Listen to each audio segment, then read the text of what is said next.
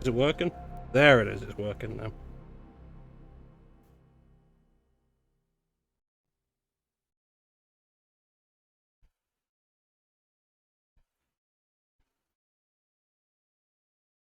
Controller pisses me off sometimes. Seriously. Oh, fuck you. Plugging you in.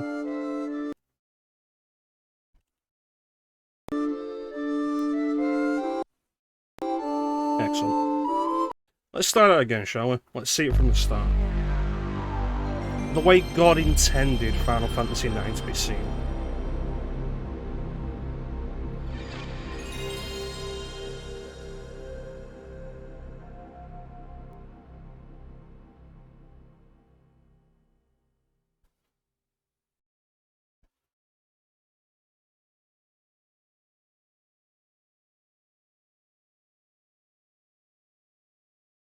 That's right, switch to analog mode.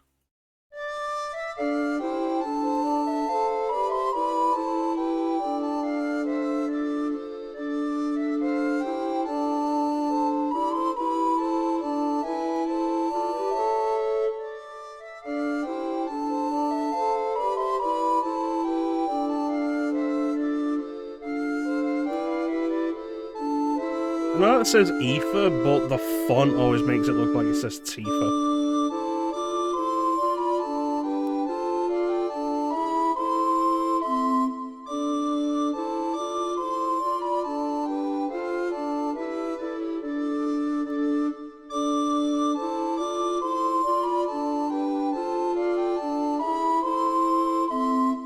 The way this opening works, the musical tone and the suggestion that it's a political conflict really gives this opening Final Fantasy Tactics vibes. How you doing, man?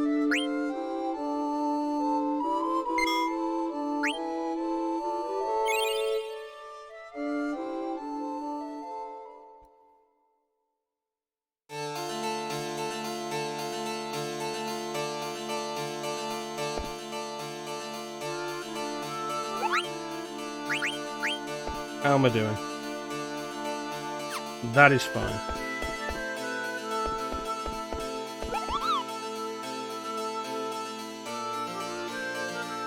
Yeah, I'm sorry to hear that, man. Hopefully, we can try and distract you from not feeling great.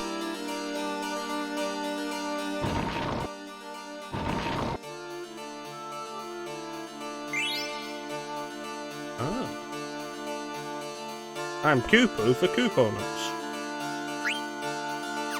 I'm sorry, what?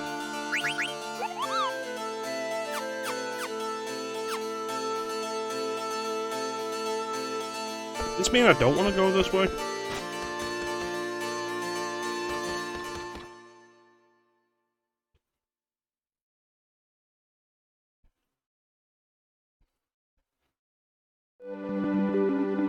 No, this seems like the way I want to go. Back on the world map. It's not raining on this side, though. Which means I don't think we're in Burmecia yet.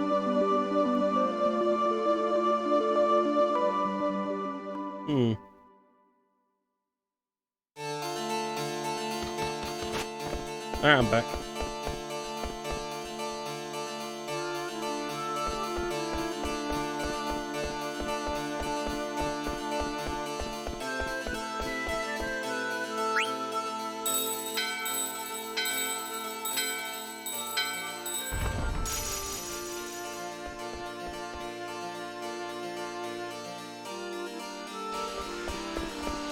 Ah, this is the way I want to go.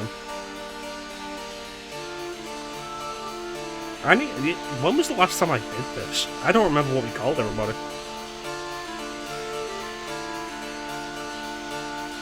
Strange clowns, you say?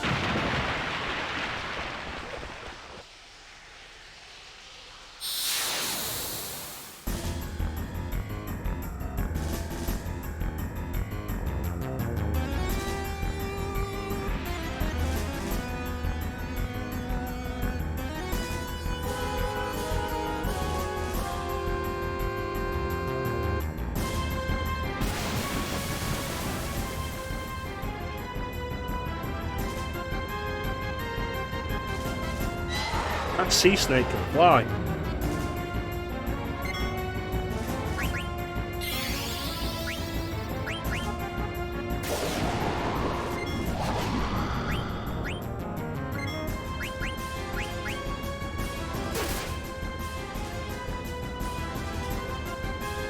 Ooh, mega snake.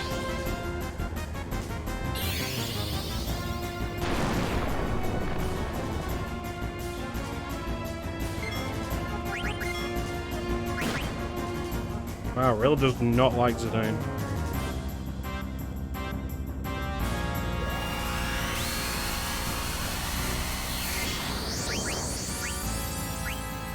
And currently I don't have a healer. Potions it is.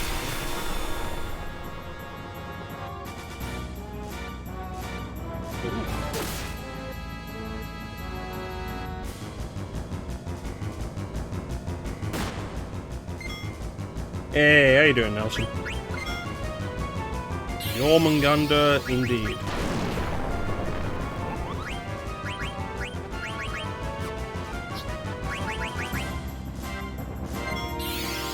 Makes a change from Midgard Soma.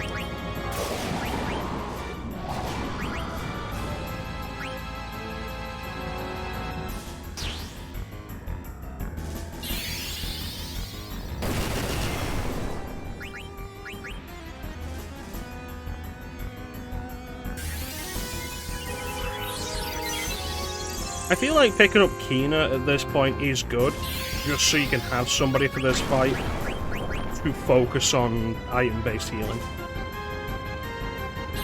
Excellent, I appreciate you being here, Nelson. Hope you enjoy some Final Fantasy IX.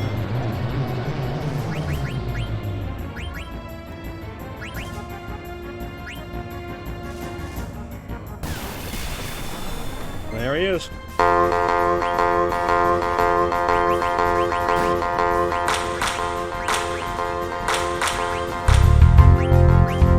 How you doing, Simon?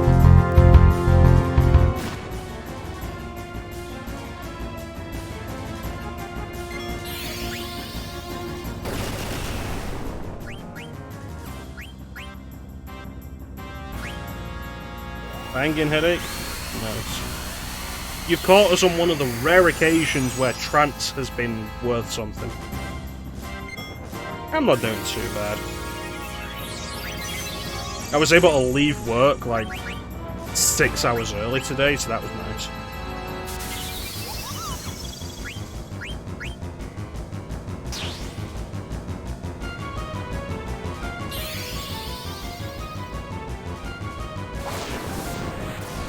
No, it's hourly. That's why they ask, like, do you want to go home early? And it's like, fucking yes. But it's fine, I managed my finances, right? I think I won. And I'm off tomorrow, which means we can do this stream tonight, which is nice. And then on Friday, I have my final assessments for the first promotion I'm hitting on.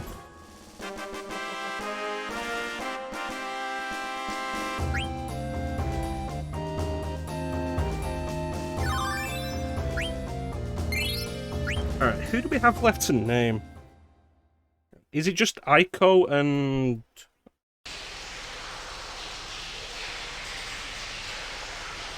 Why am I blanking on names today? It took me like 10 minutes to remember that I'm going to Bernicia. Amaranth, thank you. Right, I'm trying to set up the title for today and like, where the fuck is it that Freya's from? And I'm like,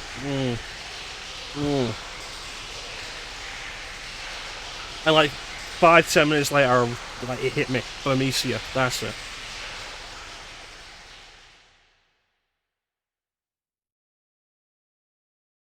Yeah, I think they're the only two characters we have left to name.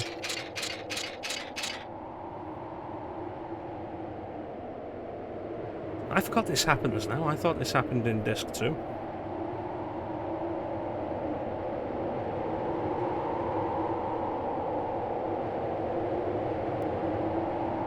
Who do we have? We have Flame is Steiner. I am Zidane. Bane is Freya. Chance is Vivi. Klim is Kina. I can't remember who's playing Dagger.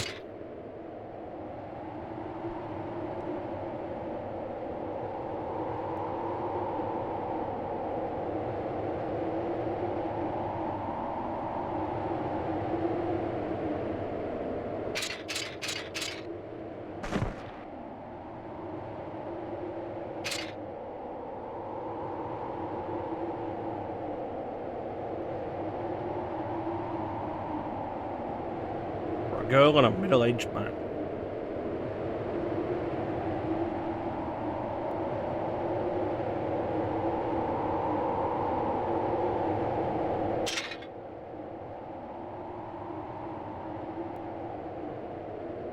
It's a bag full of Geisel pickles.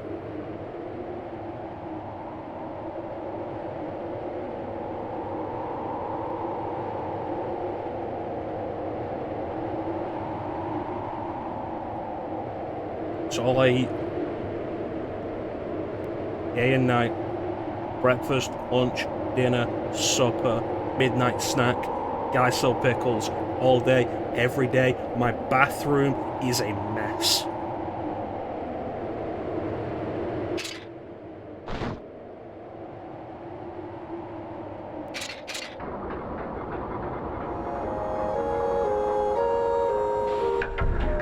I would love, like, this is true of like 7, 8, and 9, but I would love to get some of these backgrounds as uncompressed images. Just for like wallpapers and shit. Or like posters. Because some of these backgrounds are just absolutely stunning.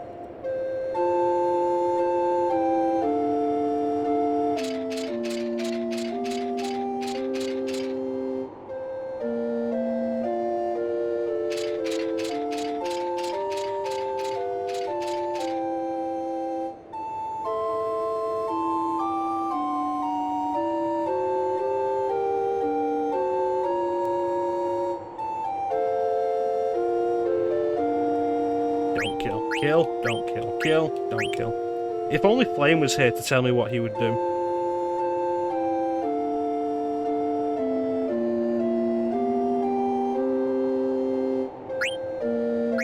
I'm gonna assume Flame would kill.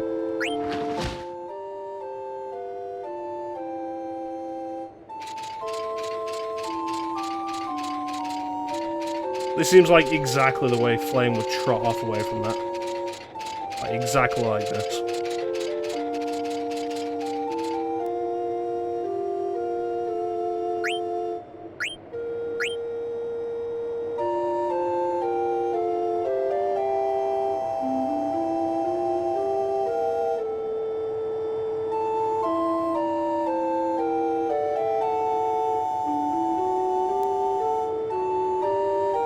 Ah yes, the steam engine.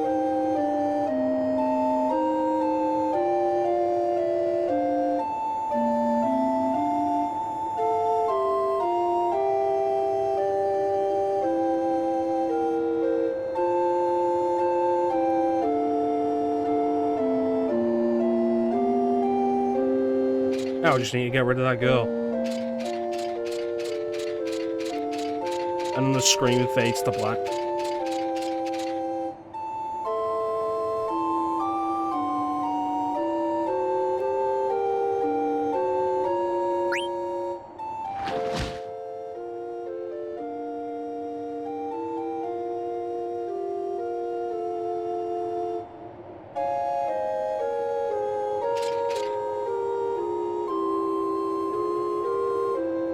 Steiner says that's a girl. It really looks like a short, middle-aged woman.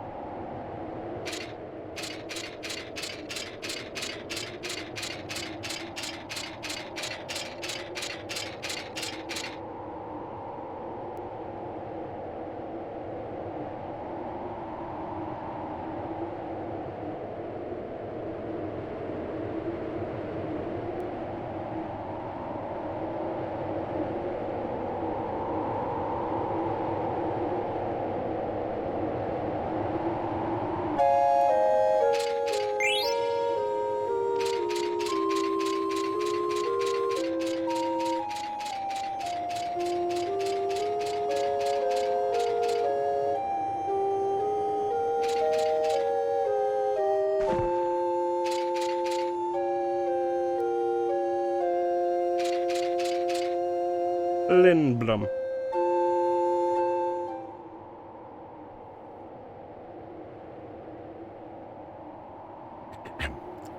'Tis foolishness. If all were so easy, why, none would suffer in this world.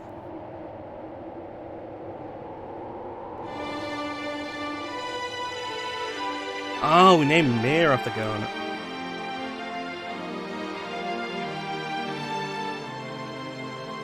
Like it's been weeks since I played this.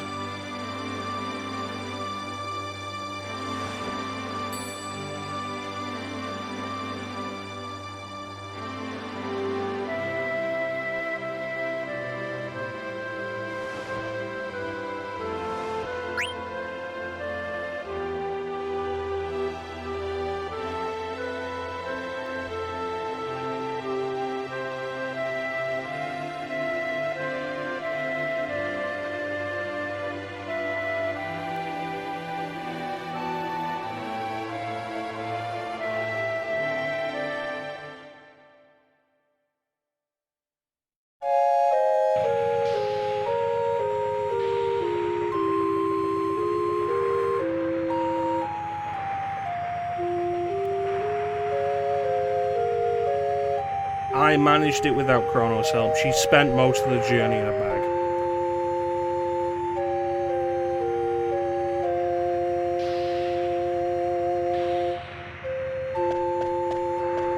Come and get your goods. What do you say? You know, good sir, I could do with several high potions. Come and get your goods.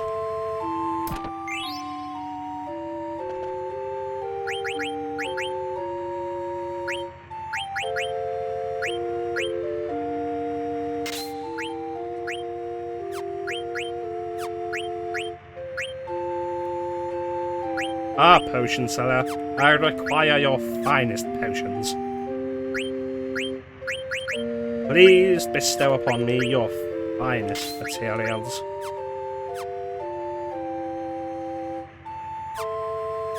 I don't have any high potions. Oh, potion seller. Could you mayhaps check in the back?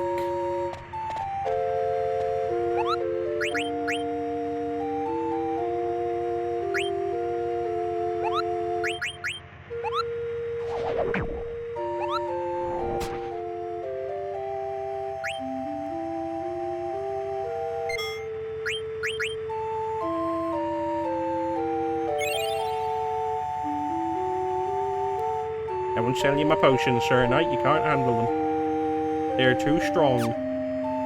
Oh, potion seller. Listen to me when I tell you that I eat Geisel pickles for every meal. I am the strongest man you will ever know. I don't know why I'm doing Monty Python accents.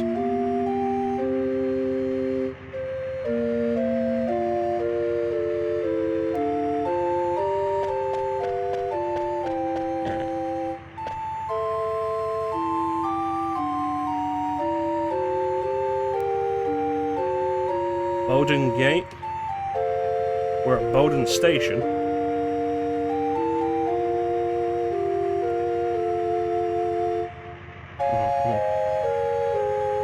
Take us over the Herbs Mountains into Alexandria to Traino Gate.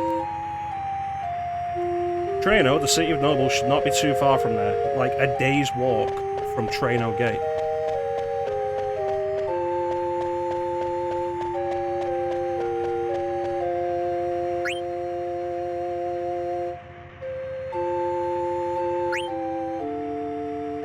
We'll be departing shortly.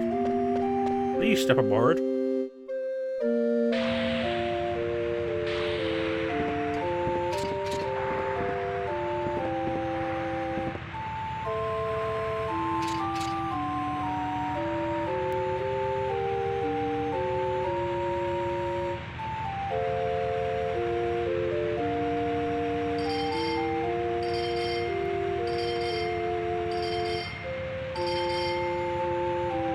Seriously, does not look like a girl.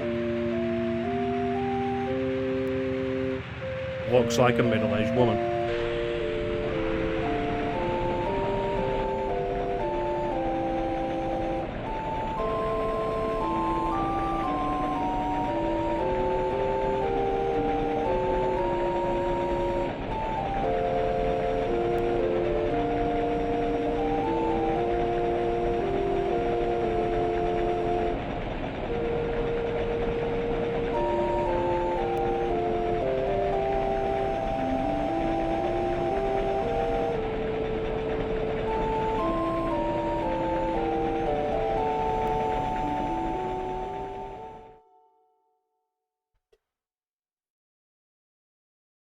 Meanwhile...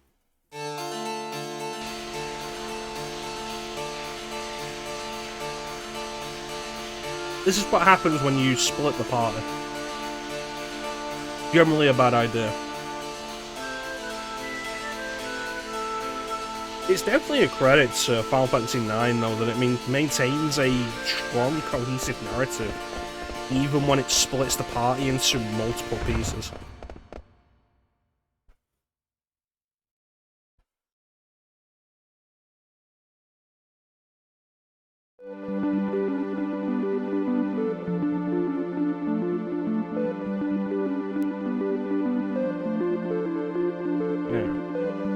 Oh, it fully healed us. Fantastic.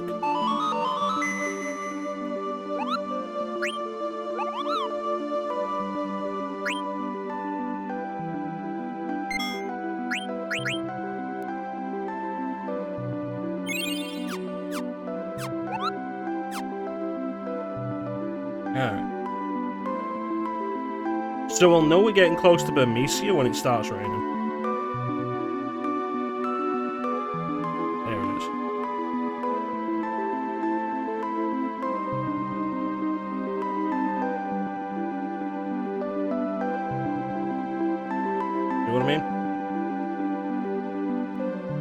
PS1 rain had a distinctive look. I like how it gets heavier as you get closer to them. Like, that's a neat atmospheric touch that comes by so quickly you're probably not going to notice, and is completely unnecessary on PS1.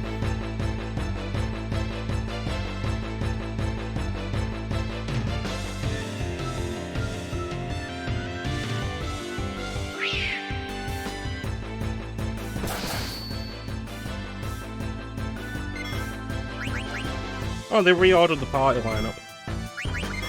Not happy about that.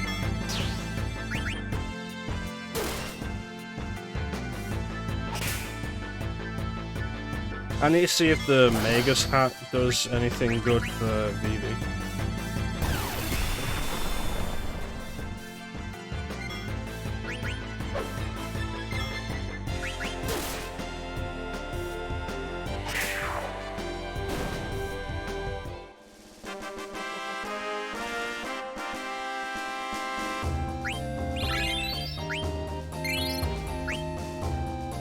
Also, double check where everybody's abilities are at.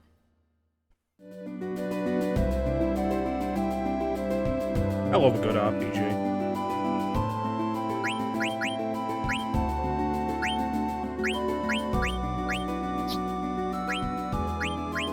Oh, he already has a Mega set.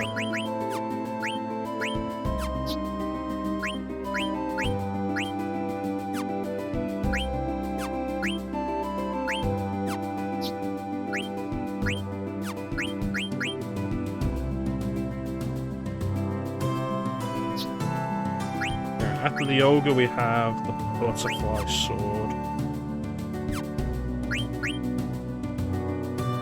And the mithril dagger, which...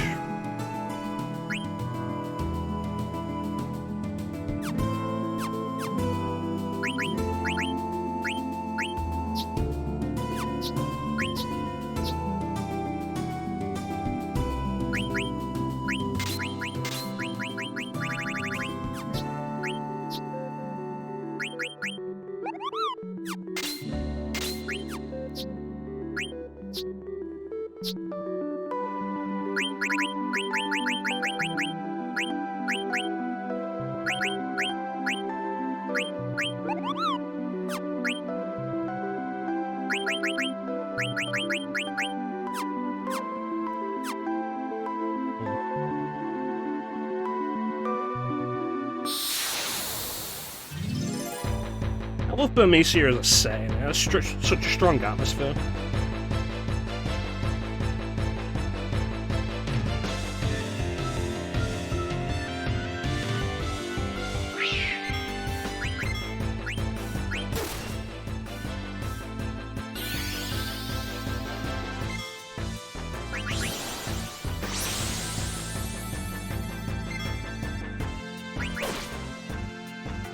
That's a bit of a concern. It's a bit of a sticky wicket.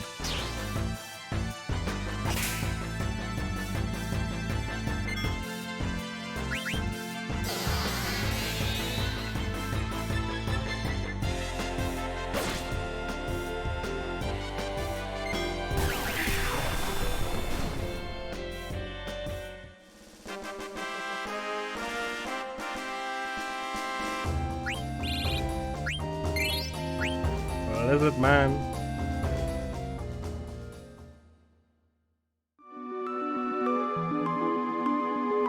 I do think, like, Final Fantasy IX has some of the worst loading times. Beginning battles and ending battles of, like, all the PS1 games.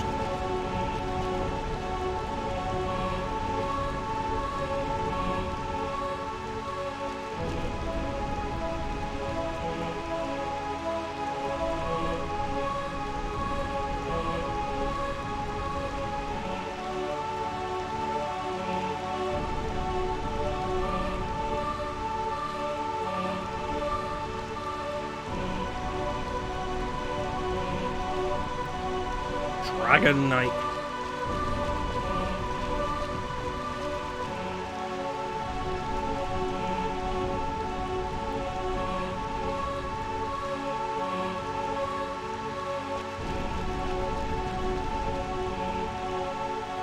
I think if we got a remake of FF8 and FF9, rather than what they're doing with FF7, I'd like them to do it as an Ocarina of Time 3D style remake.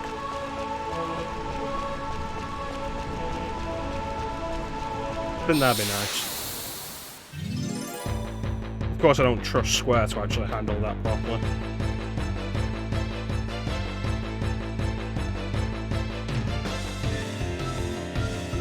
That's a dragon. You know what we do with dragons? We jump.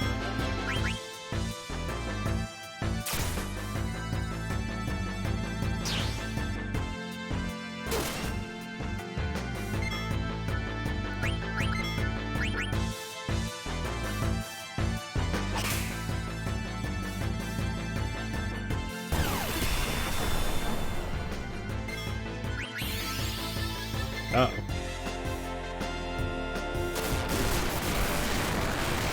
Oh, it's fine. It's only Kina.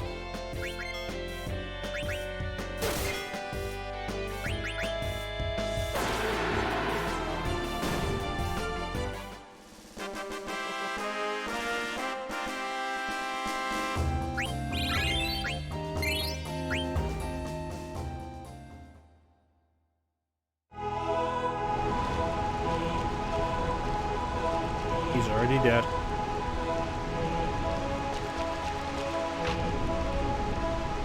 Oh, well.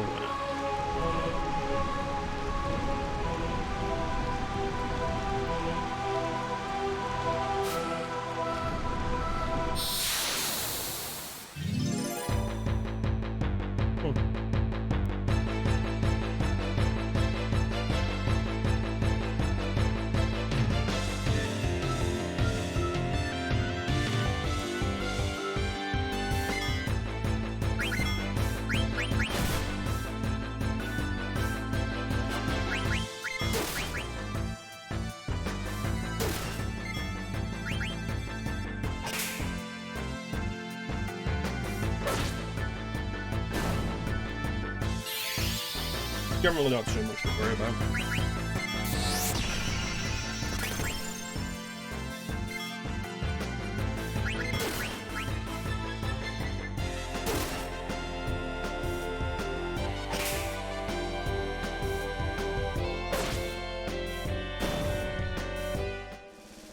Really am missing having a white mage though.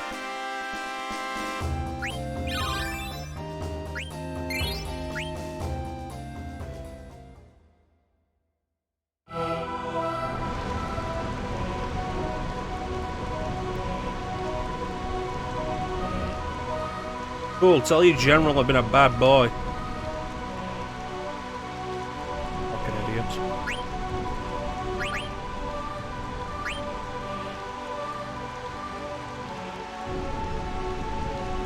Hey, how you doing, Lena?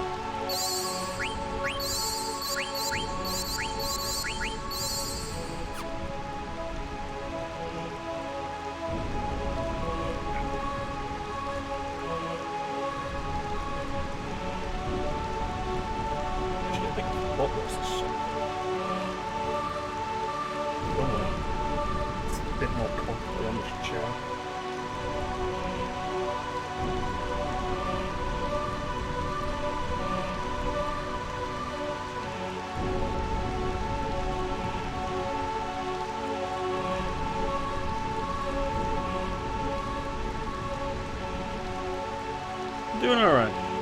Doing alright, Lena. Doing alright.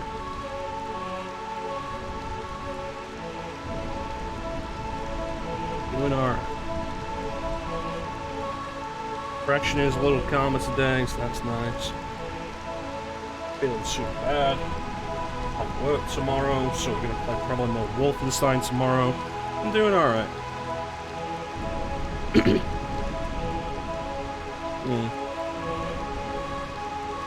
Life moves pretty fast. You don't stop and look around once in a while, you can miss it. I'm not gonna attempt to do Matthew Broderick. Also, Matthew Broderick should return to... Oh, is it Ireland? He should return to that place where he ran over and killed that kid. And face the consequences for that.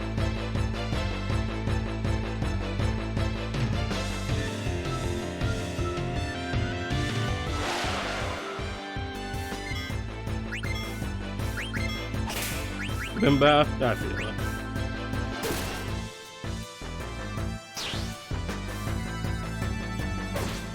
Have you thought about coming back to streaming, Luno?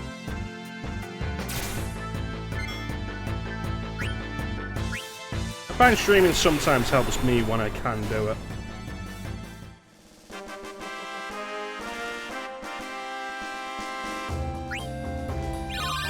Oh yeah, look it up. Matthew Broderick killed somebody.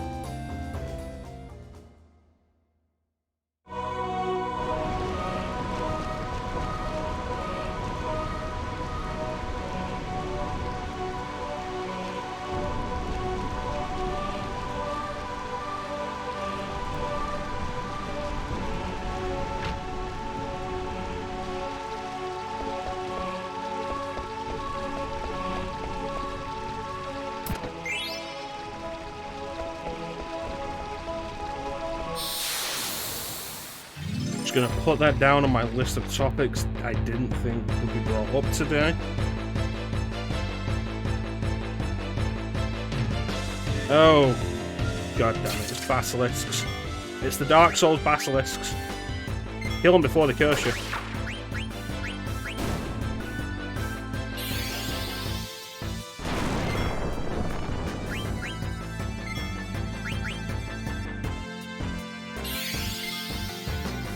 I was not aware Jennifer Grey was involved.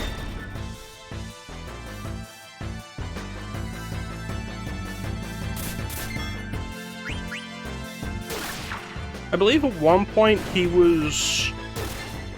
said he would come back and face consequences or would like apologize directly to the family or something and then didn't.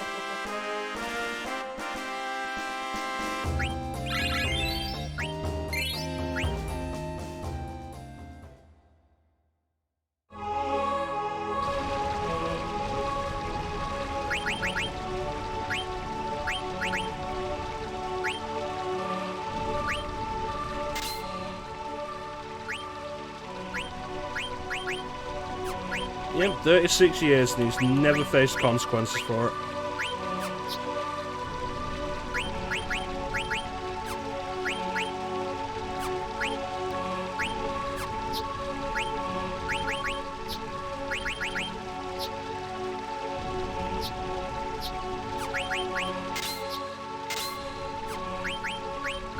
Yep, never happened. Was supposed to and they just didn't.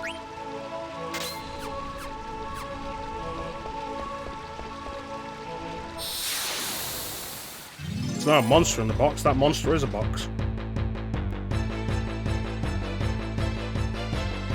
Well, if Jennifer Grey was involved, that does put it likely in connection with Ferris Bueller's Day Off.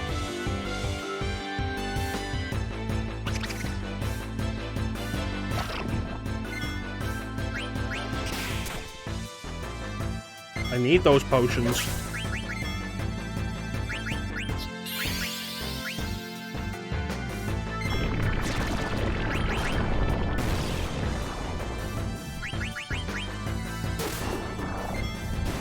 Excellent.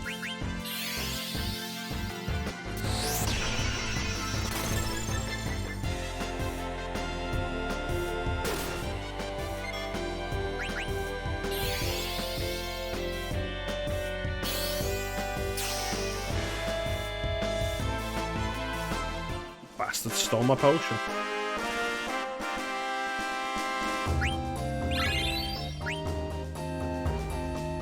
Send a redeem posture check.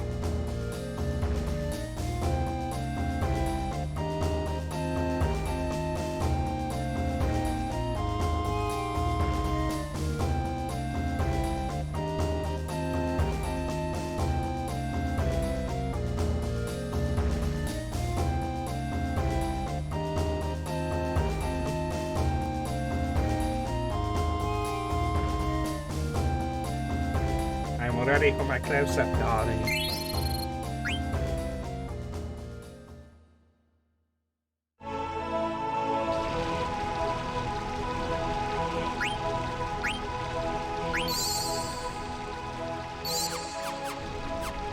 So Final Fantasy IX has a weird thing where items are less effective outside of battle. And I know Klim doesn't like that.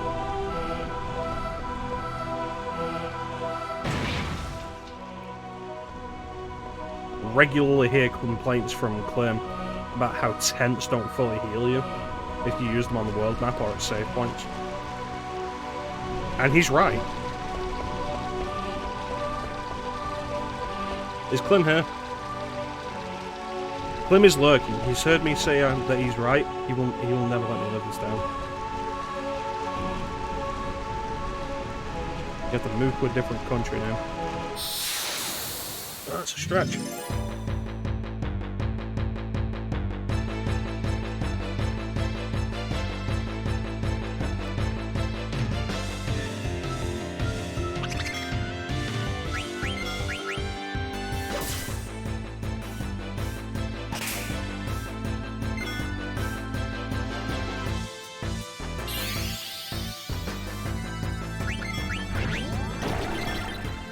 I feel limber.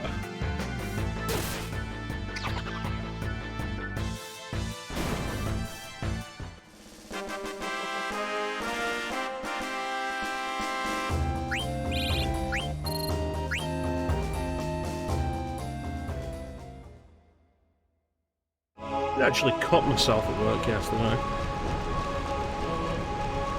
Which wasn't great, it still hurts. Thankfully the burn I got at work has died down a bit. Right on the tip of my thumb. Fortunately, I didn't end up streaming over that period. I don't think. Sinead O'Connor, jeez. Let's all remember how Sinead O'Connor took an absolute stand on Saturday Night Live and was unfairly ostracized for it. Was it Saturday Night Live? I feel like it was Saturday Night Live. I saw a picture of the current Pope in half. I think it was mostly blacklisted after that. It was SNL. Thank you, Simon.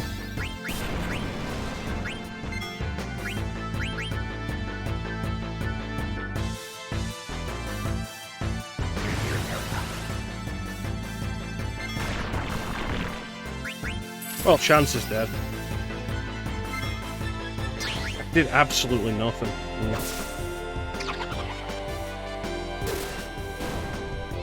You always gotta, have a measure of respect for people who risked their careers like that to speak out about a cause they were passionate about. That was absolutely true.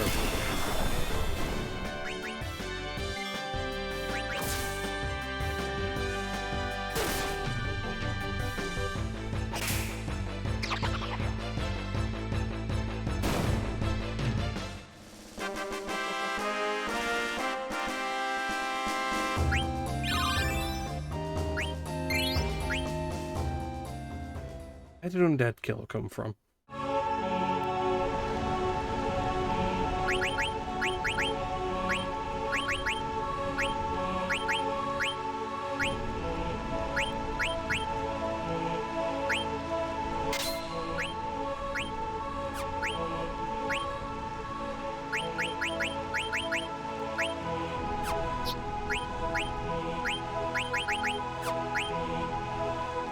You're not sure you'll get back into it? That's a shame.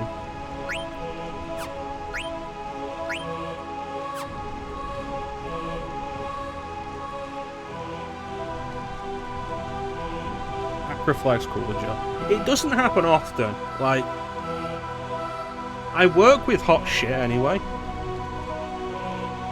But this is like the first time it's happened in months. And to be fair, the equipment was being faulty. We had a mat in the oven. We were cooking plant patties on, like vegan patties. And the pad was torn and it got caught on the back of the oven. So it's like, cool, it's in the oven's open. Can't get it out. Ended up burning my thumb getting it out. It blew up and blistered, and now it is just... it's calloused over.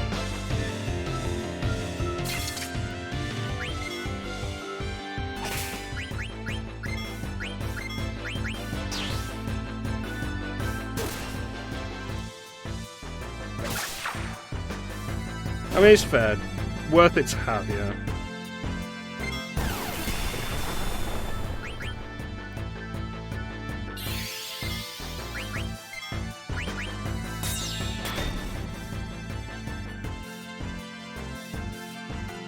It's why I just have plasters. Spent a lot of time at work just having random cuts on my hands. I don't know where a lot of them ended up coming from. But yesterday I ended up with a cut like right there on my finger.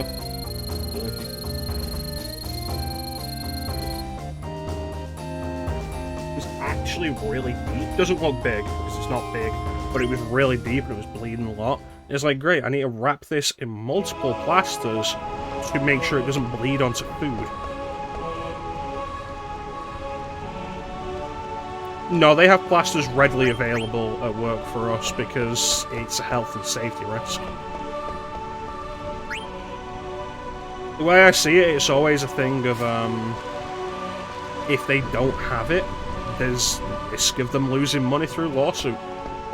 So it's cheaper for them to just have plasters.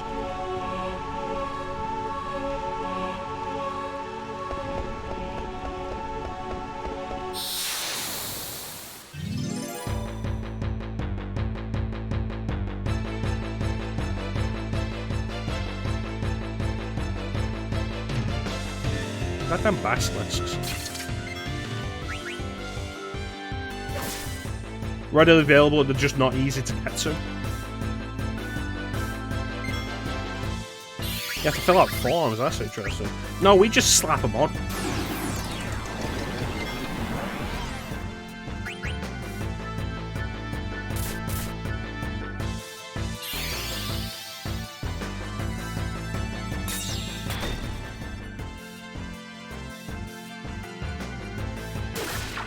Yeah, woke up this morning, took the plaster I had on it off.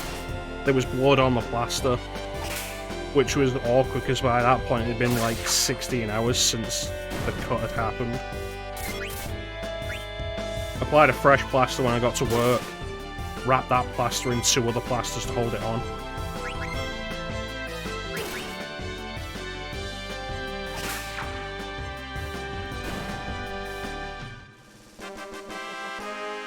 A numbered plaster?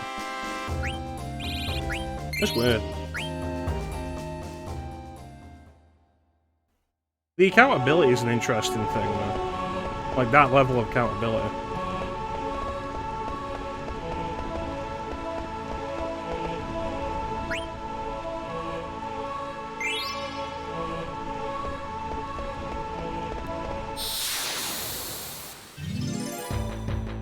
Got a lot of that at my work.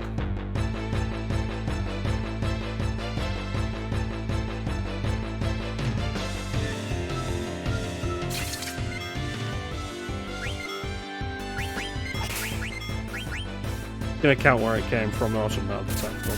Yeah, the accountability is an interesting point.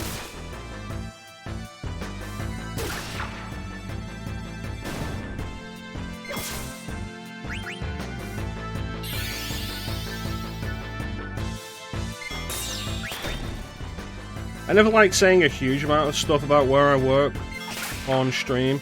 Nobody knows about this stream. There's a couple of people who know I stream. Nobody knows the name of the stream from work. But I always find it safest just to not say anything until you leave the place. Which is why I will absolutely talk shit about my previous job. Because it was shit.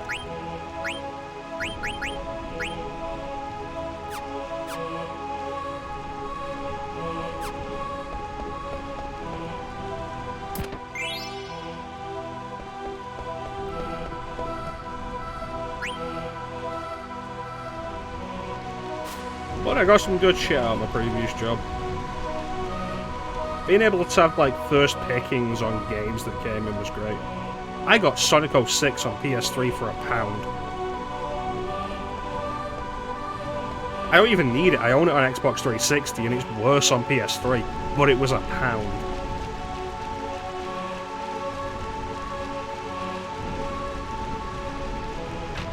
I feel like it's just generally smart to not say a huge amount.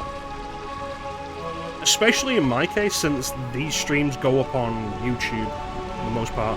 So they're archived, so they're there. So you could find me talking shit.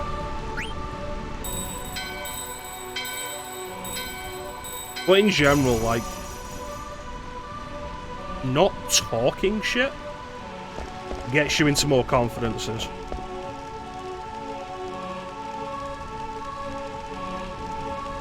It's how you get people to trust you in your job. You see, we do can't talk about specific goals. It's fair.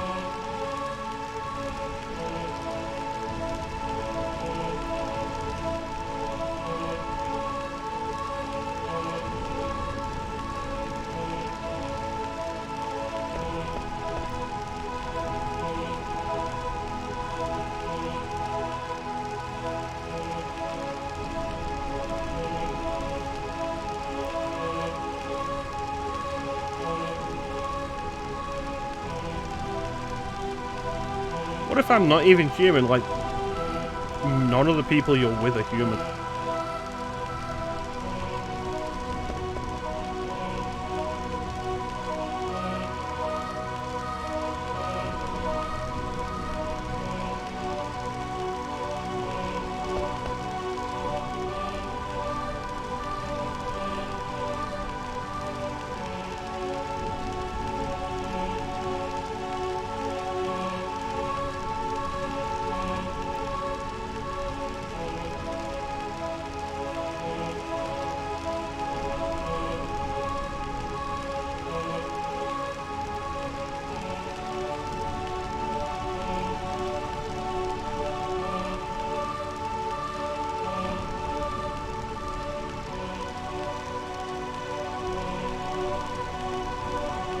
Yeah, let's do this.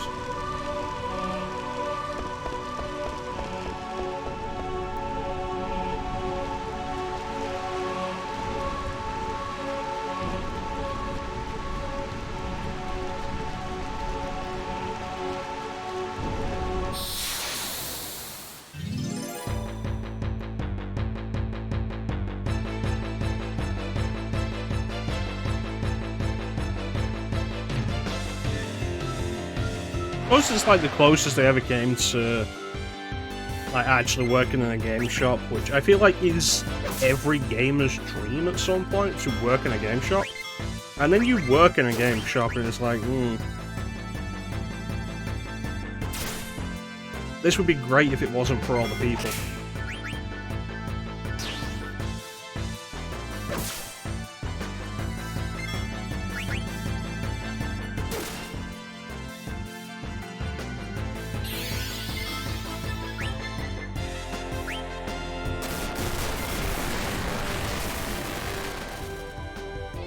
Oh, absolutely. Like, that's absolutely true.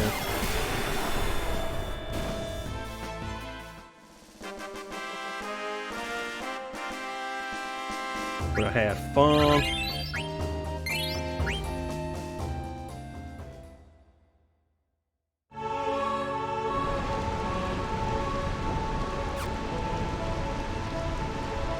One of the things that saddens me about just the modern world is, like, the death of dedicated game shops.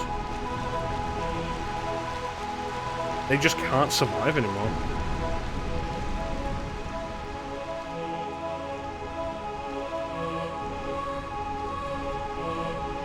What does Santa do for a living? You get 3 guesses. Hint, none of them are sex worker.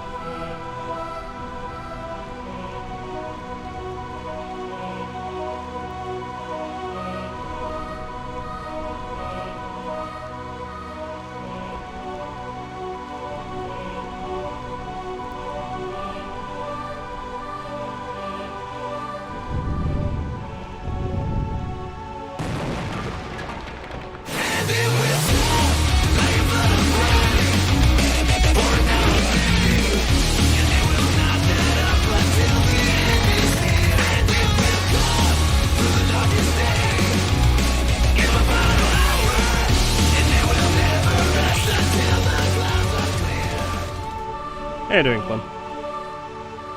Now, game being owned by Sports Direct was always tragic. Like, they got into that bad a spot, they were just bought out by Sports Direct.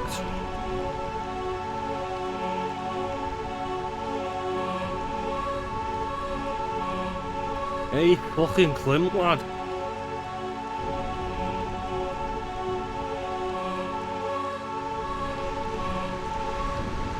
Okay, where am I going?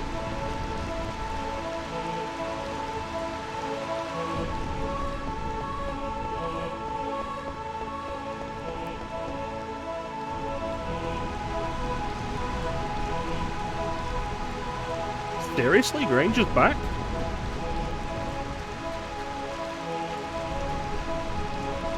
Already be back. Thanks for joining us, Clem.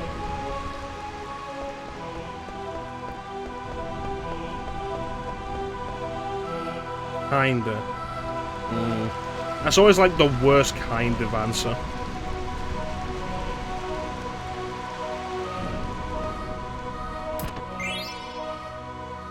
Love to apply for pop figure merch side of it, yeah. Love to apply for it, but it's like gaming retail is dying. It's not going to get better. I've been seeing advertisements for that.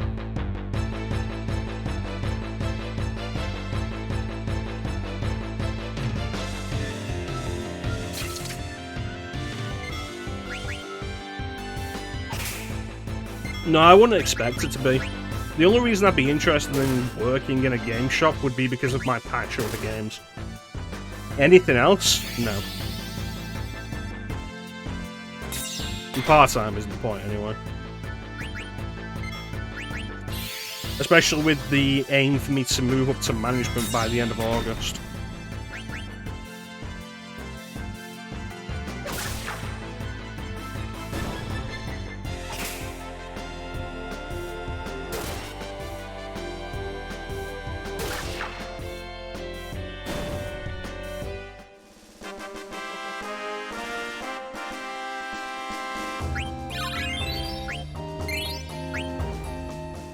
Plus, where I'm at now actually pays fairly decently.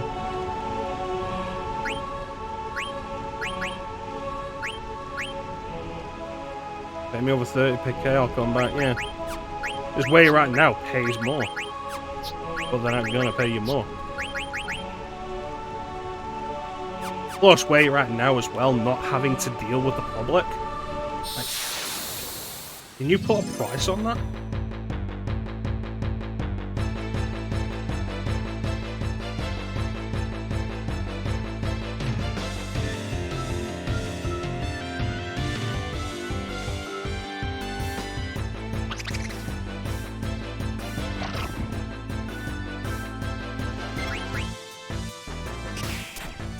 No.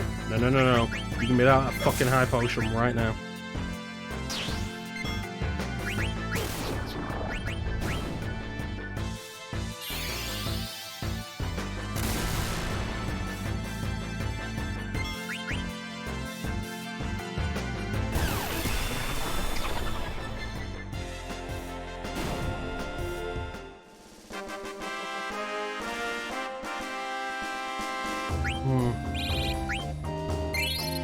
Did I get that high potion back?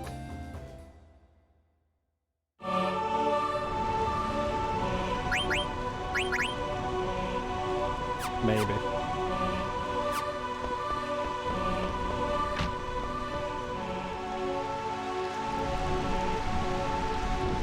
Exactly.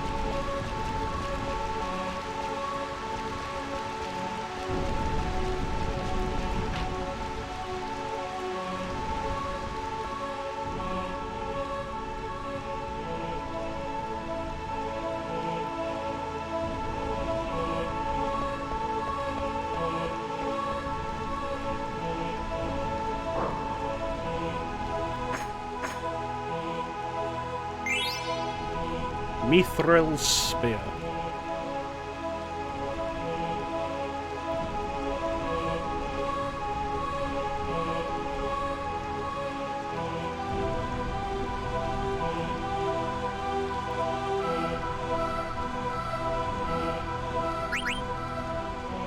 Welcome back, Clem.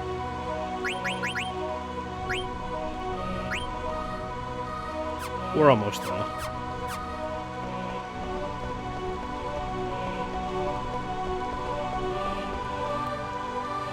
Yeah, dealing with the general public is like the worst part of any job that involves dealing with the general public.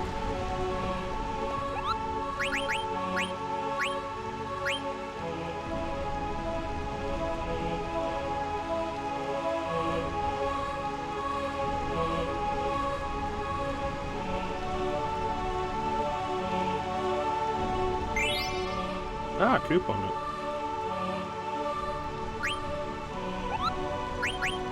Timothy the Hazard Rodriguez.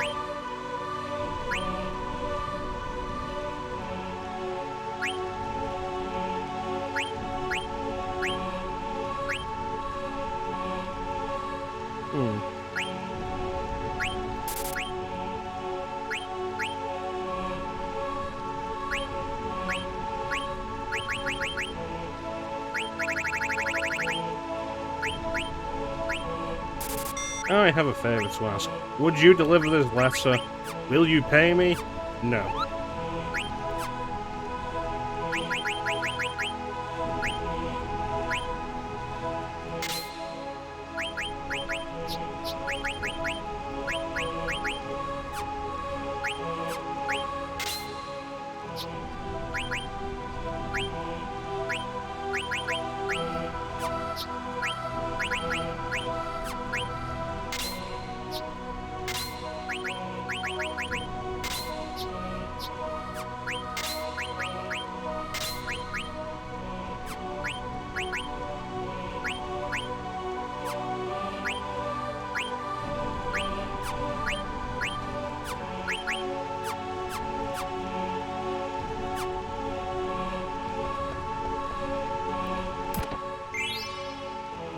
Oh, that's still skin.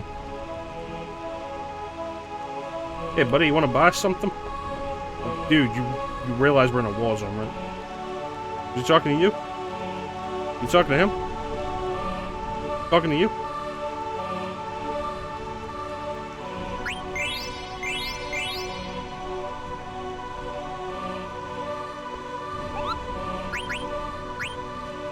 What are you buying?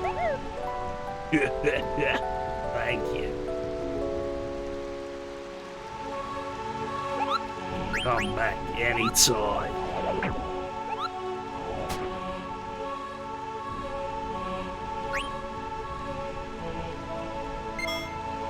I need to get these Resident Evil Outbreak streams going. I need people to actually fucking answer me about whether or not they want to be involved.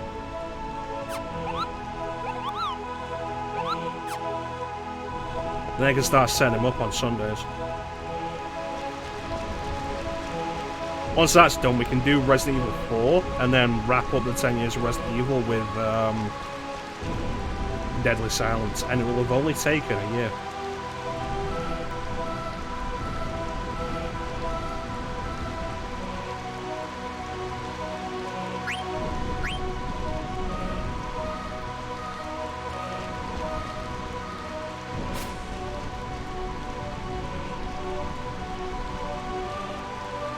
Can't all jump like that. Much less than the projected 10 years. If I had spent like 10 years playing all these Resident Evil games, that would have been really nice.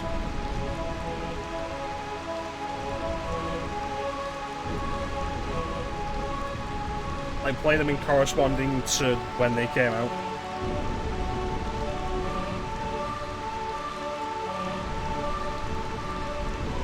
Fuck you two.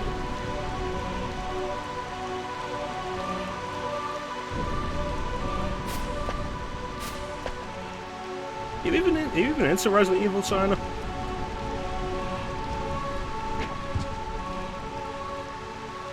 It's good work, Chance.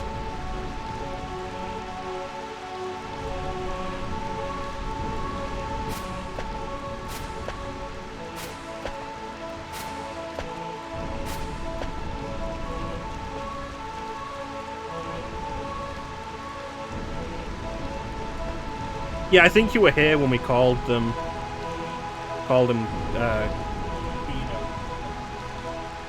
Because every member of the Ku race has to be called Ku something. So it's Kulim. Kulimpa. Thoroughly enjoy watching other people playing the man kind of horror. Have you ever seen Outbreak? Because Outbreak's a really fascinating thing.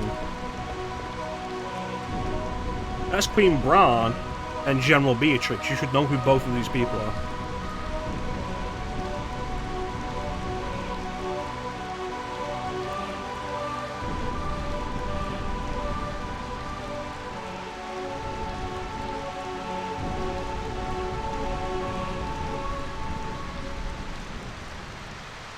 Beatrix, the undefeated knight.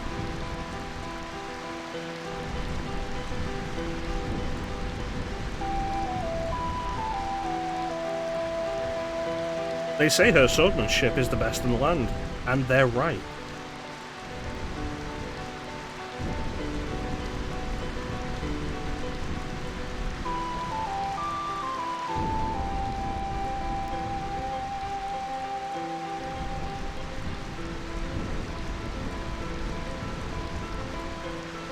Why do they keep bringing up Bran's looks? Because she's ugly. She's ugly and she's fat and it doesn't make a lot of sense.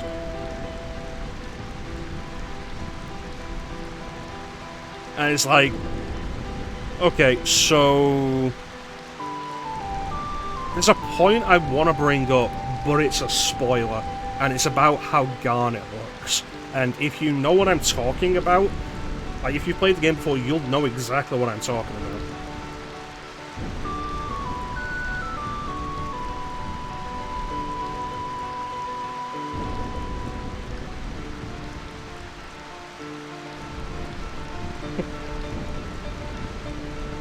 You know what? If I was in a fight and Clem was at my side, I could absolutely see somebody picking Clem up and beating me with him, because Clem would not be helpful in a fight.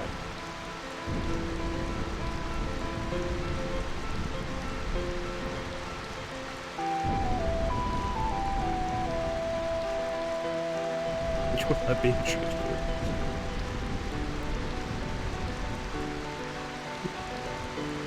I am the fight.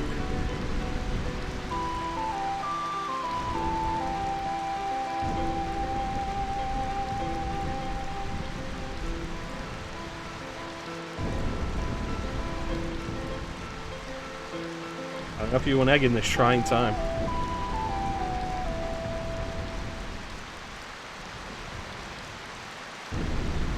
You know, Freya, if you did a jump, you could probably land on Queen Bran from here.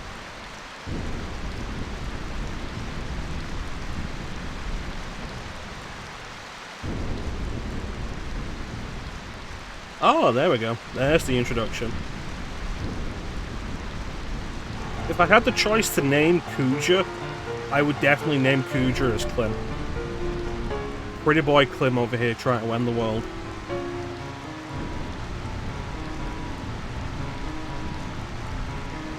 Clemja. That sounds like a slash fic between Clem and Ninja. Let's not do that.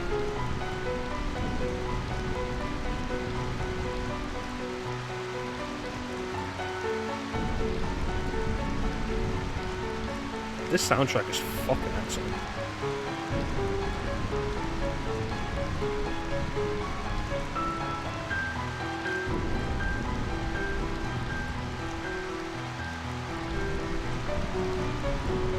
Thanks for your input, Simon. You're a valued member of this community.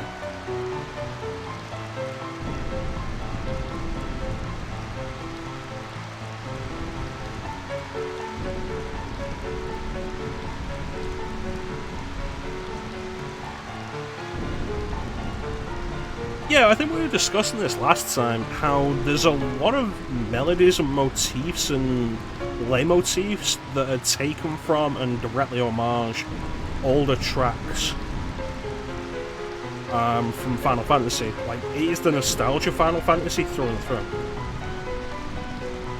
I've ordered Zorn and Thorn to search the perimeter, but they're fucking useless.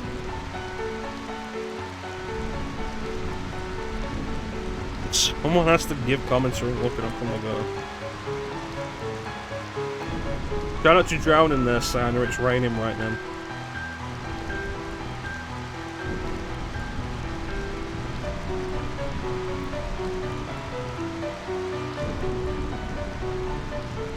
I'd let Beatrix beat me to death with that.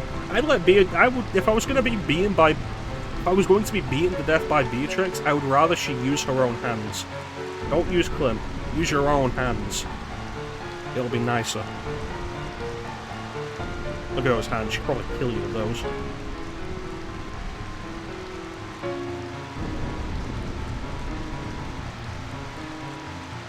Lyra.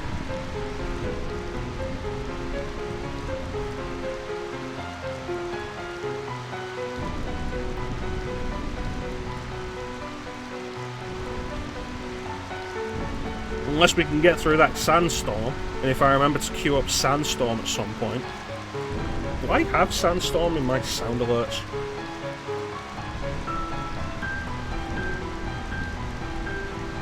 I do not. If I remember to queue up sandstorm before we get to Clara, then sandstorm.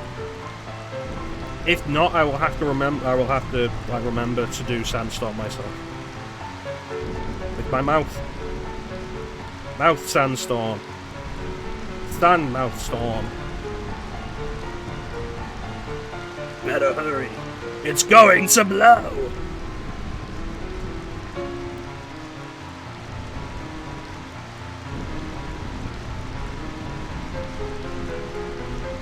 No, we've got a while. Like, doesn't all the stuff with Treno and Alexandria Castle take place before we go to Clara? I feel like Clara's like at least midway through Disc 2.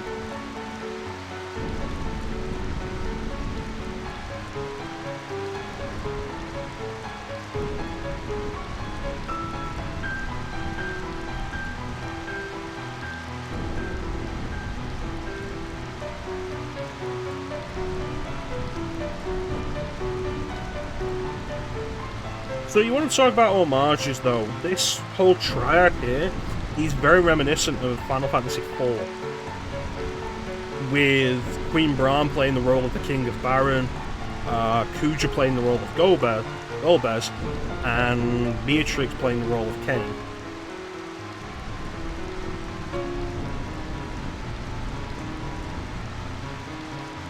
Maybe I am right. We'll never know because I'm about to spontaneously die.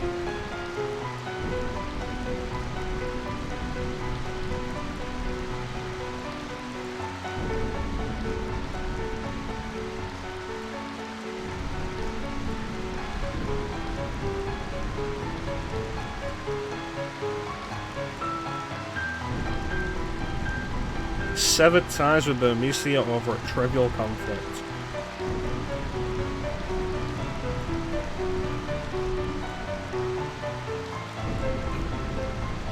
I think Bane is lurking. Bane also said he had quotes from Sunday's Assassin's Creed stream that he wanted to add.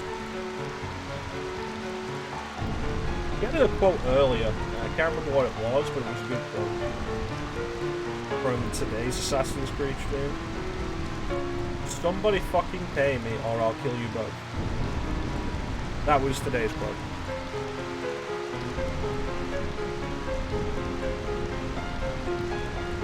lengthy adjacent story bits.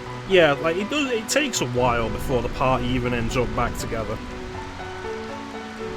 and it can make the timeline of things kind of confusing whenever like this is all supposed to be happening at the same time.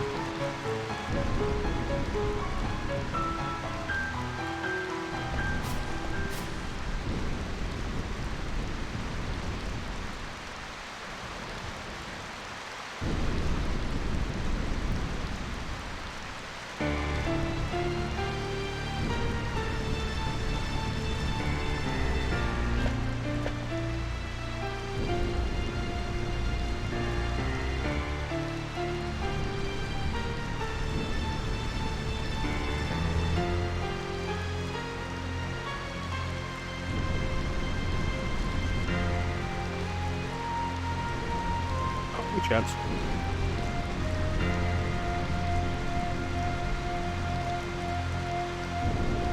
Joke's on you, Beatrix. I'm not a knight.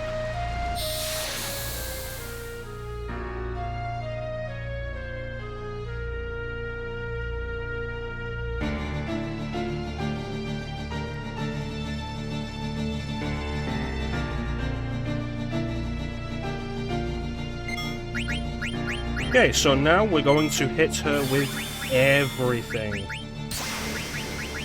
Well, Chance is dead.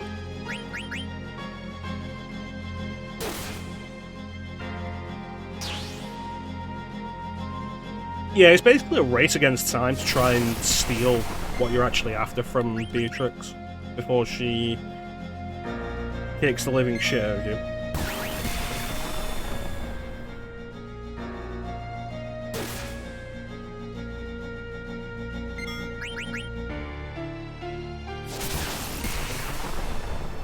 Joke's on you, bitch. I like that. He's pit of death with Clem.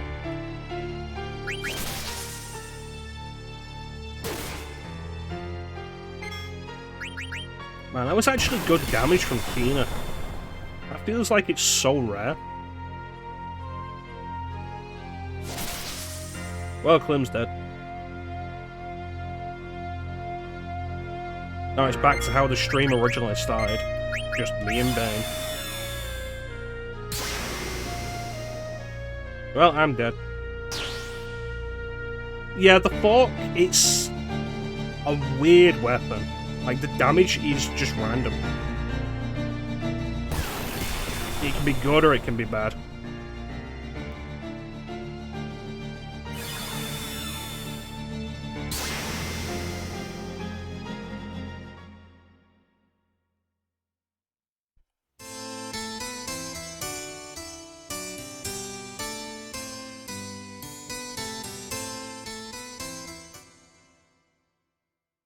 I hate these fights that you're supposed to lose, that you have to fight for a specific amount of time before the game says, okay, now it's okay for you to lose.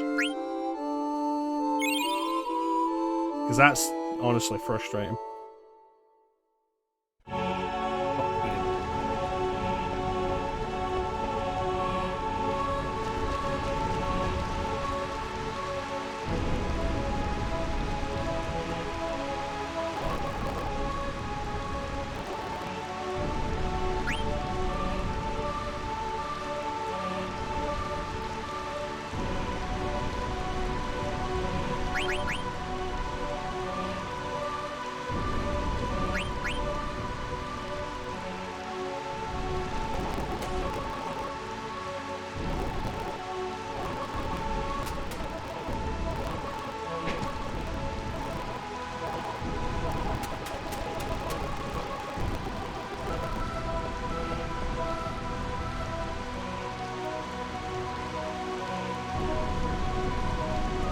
I should really set the fast forward to a toggle for these things.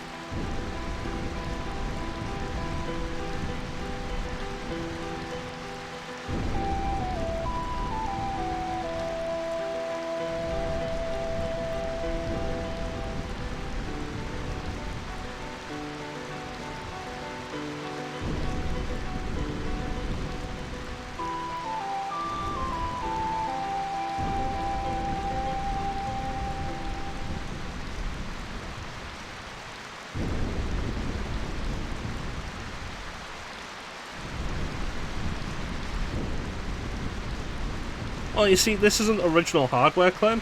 It's actually one of the Eurose development kits, the black PlayStations, that have a lot of really cool features like HDMI out and a fast forward button. Like, it's really nice.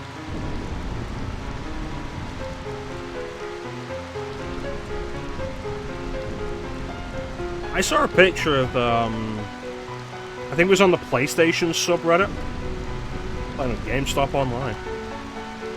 I saw a picture on, I think it was the PSX subreddit. Somebody found one of those Net-Eurose development kits in CX, and they wanted like £700 for it.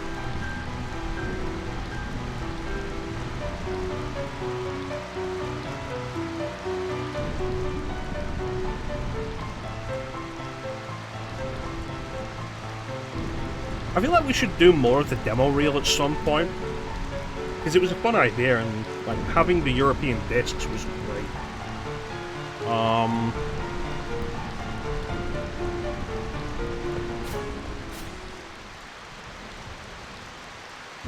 Yeah, I feel like part of that demo reel idea would definitely include checking out the Net-Eurose stuff that came on those demo discs, because they were interesting.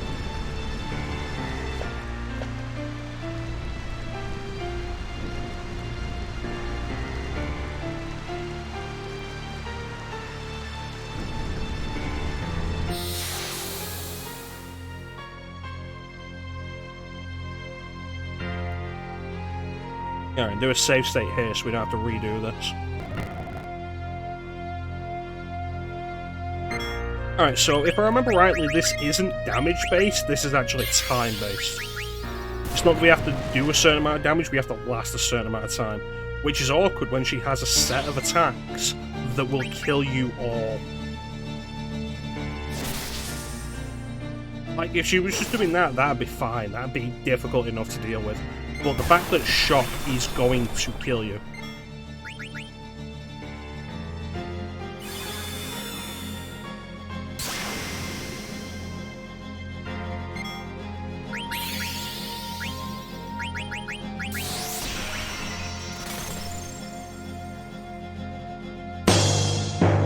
Excellent. Thanks, man. How you doing, Bane?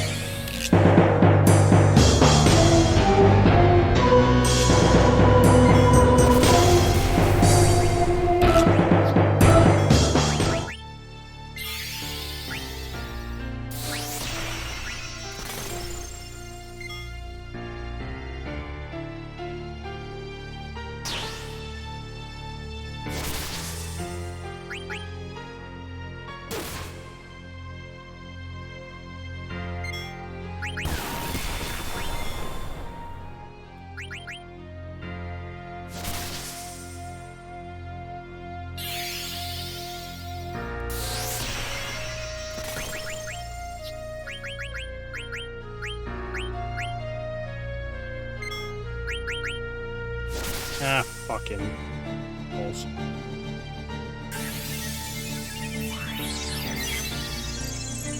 That's like the worst character you could have used that on.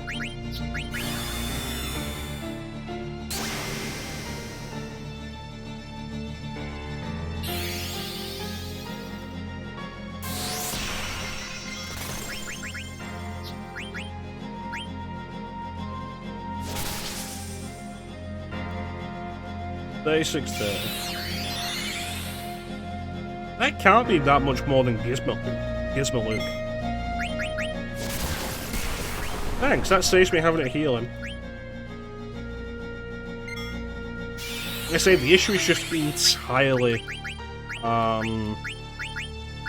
shock. It does too much damage.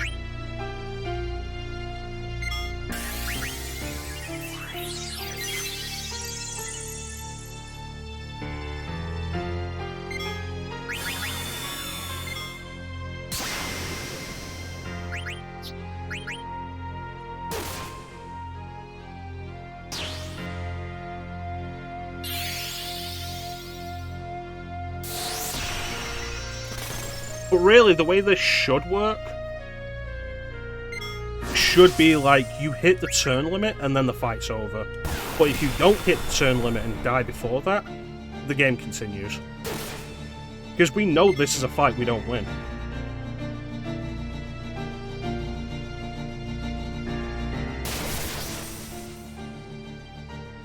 Joke's on you, bitch, I'm already dead.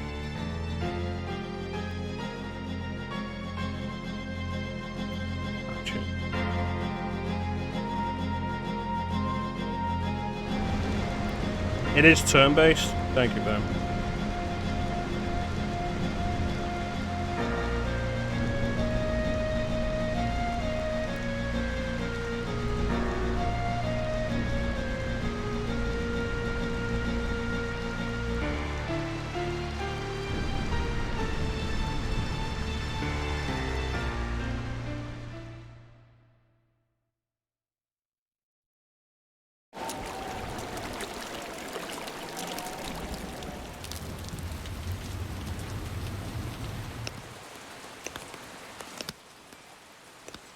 Gucci, do you want to put a coat on? It is raining.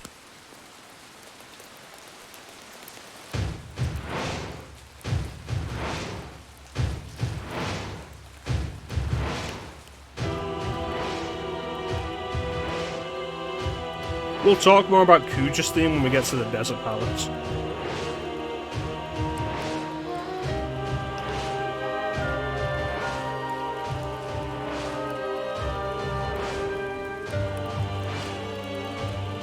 Kuja didn't win, though.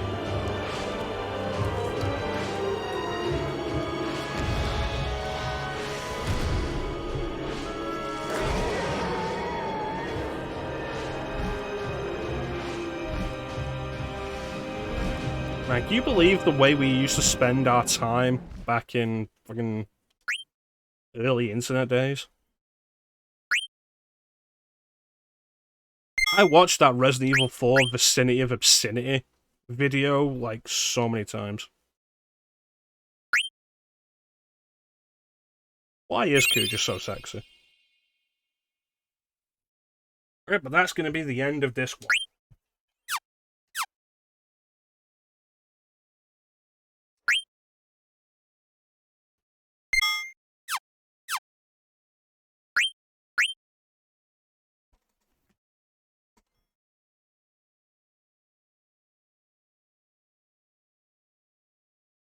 Coming soon. Disc 2. December 2000. Alright, we are about an hour and a half into the stream. I think it is a good time to take a break. Grab a fresh drink. Hit the bathroom. You notice how that 2 looks like that S that everybody drew back in, like, high school? That somehow everybody knew about despite the internet not being such a thing. I saw a thing earlier today, a Twitter post on Reddit. That was like, it's so crazy, but like kind of inspirational, how even like without the internet back in the day, somehow the rumor, like a rumor that transcended like just countries and everybody knew, was the rumor that Marilyn Manson had like 2 of his ribs removed so he could suck his own dick. Another stretch? Yeah.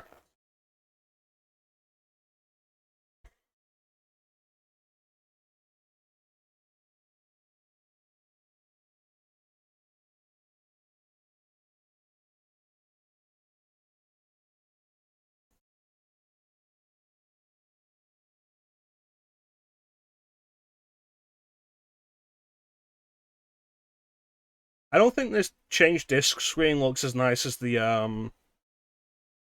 Final Fantasy VII changed disc screens.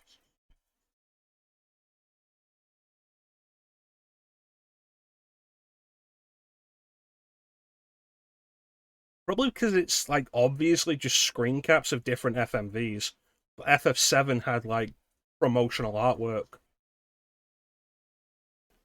that, honest to fucking god, looked fantastic and some of my favorite stuff. I keep seeing like vectorized artwork of classic PlayStation stuff, and they look so nice until you get close, and they're really blurry. But if you have them at a distance, like if I had like vectorized artwork on the wall behind me, like there's one I've been looking at, it's like the character portraits from FF7, and behind me, like where the Indiana Jones and the Fate of Atlantis picture is, like here, like they'd look fantastic. But if you get close, like, they look really blurry and awful.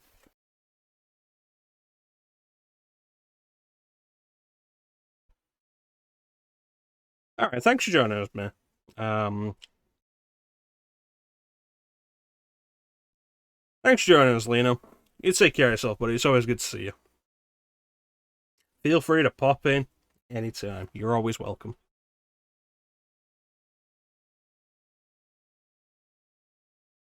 So yeah, I think we're going to take a quick break, and then we will be back with Disc Backwards S. So don't go anywhere.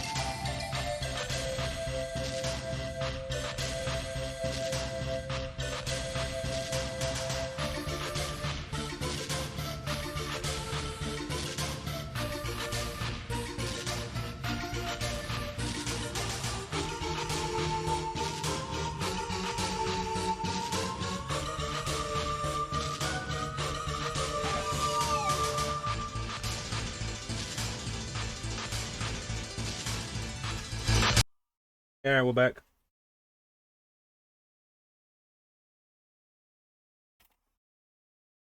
So, before we switch to disc 2, we're going to do that thing that I know you all love.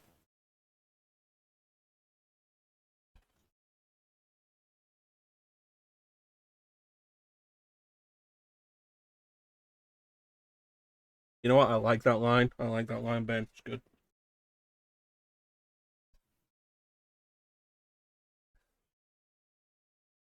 Beat people to death with Clem.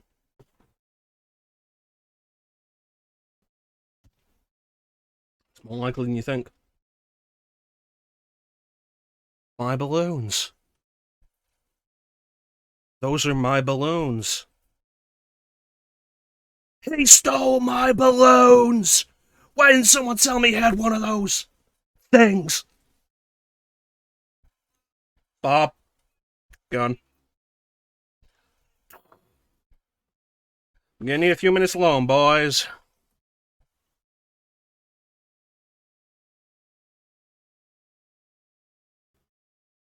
It's good. I like Batman 89 is great. Jack Nicholson as the Joker is like ridiculously good casting. Thank you.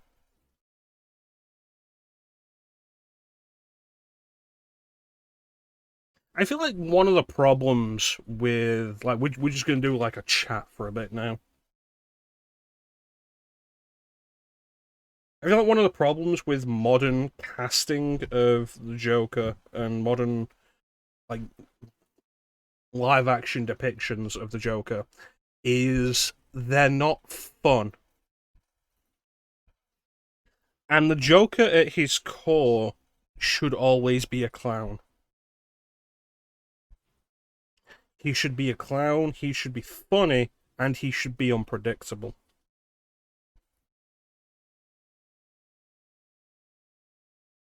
And more recent interpretations of the Joker in live action have gotten the unpredictability a little bit. Mostly just in that he'll kill or do whatever he feels like, even if it's dumb. But they lose the clown part.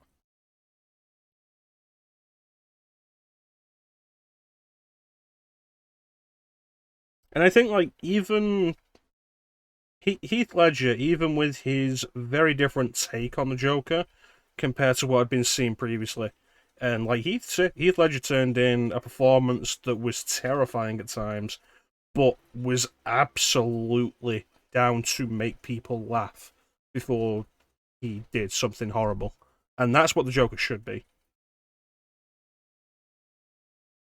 And Jack Nicholson does kind of work with that as well. Leans a little more into the gangster side.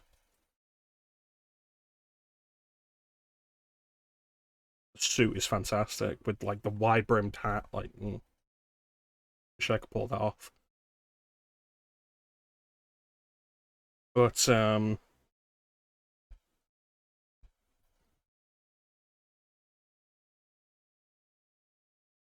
it's very good, very good. It's fun. And he's doing stuff like he's got the ridiculous toys himself, like the boxing glove gun that he uses to blow out the TV, the Joker toxin, which I feel like the Joker toxin is ridiculous, but it's also horrifying. And it absolutely works, even in a more adult depiction of the Joker, and it should be retained. Like, it absolutely should be retained. I hope the Batman Part 2, which I think is what they're calling it, the Batman Part 2. I hope they don't use the Joker.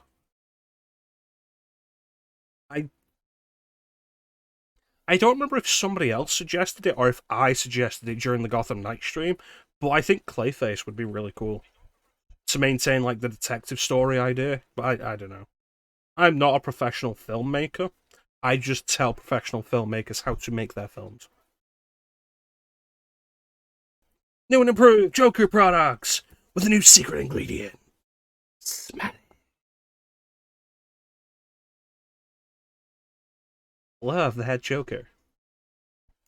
But yeah, before we move on to disc 2, I have that thing that I know you all love, where I have a separate image for the next disc.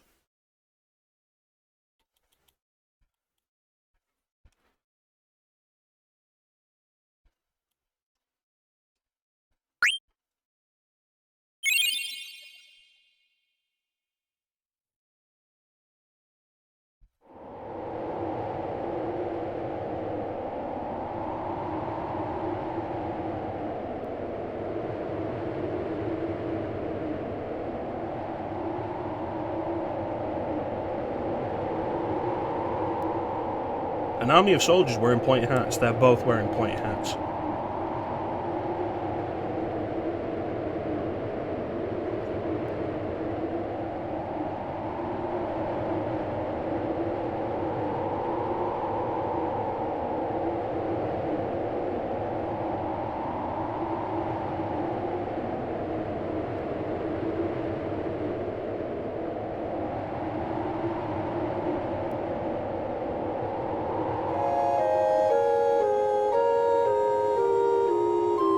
So we had the discussion, the topic a little while back on the Discord about like going to like the idea of alternate universes based on every conceivable possibility existing. And we talked about like the idea of going to those universes to see specific things that never happened in our universe. And I think like one of them was like Duke Nukem Forever coming out in 2001, or like 2001 build actually coming out, probably in like 2002. Like various things. One of the ones I would love to see would be a universe where Batman Triumphant came out. Because if you've ever read what they had down for Batman Triumphant, like they were gonna have the Scarecrow. I think possibly played by Nicolas Cage, but Nicolas Cage, I feel, has been rumoured or tapped or wanted to play every comic book character ever. So, like, take that with a grain of salt. But the idea would be that Batman would get hit with Scarecrow's fear toxin and hallucinate the Joker, and they would bring Jack Nicholson back for it. And I would like to have seen that.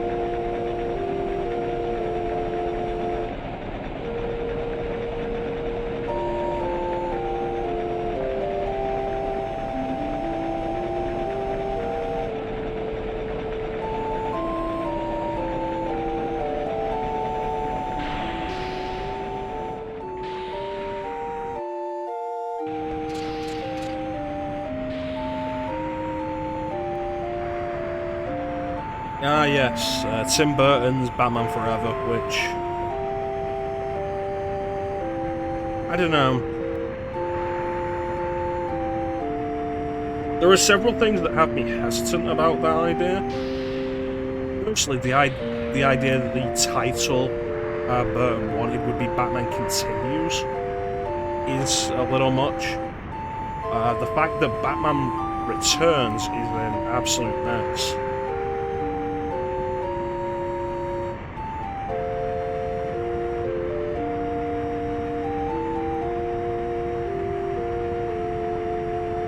Robin Williams as the Riddler. I heard the casting of Jack Nicholson as the Joker. They got Jack Nicholson to agree to it by saying that they were looking at casting Robin Williams for it, and they weren't. When Robin Williams found out about that, he was not happy.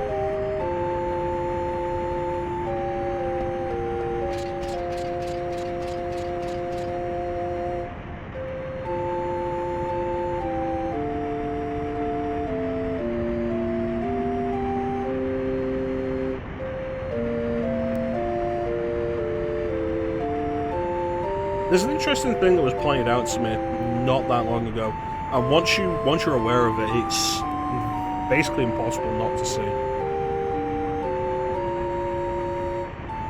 And that is the Batman Returns is basically the start of the Tim Burton aesthetic that we're all just kind of tired of today. And like, you go through that movie and you watch it, and so much of it is the kind of weird design choices that Tim Burton would continue to overuse throughout his later career. And I think ultimately giving Tim Burton full creative control over Batman Returns was a mistake.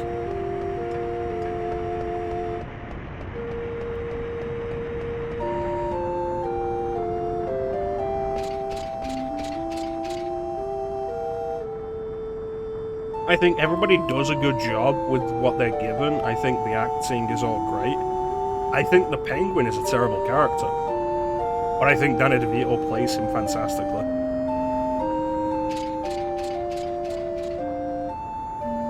I think Max Schreck either shouldn't be in the movie or should be the actual main villain. But Christopher Walken plays him great.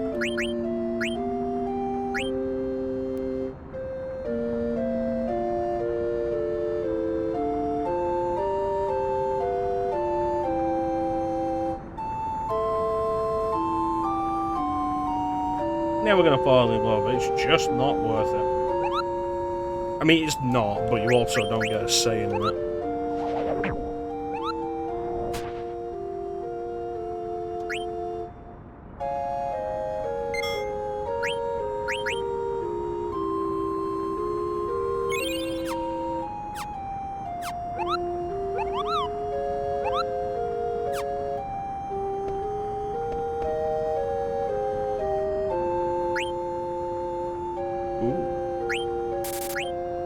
New rod.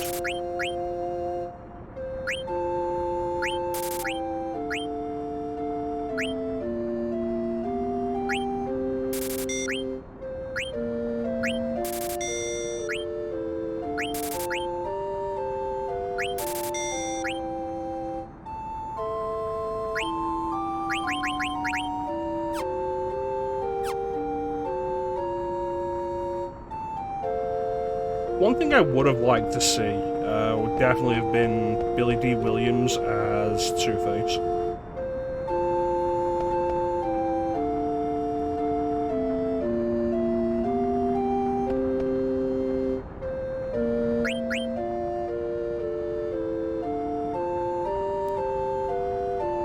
And like, this might be an actual hot take,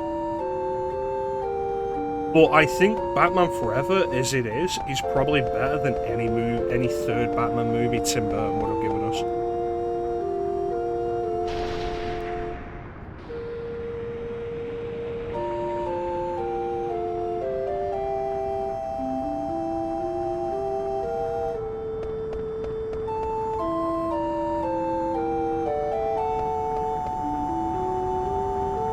Hey, it's Sinner and Marcus.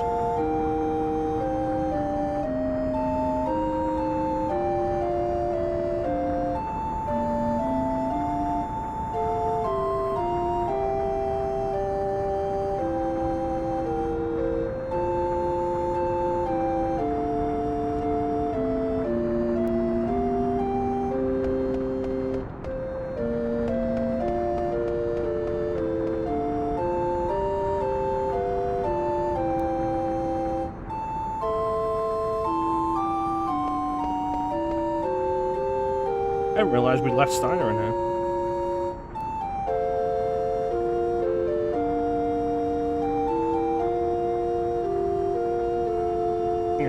You're a bad actor.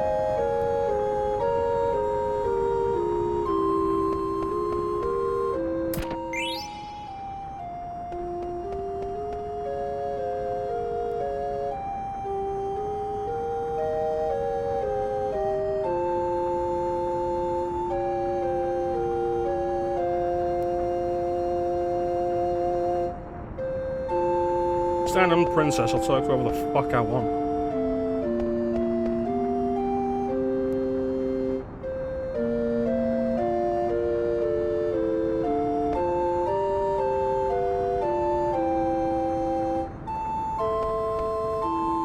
Annie, you're not my real dad.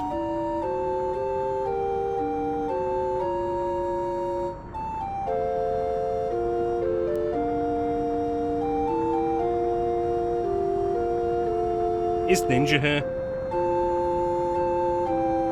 Doesn't look like it. Which is a shame, because I would like if I could convince Ninja to just keep referring to Flame as Adalbert Flame.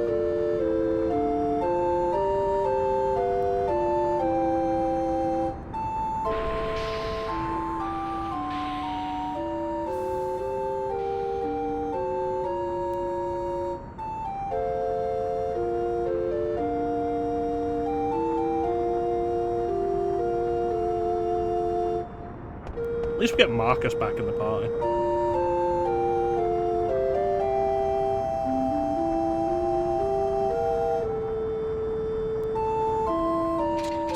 It's a little surprising this game doesn't consider characters like Marcus as, like, at least close enough to the main party, considering how often they end up in the party.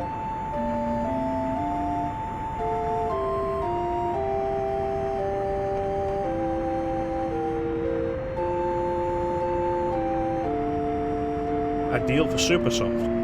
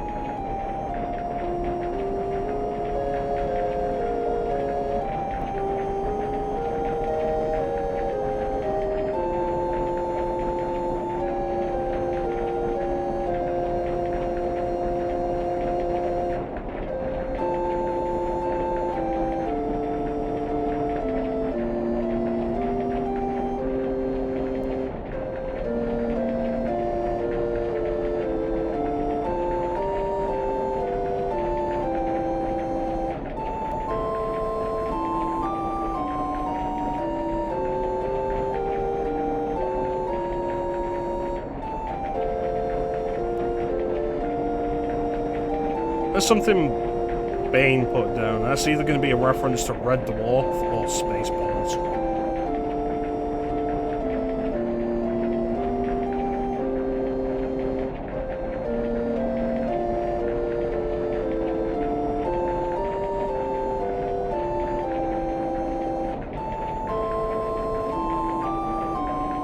Could make it a chrono.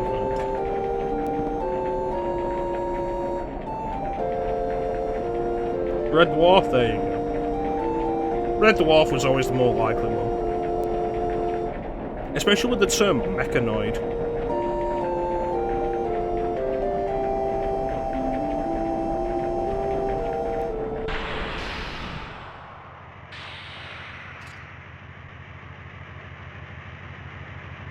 It might be engine trouble. It's definitely not a rogue black waltz. Grind's manufacturer, yeah.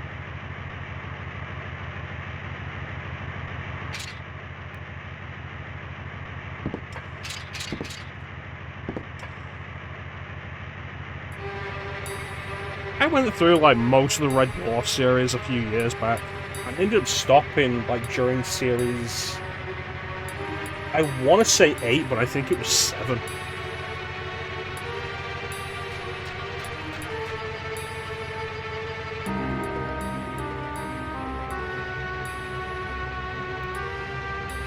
I can't believe Black Waltz number 3 is still alive.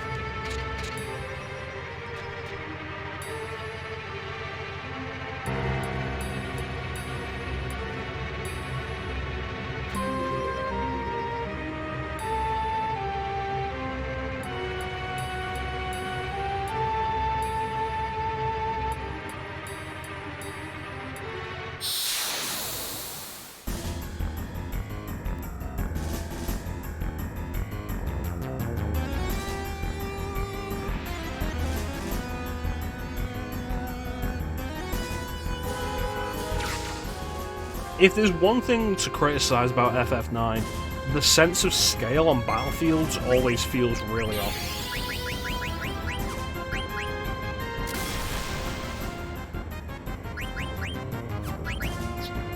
I'm gonna climb.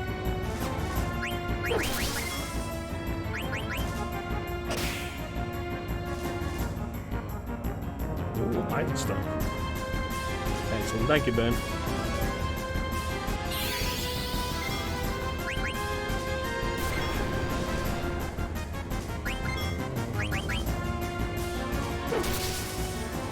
Yeah, like the cable car looks really small. And the mountains around us and everything. The sense of scale always feels a little too small in these battles.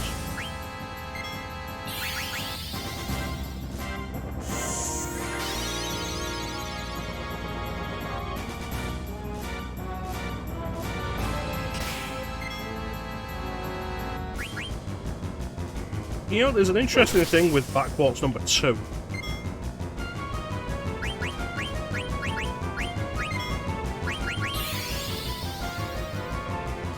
In the Backwards number 2 won't attack Garnet, but if the rest of the party is dead, it will cast Sleep on Garnet, and then that's game over.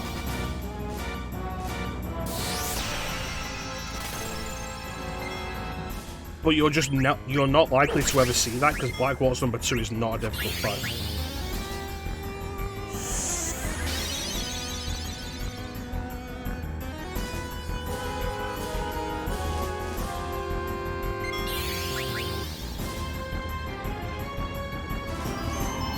Yeah, like having been defeated once, having gone through the crash.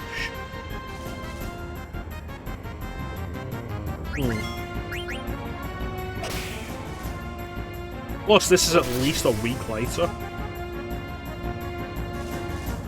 The fact that it's even still alive, even after having survived the crash, is crazy.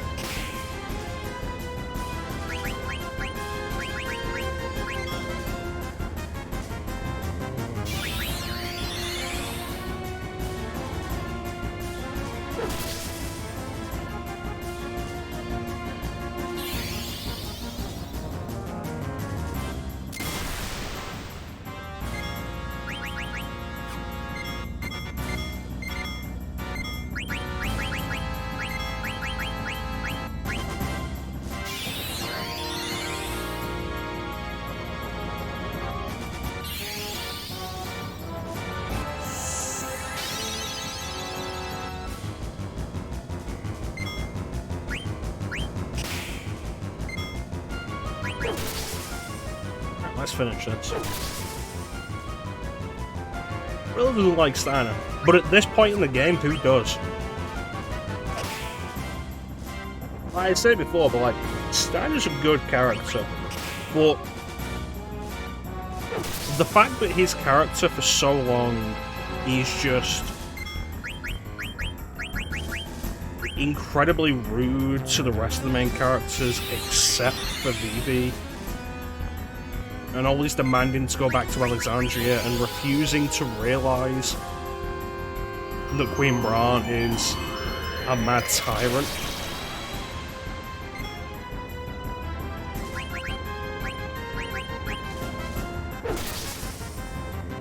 And it takes so long for him to start growing past that, is a little frustrating.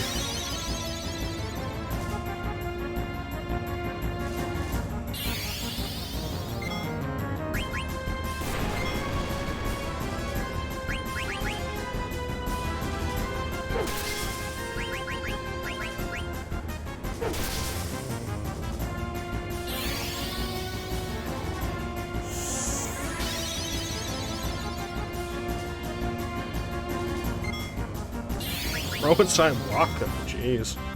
I don't think I'd go that bad. When am I playing Final Fantasy X?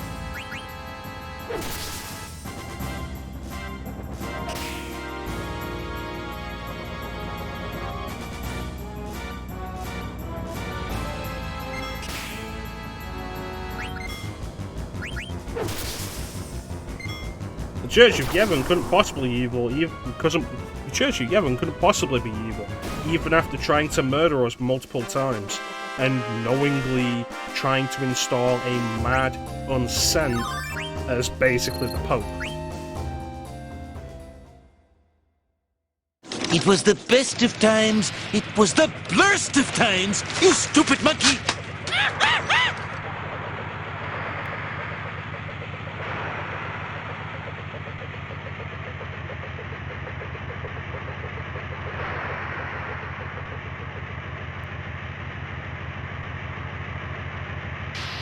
Yeah, man. Yeah, little Steiner. How ignorant can you be?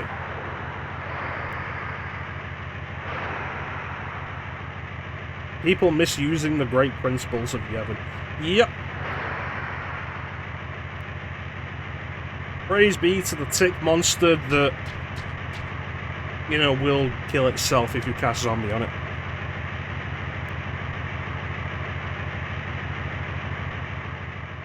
I mean, is it an allegory for Christianity?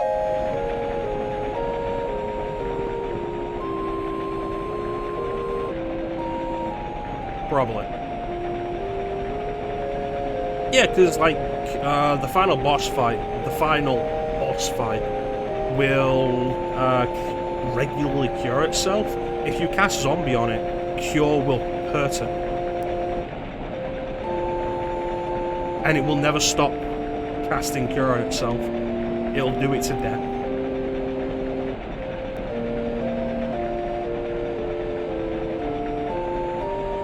One of numerous reasons why people don't consider that final fight to be the final fight. They consider the fight before it to be the real final fight.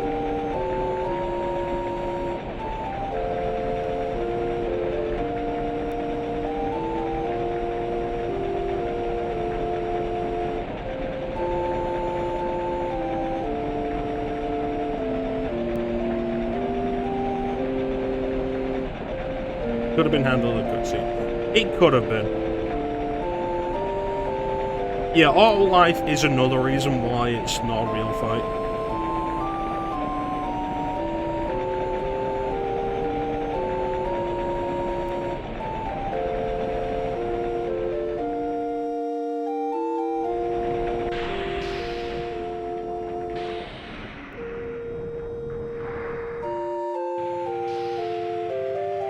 I'd rather have the fight.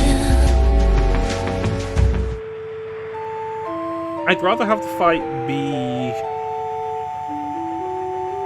like unlosable than having the possibility that you could lose it because it is bullshit, and then have to do the fight with Sin again.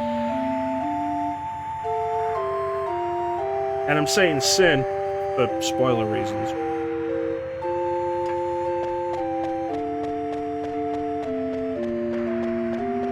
So the question once again is, when am I doing Final Fantasy X?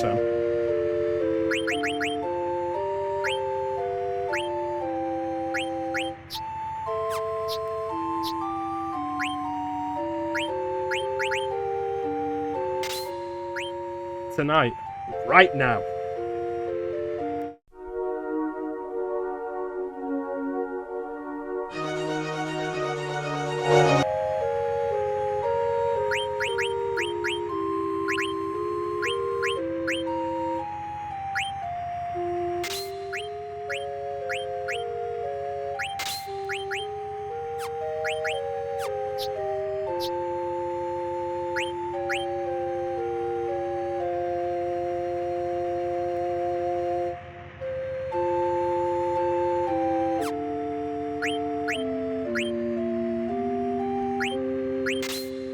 It's interesting that no matter what I do, it seems like they always just have the cooldown of the sound alerts.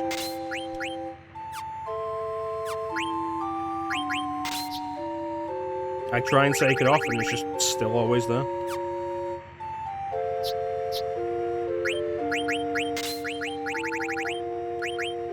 Oh yeah, no, I want to level up.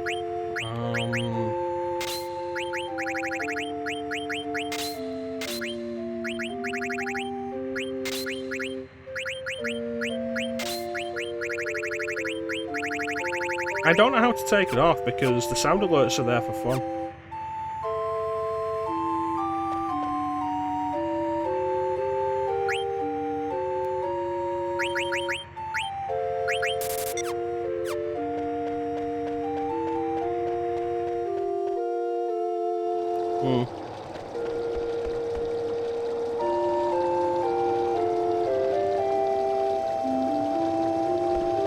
No amount of hardship can tear these two countries' friendship apart. But Kuja's abs can tear the country's friendships apart just like that.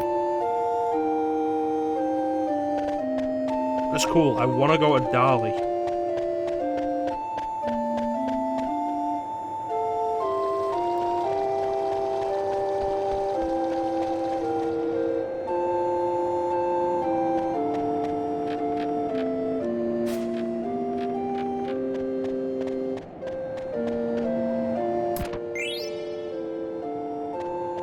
What a weird amount just to be in a chest.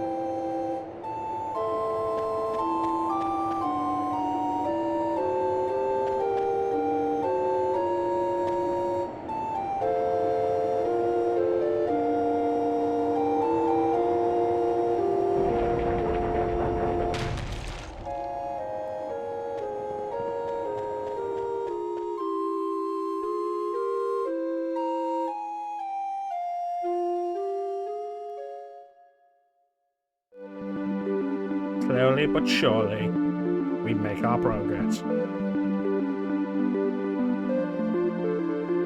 Drainos does a short walk away, they said. It'll be nighttime by the time we get to Traino.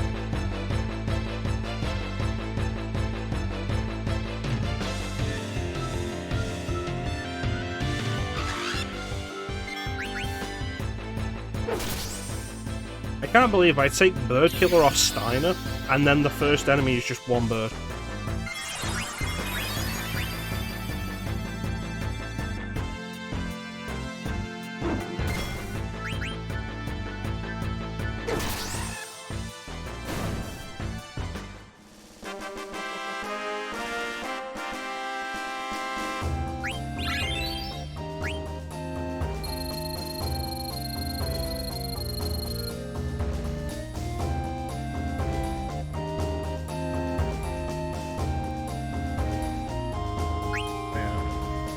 At the minute, like, I'm debating doing a lot of Final Fantasy stuff.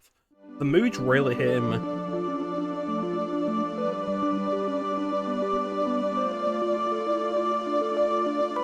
And, like, not specifically for Final Fantasy in general, but, like, the mood to do specific games. Like, I've been in the mood to do Final Fantasy X for a while, and there's no good reason why I've just not started on stream. That's fucking horrifying.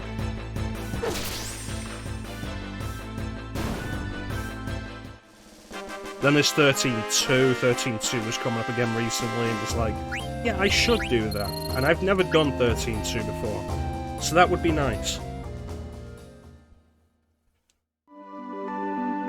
And then I'm also kind of debating doing all the Final Fantasy Mystic Quest on my birthday stream. I keep forgetting that to save on the world map I have to do the Moogle.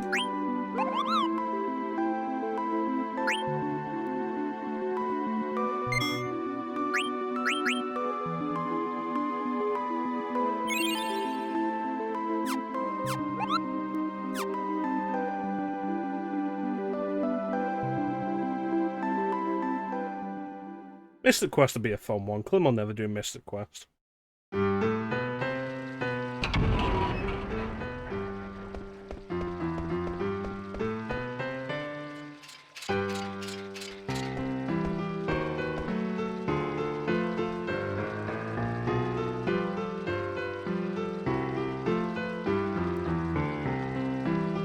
Alright, thanks for joining us, Shaun. It's good to see you.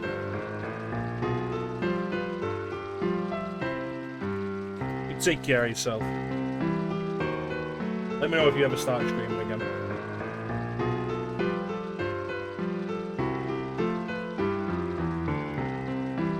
Peace up. Good sound. Yeah! Bum, bum, bum, bum.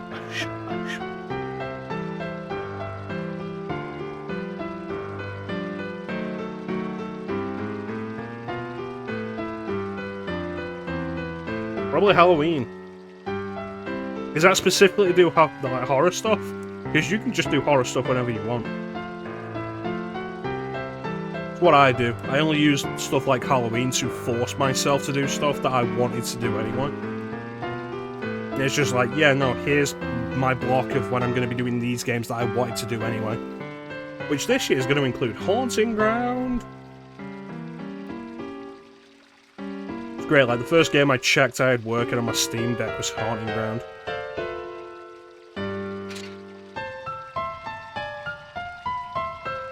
Alan Wake, nice. I need to do Alan Wake at some point.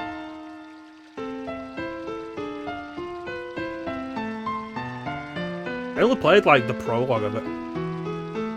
Yes, Ben, we are taking suggestions in for Halloween. There is a tab in the game suggestions on the game suggestions channel on the Discord for suggestions for Halloween. There's a bunch of stuff in there. I think I have a schedule set up, but it is absolutely subject to change. Haunting Ground, I think, is the only set thing. It is a shame you missed out on Hill for the Room because I'm not going to do it again.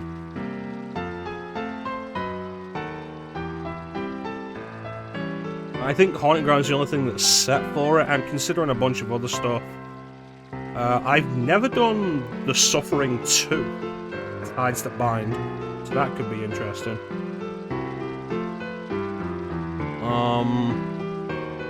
I think before I get to Alan Wake, I'd like to do Max Payne 2, and just do like the Remedy games in order. So like, I've already done Max Payne, do Max Payne 2, then do Alan Wake, then do Control. Maybe just casually forget Max Payne 3 exists. It's fine, it wasn't developed by Remedy.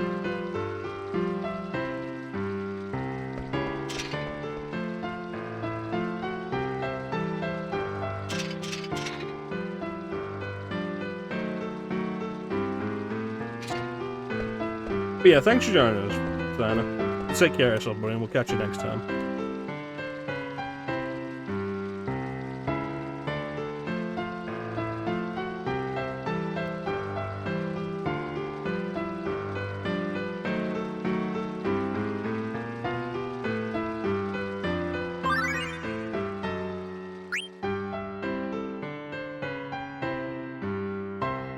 What have you put in the Discord suggestion?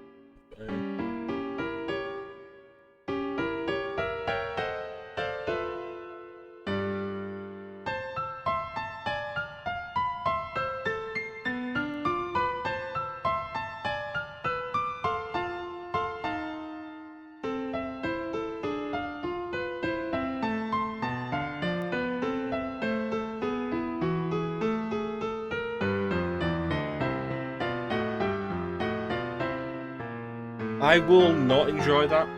Sorry, thank you. I shall not enjoy it at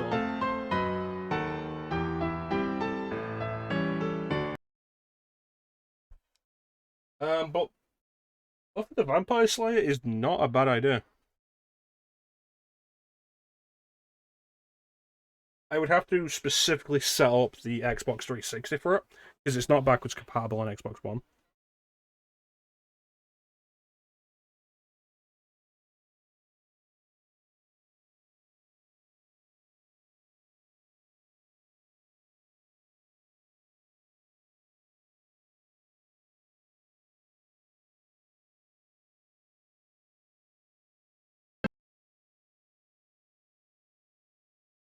Okay, and then start.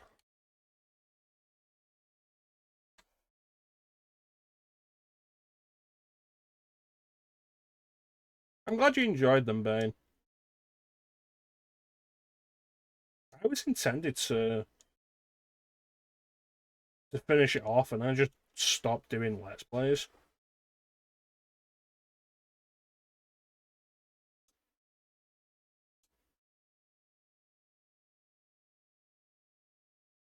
No, I still don't have audio on this now. Why not?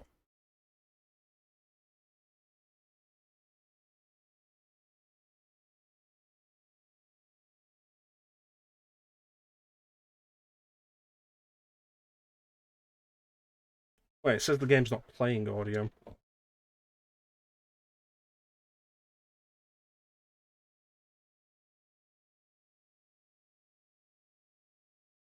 Why isn't it playing audio?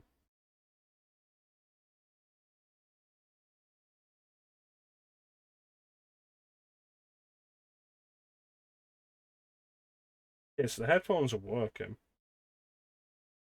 Duck Station. Audio. Sorry, not Duck Station. RetroArch.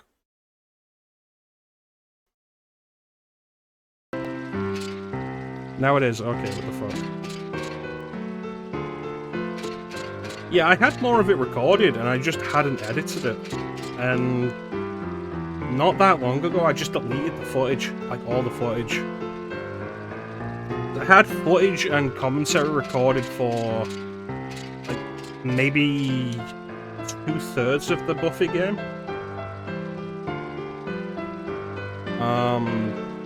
A first session of Kingdom Hearts, a first session of Jade Empire. I think there was another part of Subspace Emissary.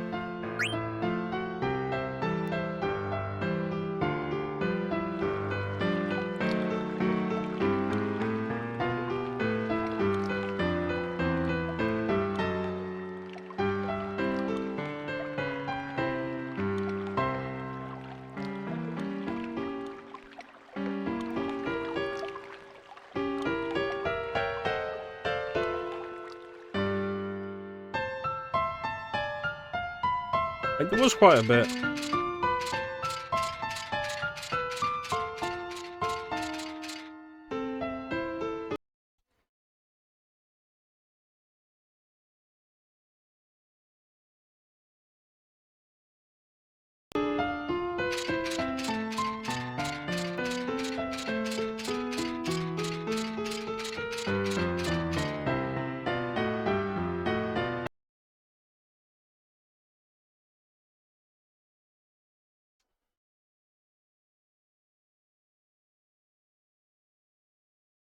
Fucking RetroArch crashed and they choose to do anything with it. Piece of shit. Why isn't this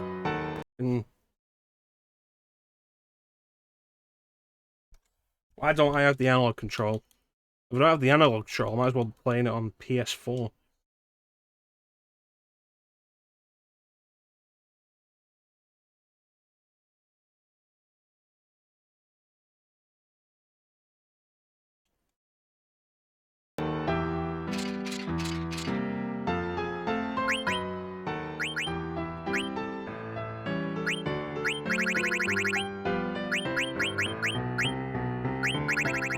It's registered that it's a DualShock. I'm getting the vibration.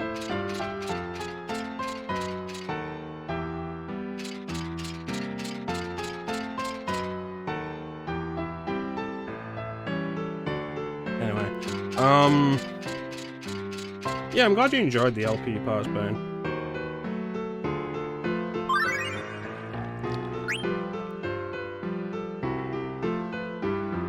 It's not a bad game. It's done by the same developers as the Star Wars Episode 3 game and Indiana Jones and the Emperor's Tomb. Both of which we have shown on stream before.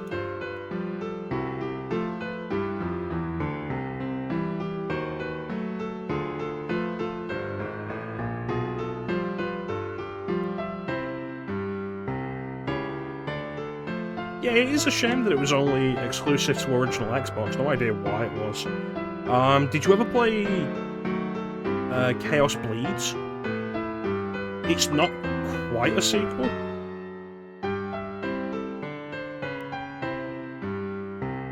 Steiner has messaged me with something. Let me see what this is.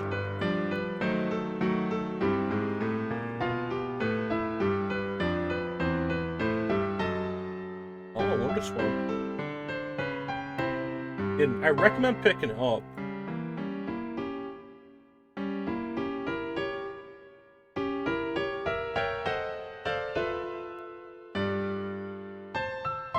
Oh, that's fucking awful.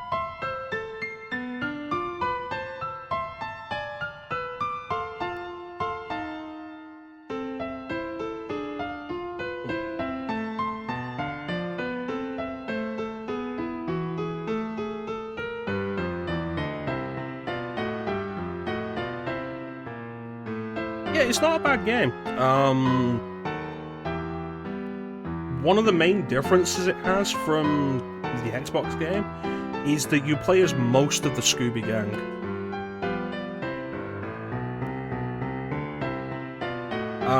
The first game takes place during Season 3, the second, Chaos Bleeds, takes place during Season 5, so Spike is a good guy. He's one of the playable characters. You play as Buffy, Willow,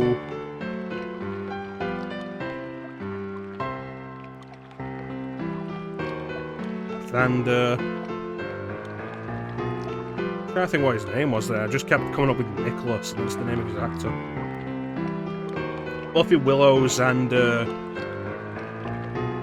Spike, Faith, and Sid the Dummy.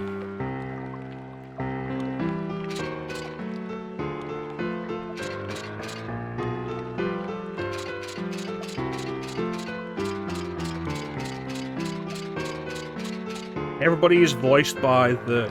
You don't play as Giles. Giles is in it, you don't play as Giles. Everybody is voiced by the actual cast, except for Buffy again, who is played by Giselle Lauren again, and Willow this time. Alison Hannigan was apparently busy with American Pie, The Wedding.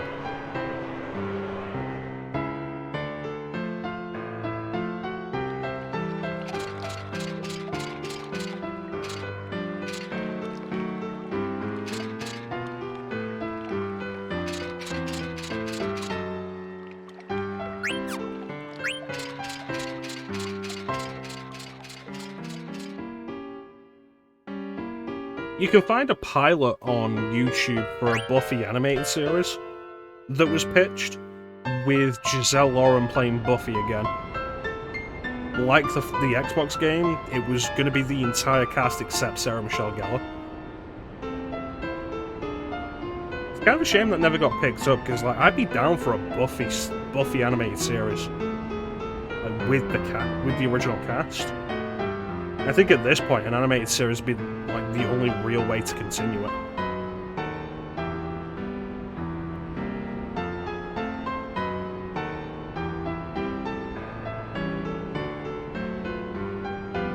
I wonder if Sarah Michelle Gellar would be like, willing to come back now that she's done more voice work.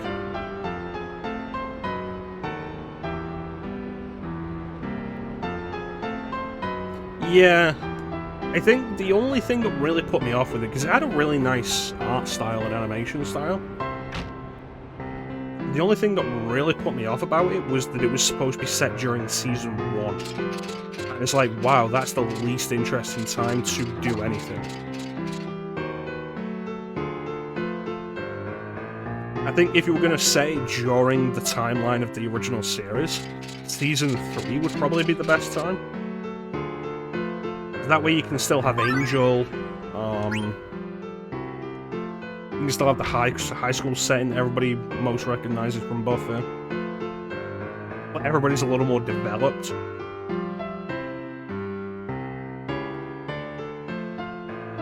Like Cordelia isn't as much of a bitch.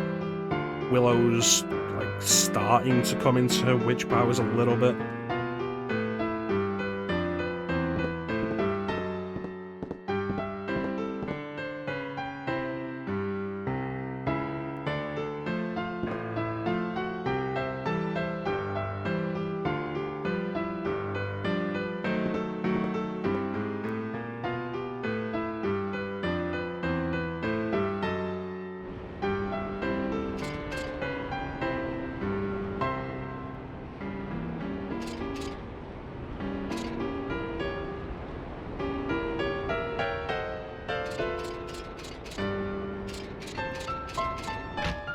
That said, like, I don't know. I know Buffy continued, or like the Buffy series timeline continued with the comics and stuff.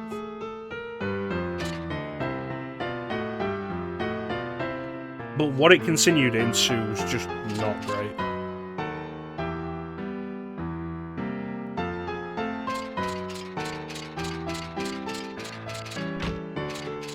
But yeah, the Buffy game's a neat idea. I'd have to break out the Xbox 360 for it. Particularly because original Xbox emulation is just so nowhere at the minute.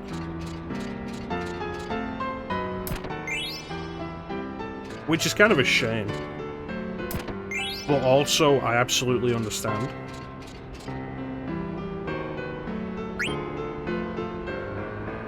We've got a wide selection of 7 items that you can buy everywhere else.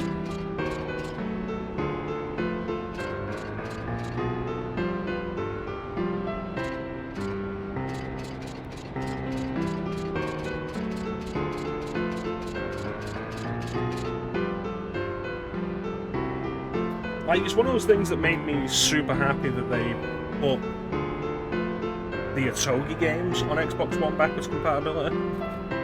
Because, like, they didn't work on Xbox 360. And so it's like, cool, what's my option then? Get an original Xbox. There's not really another way to deal with it.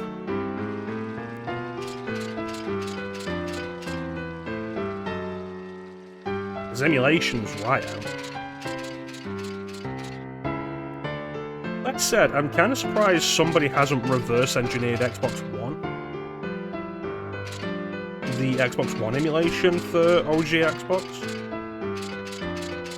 Work out how that's done, try and apply it to a broader setting. But I imagine there's a bunch of copyrighted source code in there, that's probably why.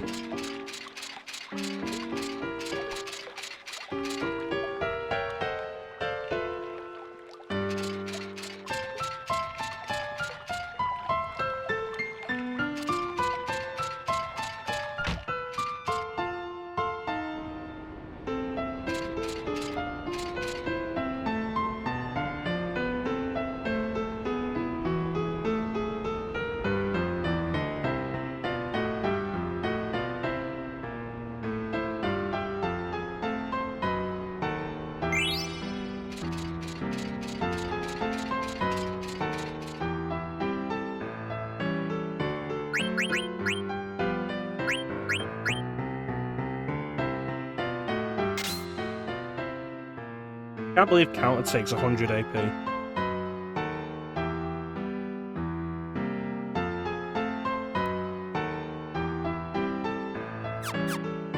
Yeah. I feel like plenty of people are being into Buffy. You know, T could come in with an opinion on Buffy.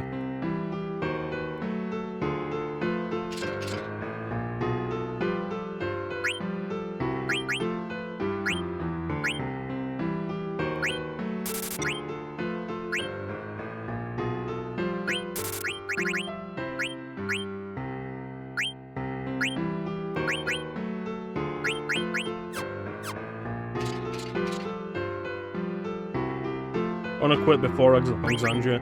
It's understandable.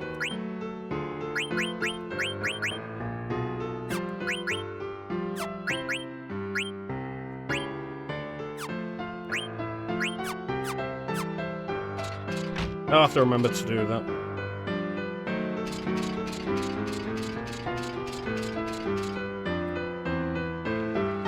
I feel like we fight something here. MP it's out with the ogre, you know.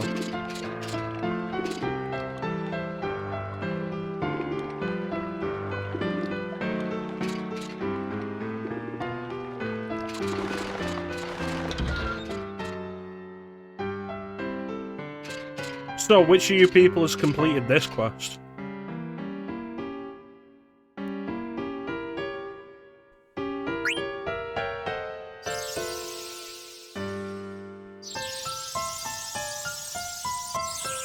I figured you would have been.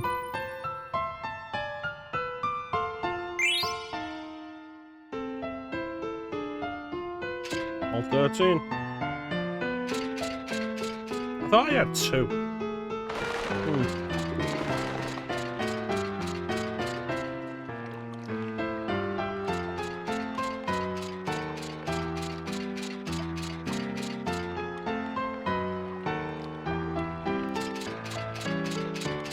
Alright, let's go to the auction house.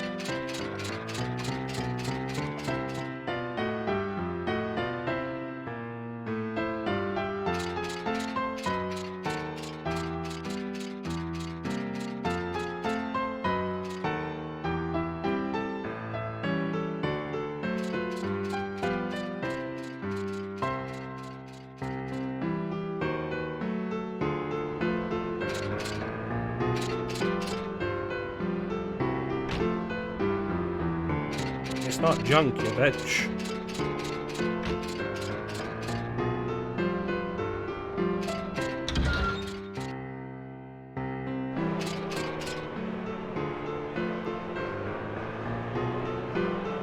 Ah, the blood sword.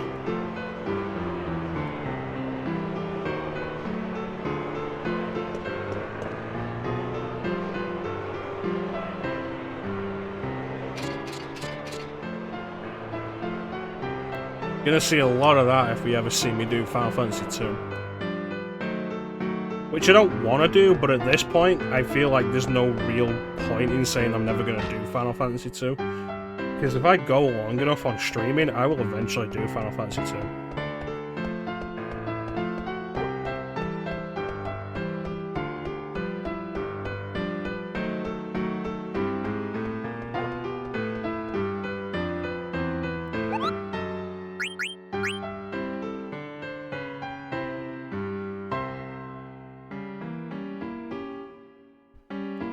Boob Desert.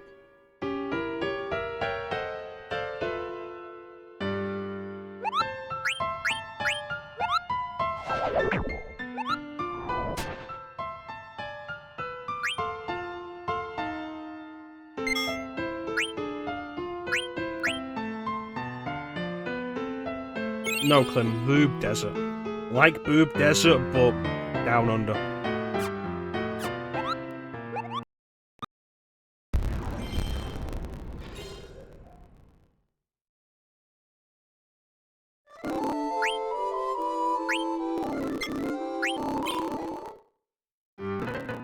There we go, analog control again. Fucking retro arc.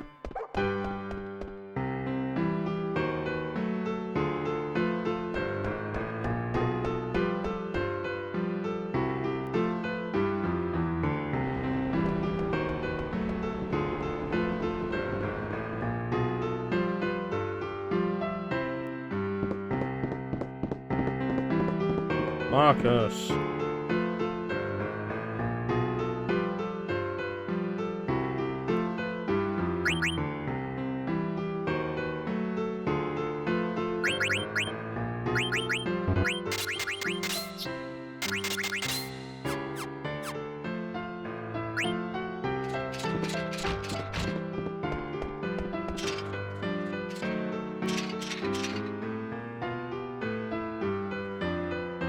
There's only one man I call bro, there's only one man we call boss.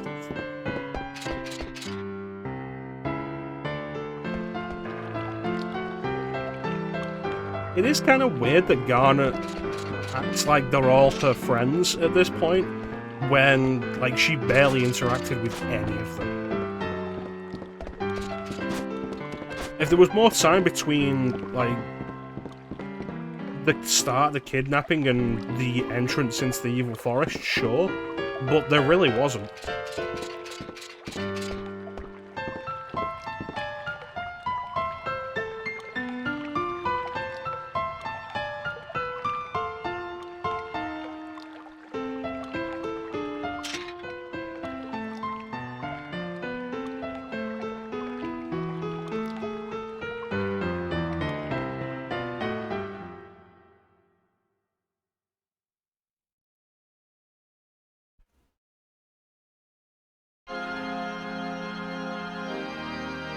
Runs away from home, then runs away to return home, yeah.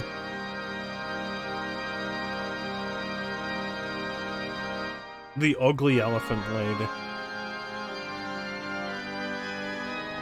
Cujo, like, in his first solo scene, just immediately letting you know how he feels about Queen Braun.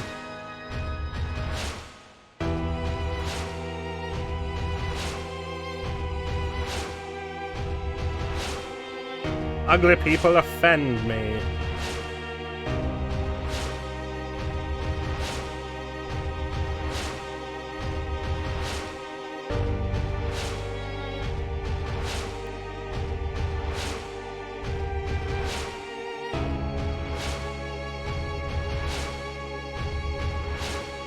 But Cujo, I don't want to be your canary.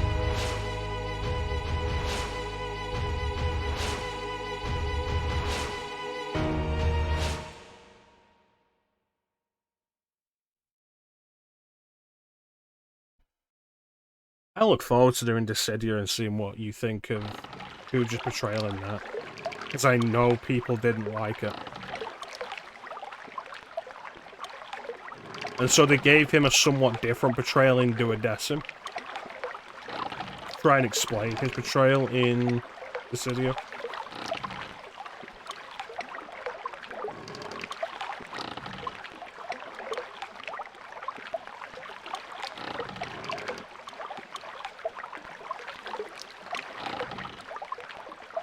Trust the Queen, she would never commit war crimes.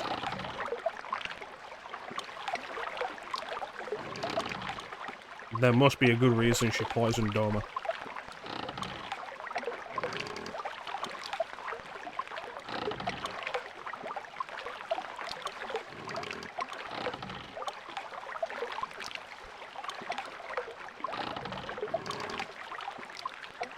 Alright, thanks for joining us, Clem.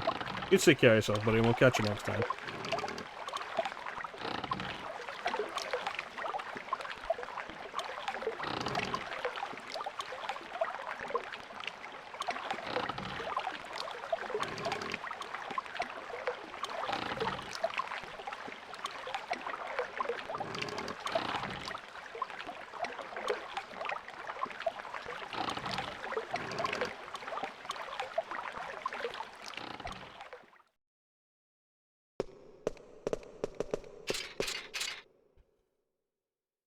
So we're sneaking around in this mansion, trying to steal Super Soft, and we brought Steiner with us, who cannot move silently at all.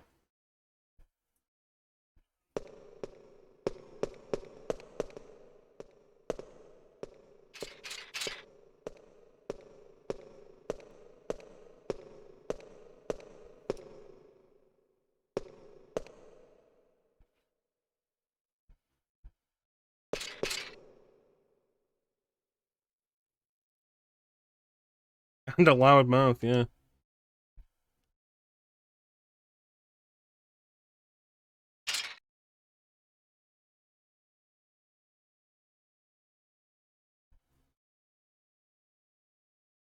Oh, Master Flame, shut up.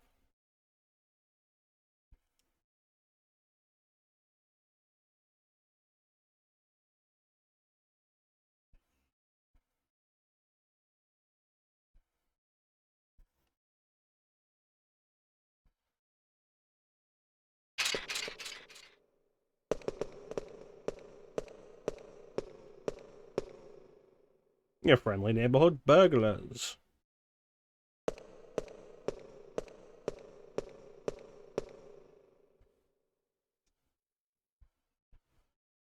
Batman.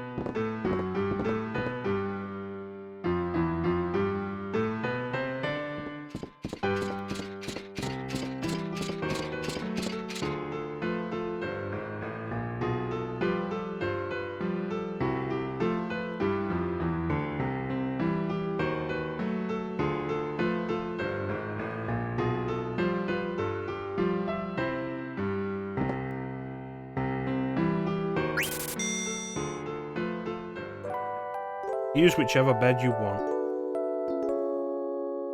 Okay.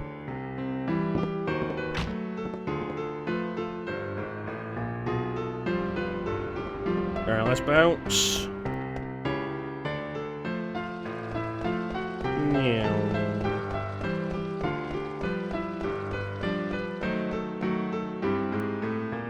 So, a question to throw out to everybody in chat while we're just wandering around Trano.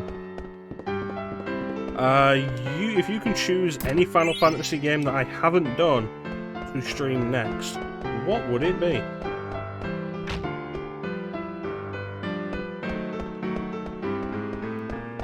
I can't believe half the wall of this place is missing.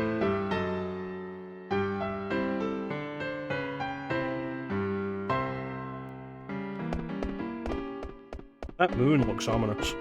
Five's a good choice.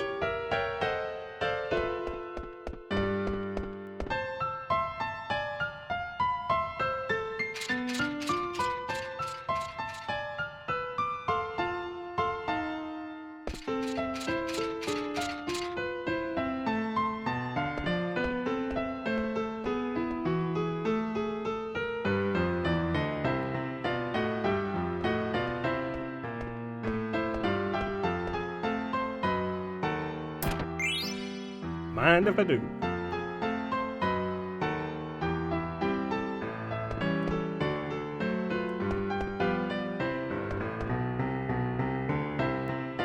Is this Gaia?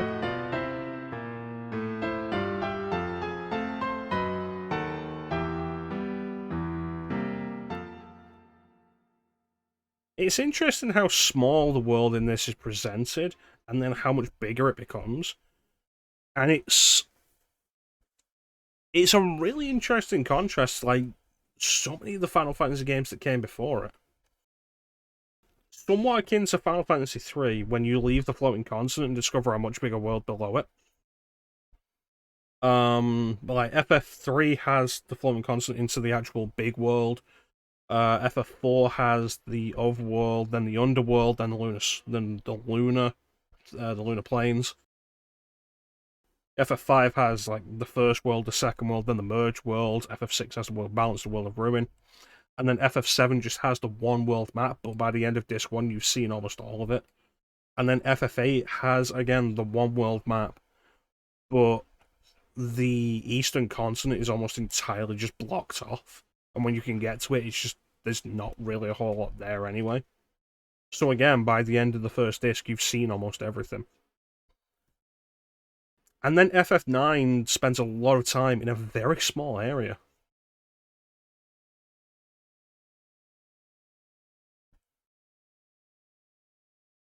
Which is honestly really interesting. And it helps make it a more compelling setting.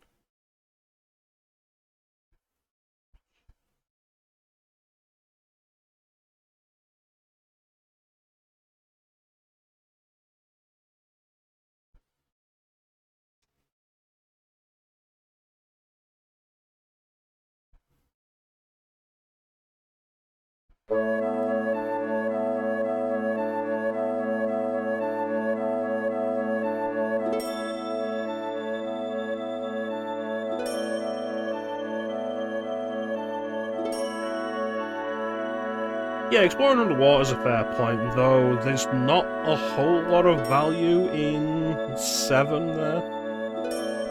Which is weird, because like you can explore almost the entire world underwater and there's like nothing there.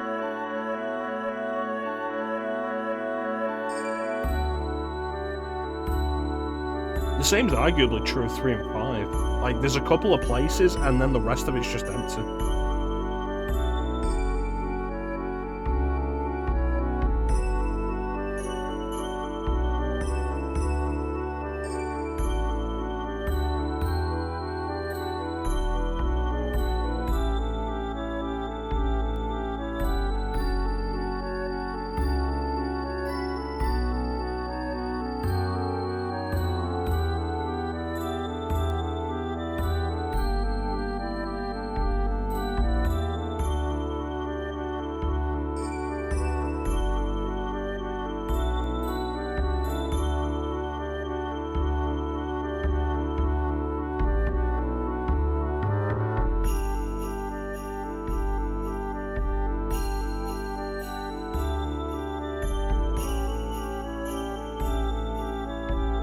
No, not deviating from an overworld map. In hindsight, is kind of refreshing. Going back to that from more modern JRPGs that just don't have them. I just think it's kind of interesting how Final Fantasy so often had more than one world map. Like, one world map wasn't enough for Final Fantasy.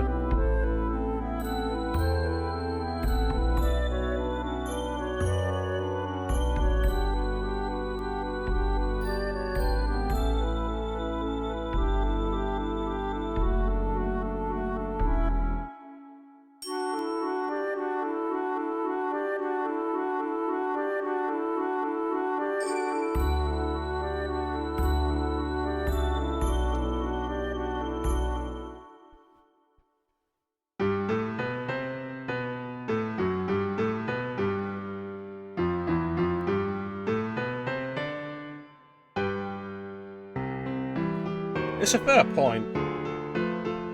Though I think, like, Final Fantasy VII was probably the first of the Final Fantasy series to prove they didn't need multiple world maps. They just needed more to be happening. They needed to be, like, more okay with revisiting locations. And I think Final Fantasy VI is a step in that direction. For example, like, with how many times you revisit Nash and Figaro Castle.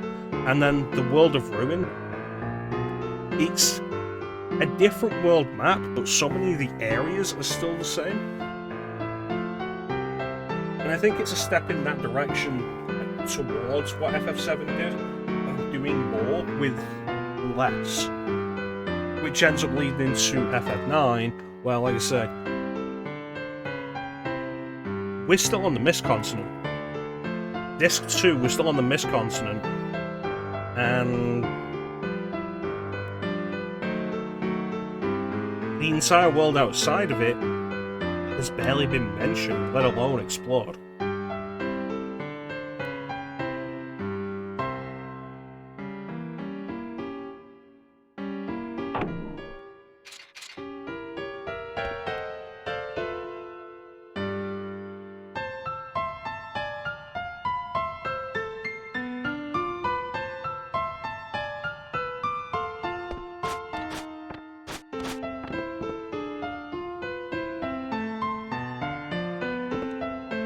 Knew there were monsters there.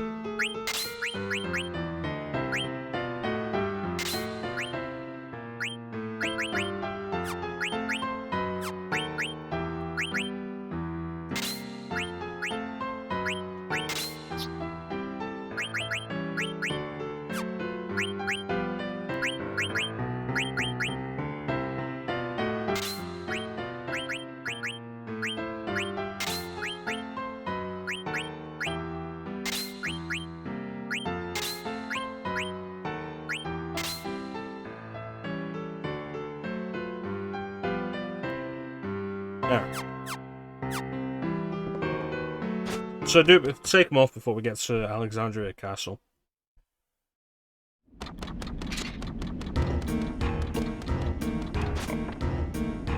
Yeah, it made the world feel bigger, and like, it helped with the sense of exploration, the sense of a journey.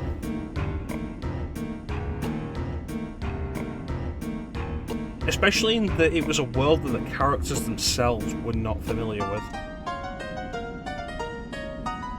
As opposed to something like Final Fantasy VII, where most of the party came from the second continent.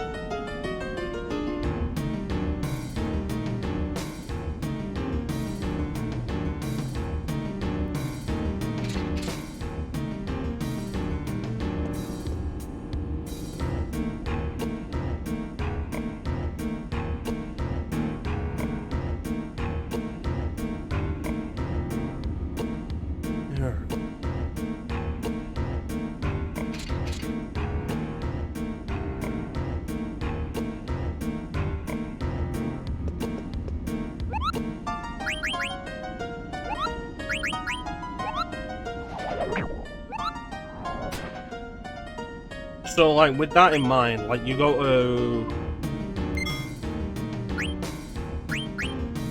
to Coral, and that's Barrett's hometown. Like, once you hit the second continent, it feels like you're stumbling across locations that mean something to everybody just constantly. You go to Coral, and that's Barrett's hometown. Then you hit Gongaga, and that's the hometown of Aerith's ex-boyfriend that she doesn't like to talk about. And then you hit Cosmo Canyon, and that's Red 13's hometown. Then you hit Nibelheim right after that, and that's Cloud and Tifa's hometown. And like after Rocket Town, you hit Wutai, and that's Yuffie's hometown. And it feels like you just, as soon as you hit the second constant, you're just constantly coming across places the other characters know. Which has the whole Homecoming vibe, but doesn't really create a sense of exploration. Whereas in this, it's like, okay, we leave the Mist continent, and now we're exploring the world that nobody else knows. More populous in terms of location, yeah. Less dominated by Shinra.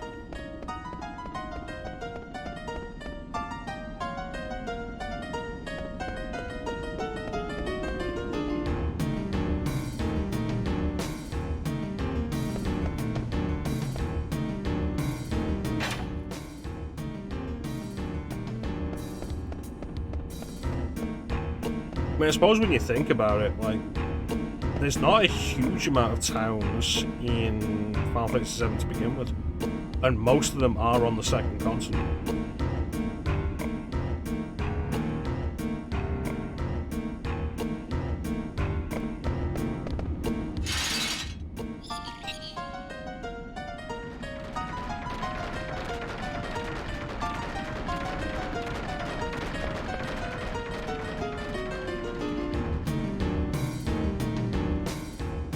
Garaganto.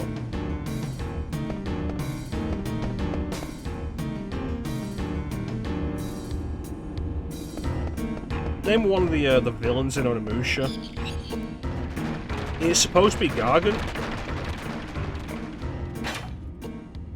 but like the voiced opening of Onimusha 3, the subtitle says Gargant, but the voice actor for Samanosuke says Garaganto.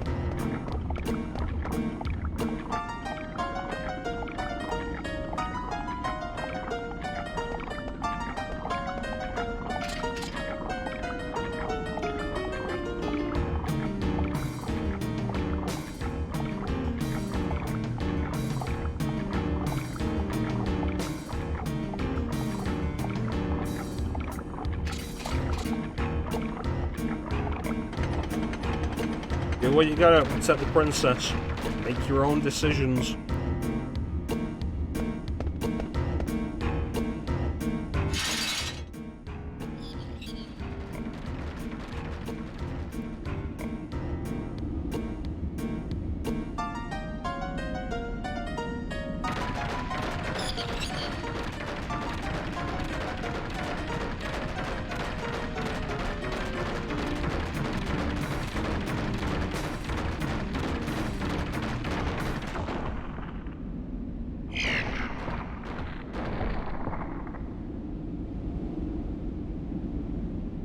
There's a monster in the mist tunnels.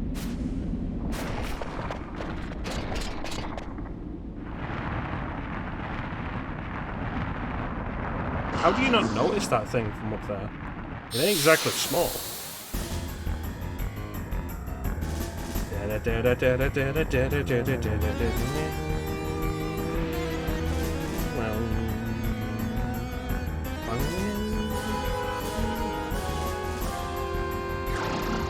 There we go.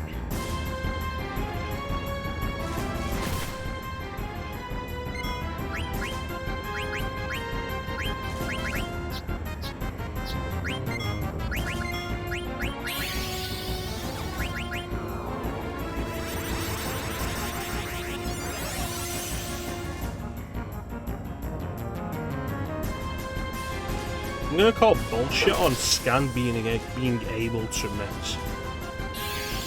That's nonsense.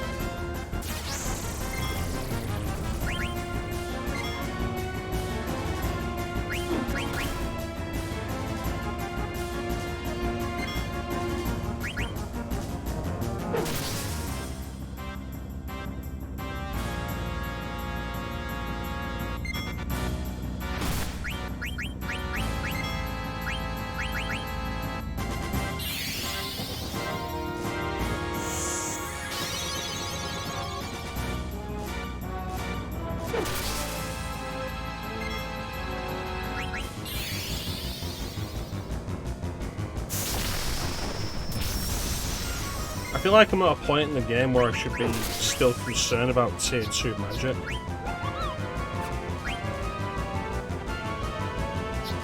Thanks, Boone.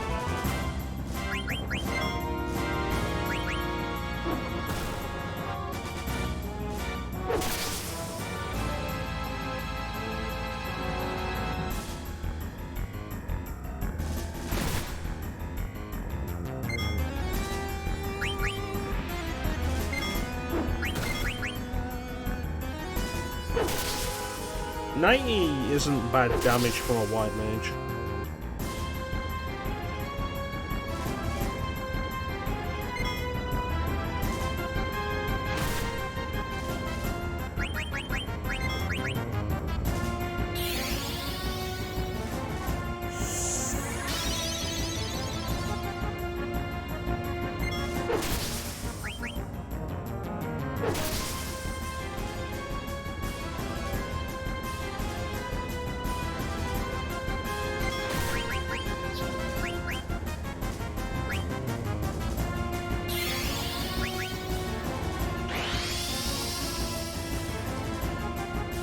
I forget exactly what Venom does in this.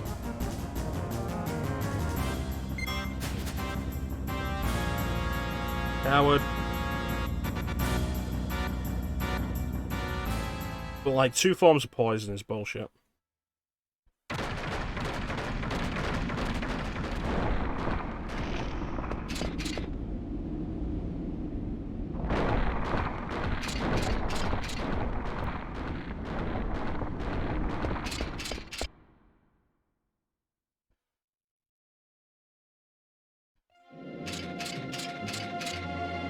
Poison and stop, yeah, that's bullshit. I guess I can't take my equipment off now, because this looks like the scene that leads to us being trapped.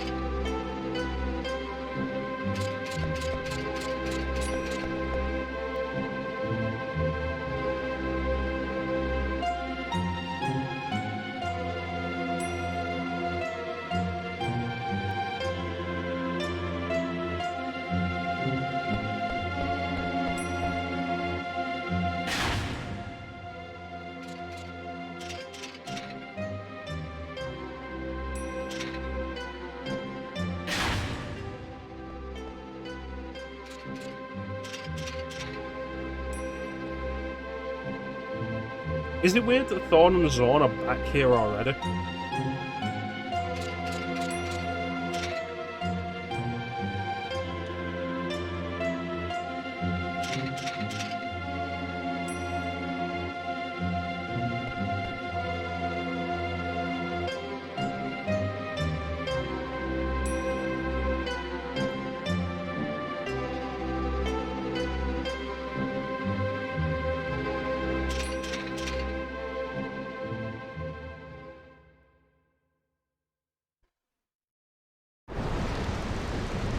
Meanwhile, in Burmecia,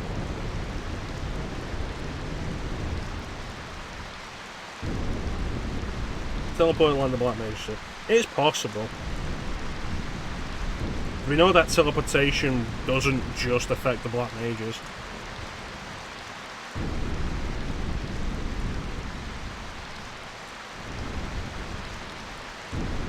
To play right.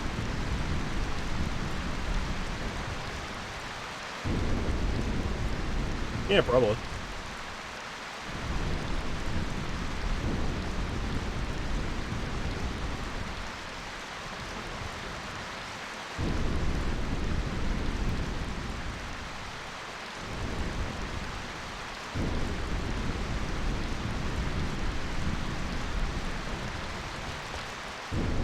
Figure it out when we get there. Maybe Clinton's right, fuck. Maybe Clem's right and we will actually get to Clara today. I thought it was further along in this too.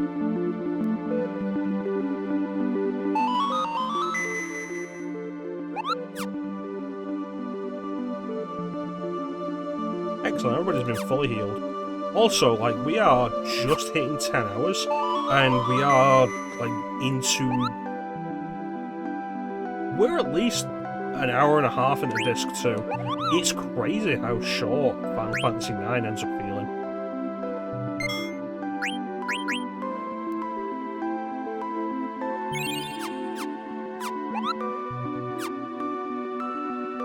Like I say, I think the discs themselves are much shorter than especially FF7. Like FF7 and FF8. There it is. Because of just how loaded with FMVs the discs are. If it wasn't for how many FMVs there are, FF9 would probably be a 3-disc game.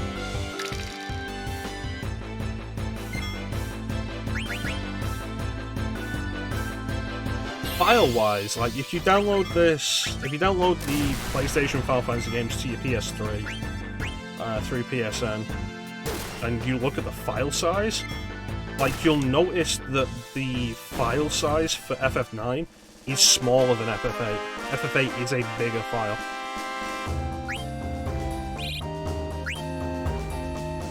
These graphics do look really nice. These are really nice graphics.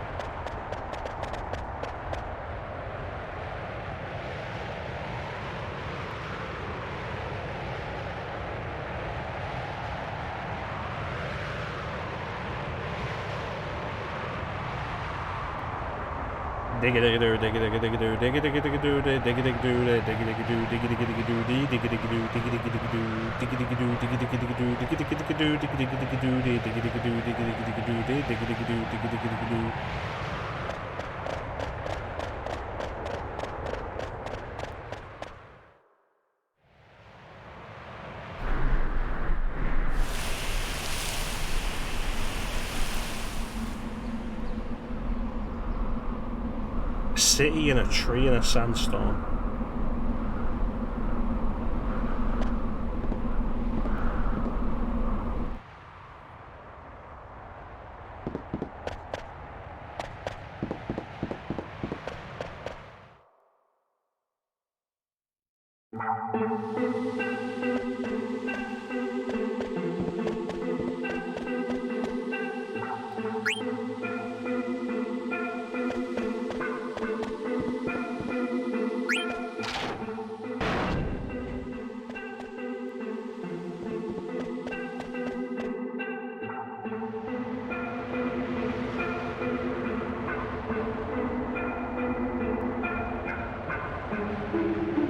Yeah.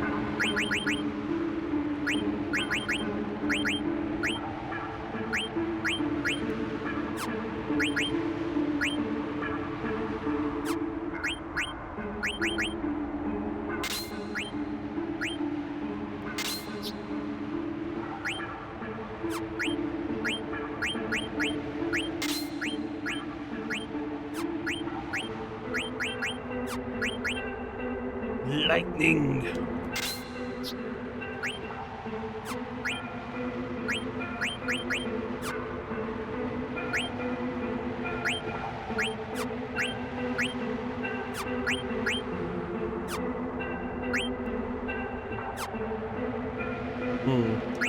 Power Ring's good for Freya then.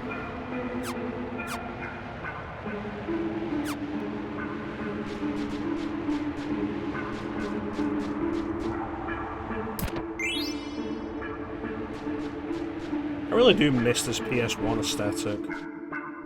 There's no I've said before, like, there's no reason to go back to pre-rendered backgrounds.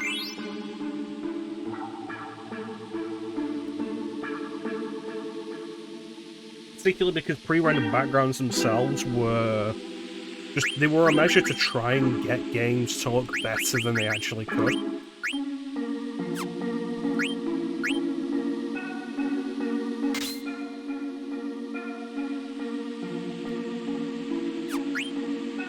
Like, if we make the backgrounds just a picture, then they'll look better than if we actually render them in engine.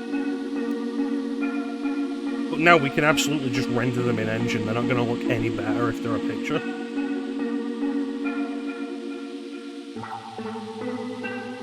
So there's absolutely no good reason to...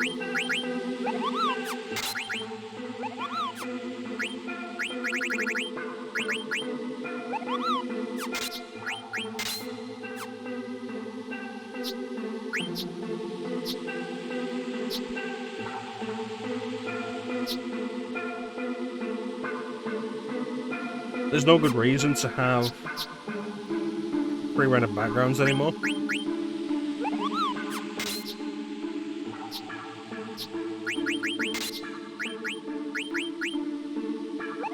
They do. And it's probably going to be absolutely worth it. But what do I remove?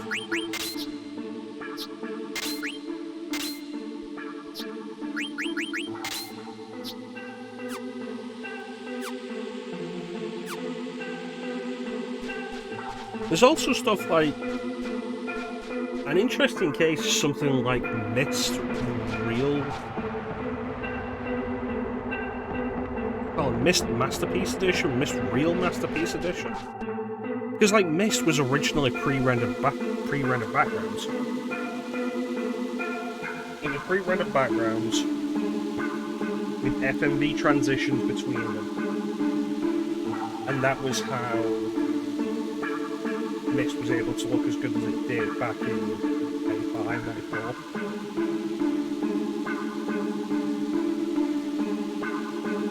But now there's Mist. What is it?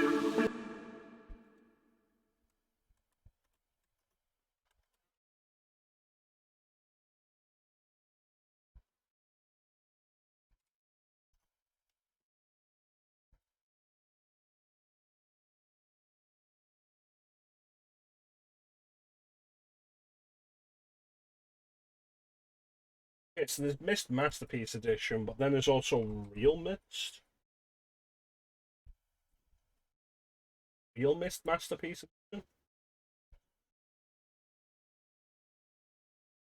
Right, Real Mist, Mist and Mist Masterpiece Edition are both pre-rendered. But Real Mist is not.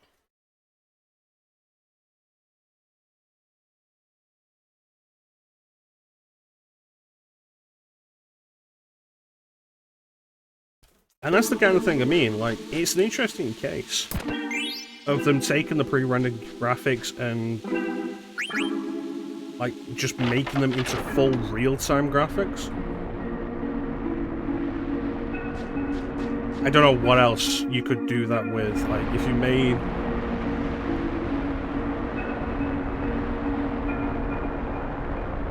If you took this, or you took... like one of the classic Resident Evil games, and you made those background graphics like real time, real rendered. I mean, I suppose it's kind of what I was talking about earlier with the idea of like if they were gonna do a remake of this, I'd like them to do it kind of Ocarina of Time 3D style, where it's the same game but they've just redone all the graphics and such.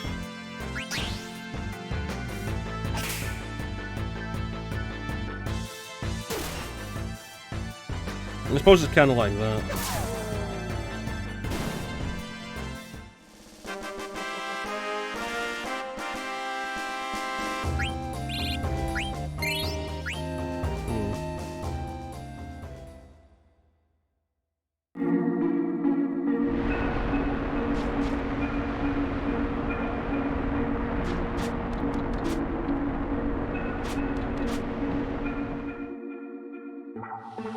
Speaking of Myst, if you are interested in playing Myst for yourself, all of the Myst games are currently available on Humble Bundle in a bundle. You can buy all of the Myst games.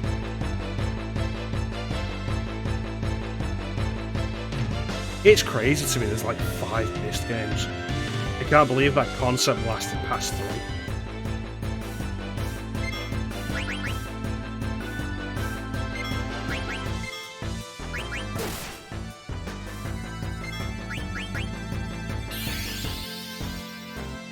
I do love, though, that the sequel's official name is Ribbon, the sequel to Mixed.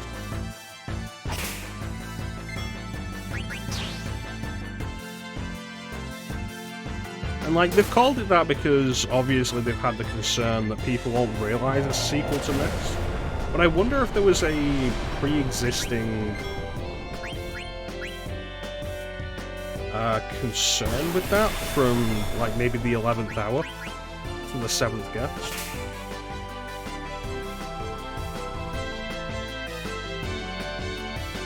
And maybe the thought was that the 11th hour sold worse than the 7th guest because people didn't realise it was a sequel.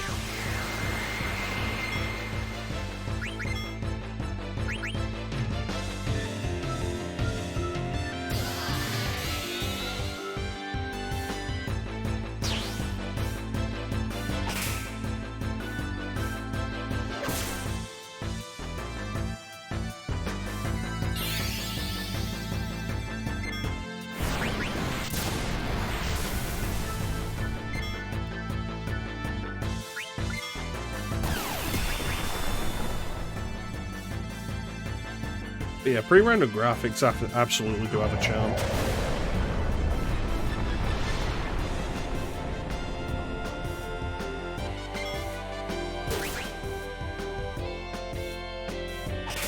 I'm attacking the wrong part here, that's the problem.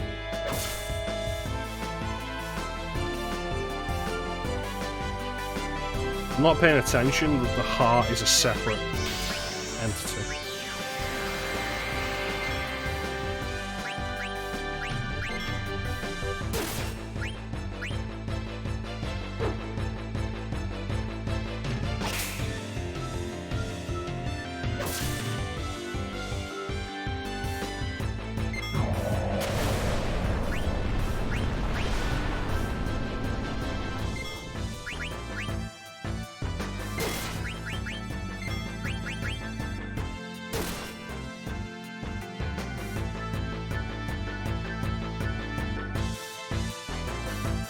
This is a weird thing to be a random monster and not like just a boss.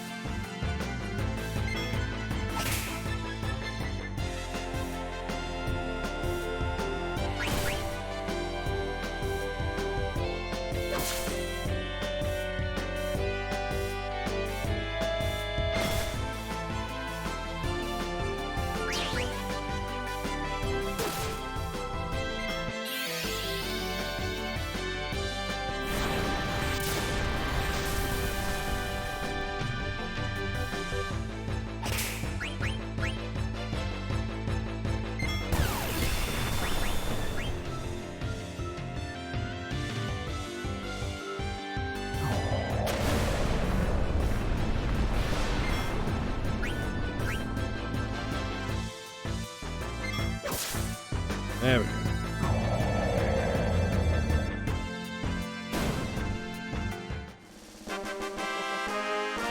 A lot more involved than you'd expect a regular encounter to be.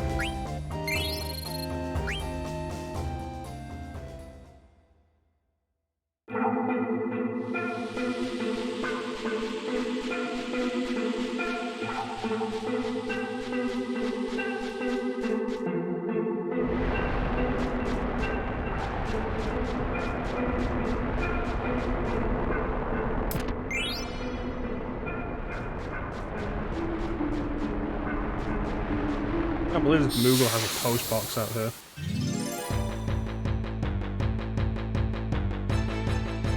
A mailbox?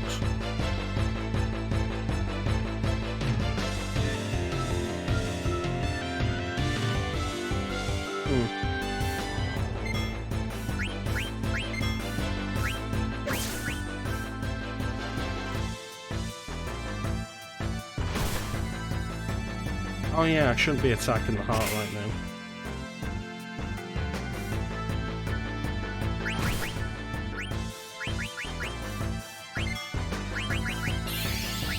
That's my bad. It's on me.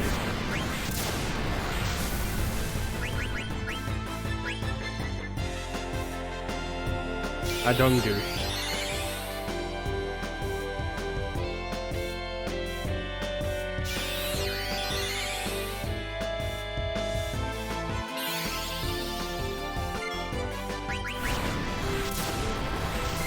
Why would you do that?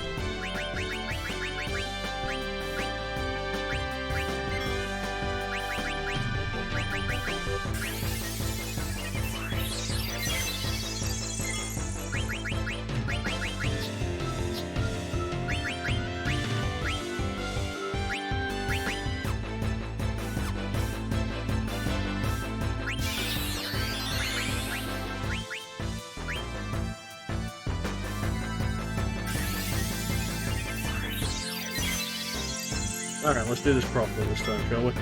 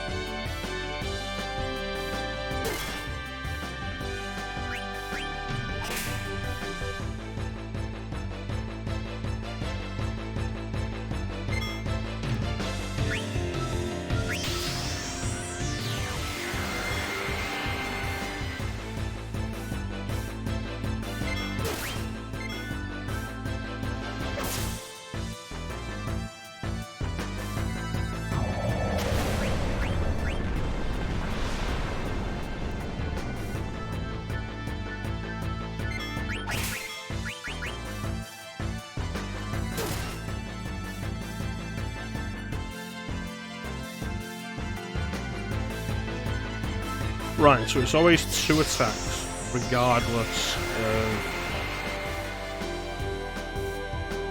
where you attack.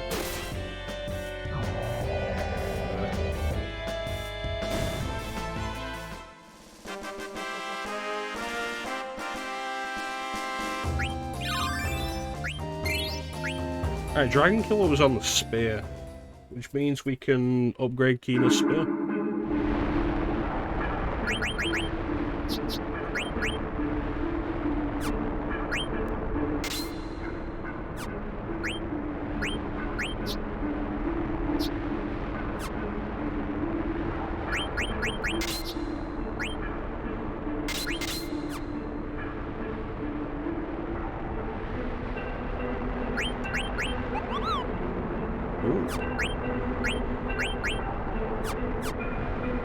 a good one to have.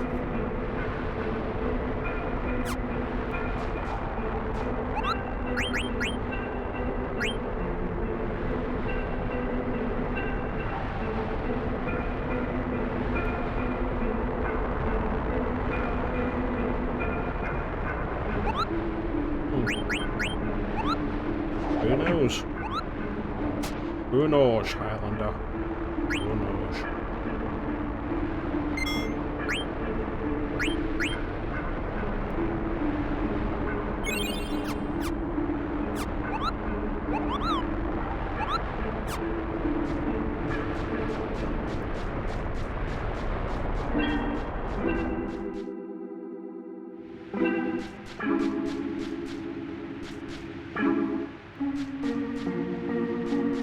I would love if there was a Highlander game I could do for stream. Ooh, Flamestar.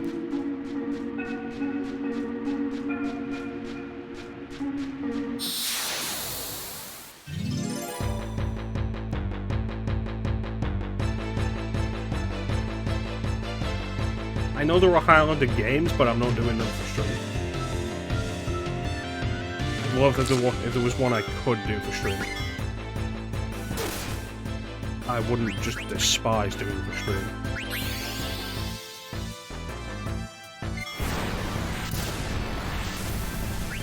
The Highlander game based on the Highlander cartoon, exclusive for the Atari Jaguar CD.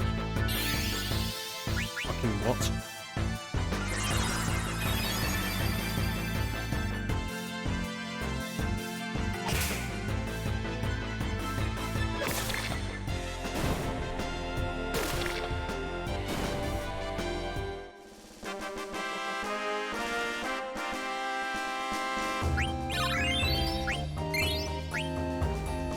exclusive for the Atari Jaguar CD.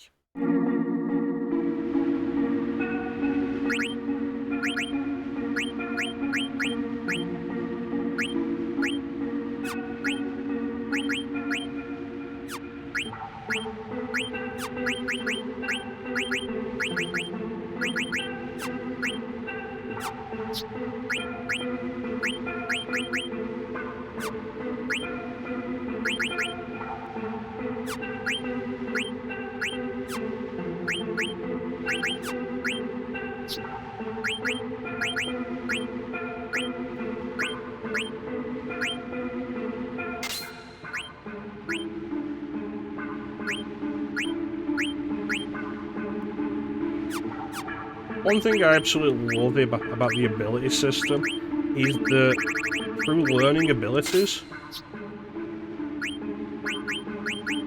you can cover basically any status effect issue. Oh, I could probably emulate it.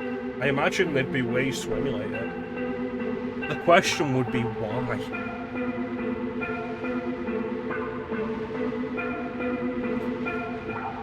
Highlander, The Last of the McClouds, exclusive for the Atari Jaguar CD, based on the cartoon series Highlander, which it's not really a bad game. Like, it's probably worth looking up. Spoon, if you remember the Spoony one. Spoony did a video on it years ago.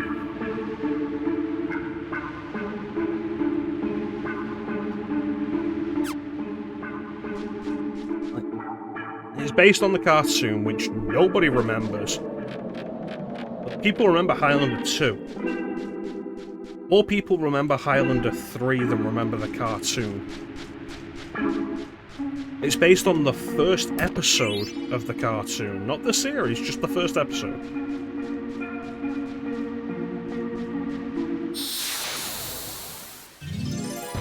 It plays like Alone in the Dark. It doesn't look much better than Alone in the Dark, despite coming out like maybe 2 or 3 years afterwards. It plays worse. You know, Alien vs. Predator on Jaguar is also pretty good. And I think the Jaguar might have gotten an exclusive version of Rayman. No, it's the Bubsy exclusive. But I think they got a version of Rayman and it's fine. I think there are decent games on Jaguar, there's just not enough to justify ever having one. Especially not for all the hullabaloo around it at the time of being a 64-bit console, which it wasn't. And you can make your arguments about the processing power adding up to 64-bit, and it's like, it wasn't. And even if it was, nobody knew how to make it a 64-bit console.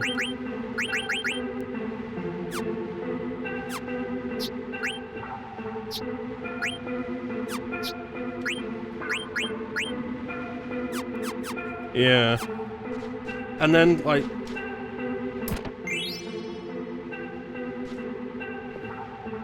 the Atari Jaguar CD, which... if you want an example of how much of a death knell the Jaguar was for Atari, the CD is the best example.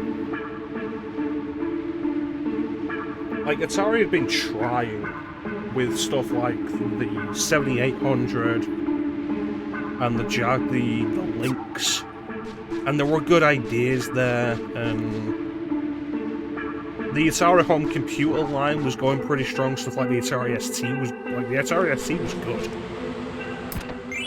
and the Jaguar at least could have had potential as like a mid-stage console upgrade. The Atari Jaguar could have fit into a similar place as the Dreamcast in history if it wasn't shit. But like, they were trying, and then the Jaguar CD, like, whew, the thing barely worked when it worked.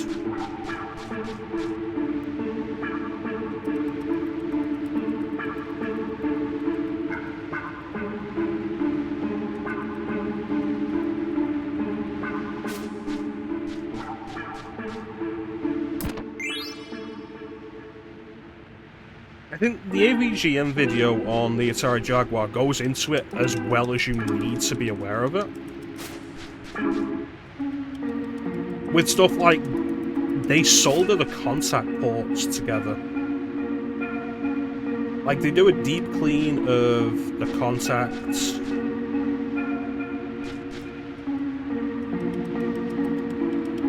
And it doesn't work, like, doesn't connect properly to actually work.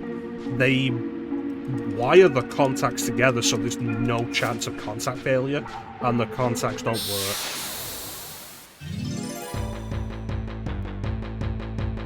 The lid for the Atari Jaguar CD can close too tightly, which leaves the disc no room to actually spin. It's pressing down on the disc so the disc can't spin, which itself causes, it will cause internal damage to the system.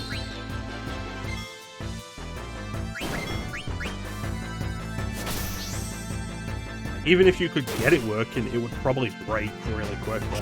It's absolutely insane. The controller's an interesting thing because it was an awful idea, but I understand why the controller was the way it was. And that's because we didn't have a defined controller layout yet. Because let's not forget, like, the controller layout of the Nintendo 64 and the Sega Saturn were both just kind of crazy. The Sega Saturn less, though, because the 6-button pad at least made sense when moving up from arcade games.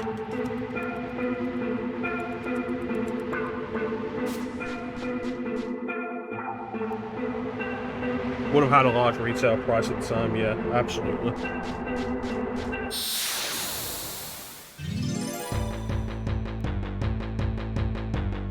So the Atari Jaguar having, like, the number pad, it makes sense in a weird way that doesn't work out logically, but you can understand why they did it.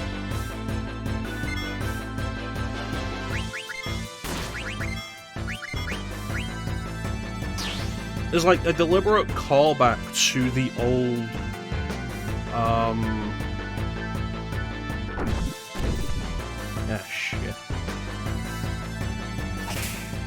a deliberate callback to the old systems, like the Coleco and the Intellivision. That's fucking concerning.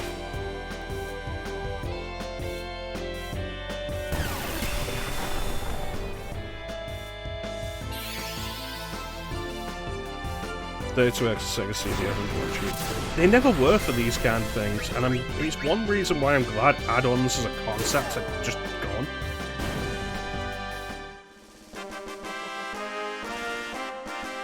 No, now we have mid-cycle upgrades that cost more than the unit you paid for to begin with.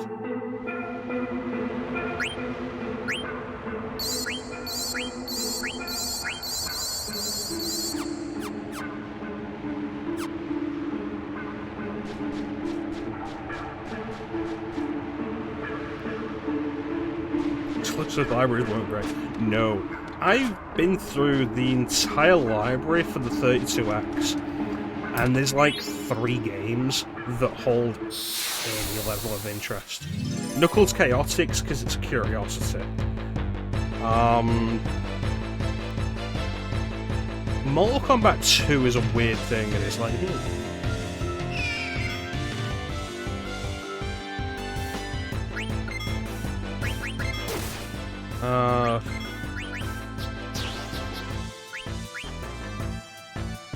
and Doom, 32X Doom, which was the first actually good console port of Doom.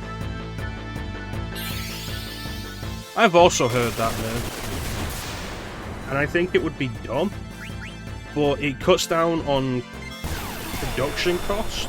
Like, you understand exactly what I do. It cuts down on production costs. You can put the cost to the consumer, or choose not to get more profit. Like, it's entirely up to the fucking developer.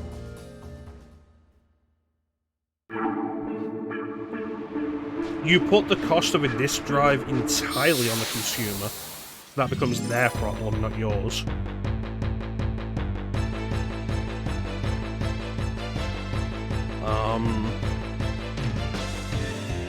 Everyone's pushing for digital, which itself is a concern, particularly with storage medium not keeping up with the size of games.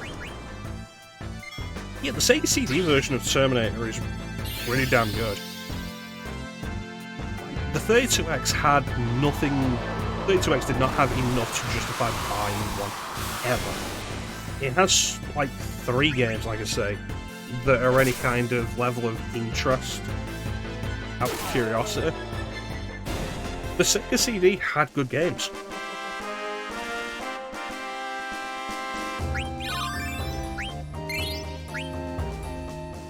Like, Terminator on Sega CD is really good. Luna the Silver Star and Luna Silver Star 2. No, Luna Silver Star and Luna 2 Eternal Blue.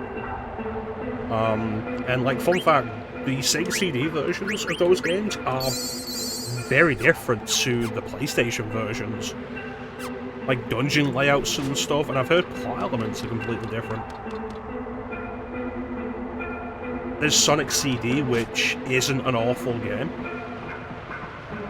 I think its status as, like, the best Sonic game was always kind of overblown.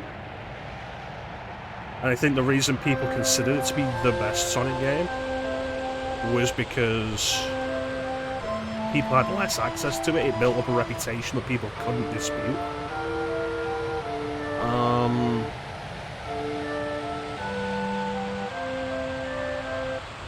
It has what I consider the definitive home version of Final Fight CD. Shining Force CD is really good. It's a remake compilation of the 2 Shining Force games for the Game Gear. The Adventures of Batman and Robin is an interesting curiosity on that. And if you're going to play The Amazing Spider-Man vs. Kingpin, the Sega CD version is the version to play. Earthworm Jim Special Edition is kind of interesting. Like, there's stuff to play on the Sega CD. Would not have been worth buying at the time, God no.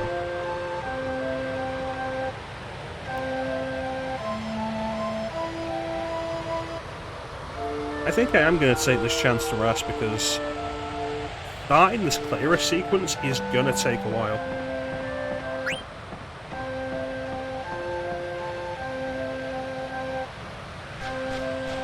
So we'll do this tour, then we'll save it and probably call it.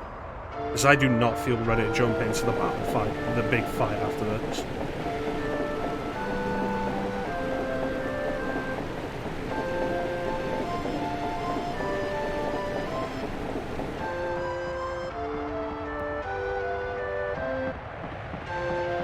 But there's cool stuff for the Sega CD, and like...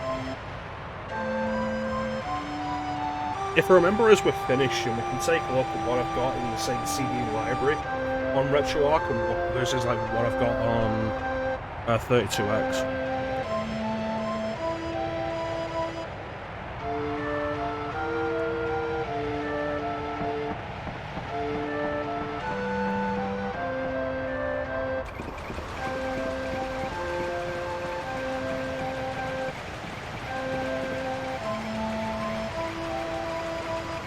This windmill brings the blessings of water to our humble town.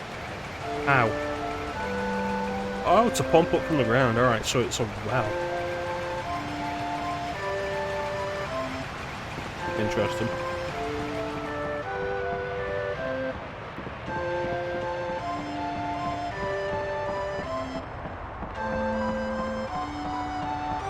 There's a strange serenity to this place in the eye of the storm. Here we observe our protector, the sandstorm, and here we pray to it. Let us join hands together now and pray to our beloved protector, the sandstorm. Digga-digga-doo, digga-digga-doo, digga-digga-doo, digga-digga-doo, digga-digga-doo, digga-digga-doo, digga-digga-doo, digga-digga-doo, digga-digga-doo, digga-digga-doo, digga-digga-doo, digga-digga-doo, digga-digga-doo, digga-digga-doo, digga-digga-doo, digga-digga-doo. Amen.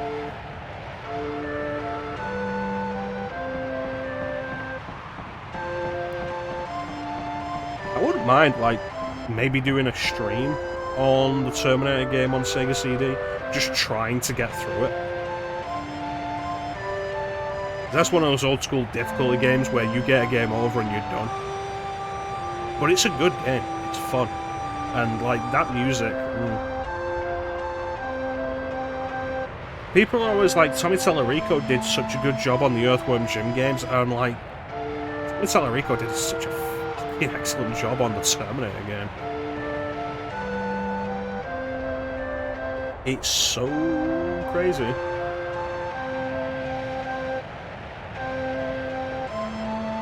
I feel like you shouldn't be telling random visitors where the power that controls the sandstorm that protects your city is.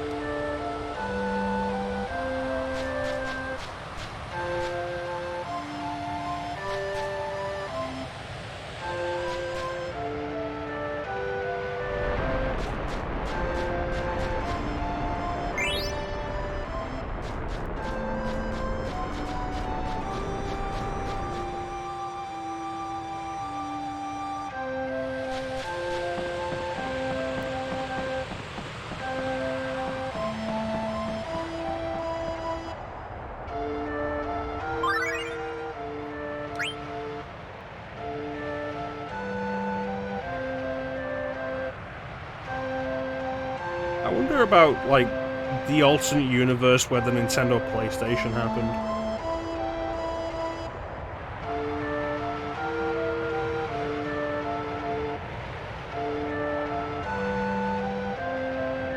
Not because I think it would have been a particularly interesting development to see the Nintendo PlayStation, because it probably wouldn't have been, but just because the lack of the PlayStation would have changed everything. Imagine where the industry would be now if we never had the Sony PlayStation. We'll be playing this.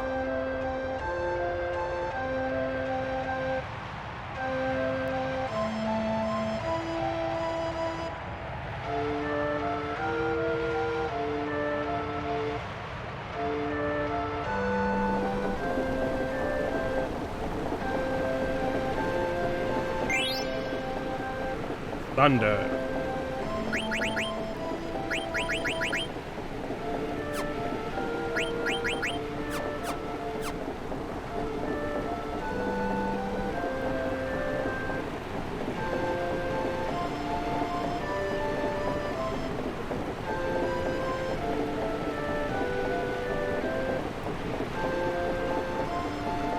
Well, that's the thing, like, if the Nintendo PlayStation had happened, it would have led to a history likely where Nintendo didn't forego CDs, which means the Nintendo 64 could well have been a CD-based console, which that itself would have changed everything.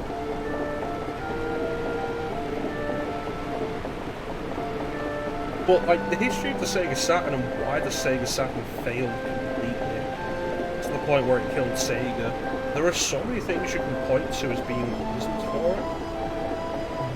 One of the main things I always consider to be one of the big reasons why the Sega Saturn failed is Bernie Stolar, who was a Sony executive but left and joined Sega and became a Sega executive. And he absolutely despised certain kinds of games and refused to allow them to release on PlayStation. And then when he went to Sega, refused to allow them to release on Saturn in the US. And it's a big part of the reason why a lot of the best Saturn games are Japan only.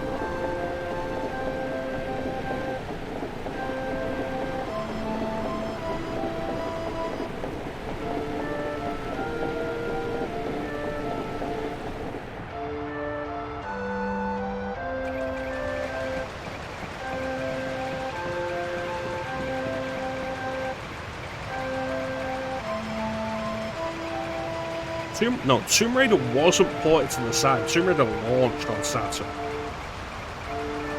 In fact, let me see if I can get any dev history on that. Because I know it came out first on Saturn. The question is, like, was it ready for it, or was it ported?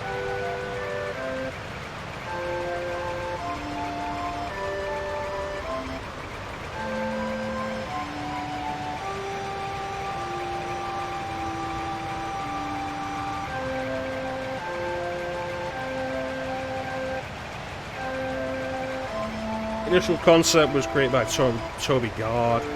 I remember there was the thing of him originally saying that Lara Croft was based on his sister, and then after Lara Croft became a sex symbol, backpedaled on that very heavily.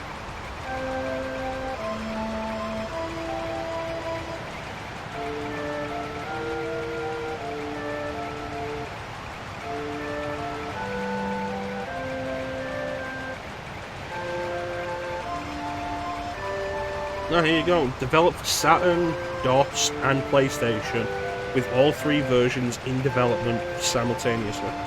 It was always intended for all 3 of them.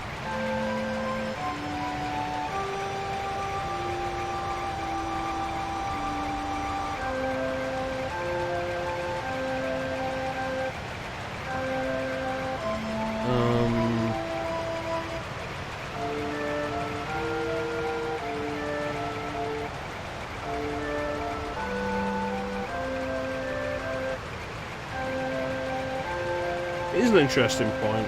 Saturn version, Sega negotiated a timed exclusivity deal in Europe, meaning the Saturn version was released in that region ahead of other versions. On the release of the Saturn version, a number of bugs discovered that affected all versions again because of the timed exclusivity. The development team fixed these bugs on the PlayStation and PC versions.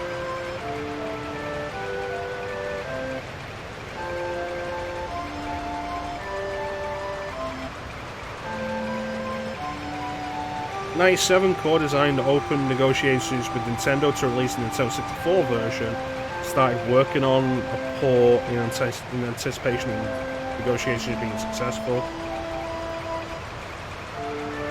Planning took place between '96 and '97, wanting to redesign the game mechanics to incorporate the platform's analog stick controls. That would have been interesting. Because tank controls were so ingrained in the design of Tomb Raider. Like the very deliberate movement, making them analog controls would have changed how the entire thing worked. That would have been absolutely fascinating to see. The team never received N64 development kits, and the port was scrapped when Sony finalised the deal to keep subsequent Tomb Raider games exclusive to PlayStation until 2000.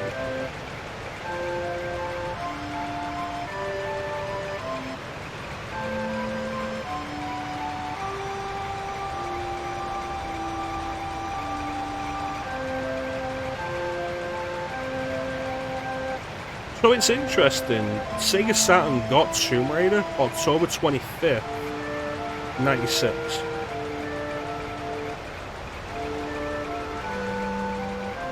Like, the timed exclusivity that they were talking about, which kind of fascinating, because that timed exclusivity was less than a month.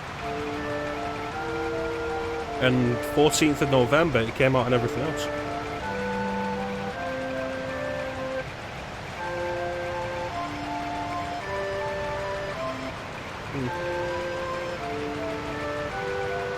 But the Saturn have run Crash Bandicoot or FF7? Theoretically, yes, I think so. The question would be, could they be developed for those systems?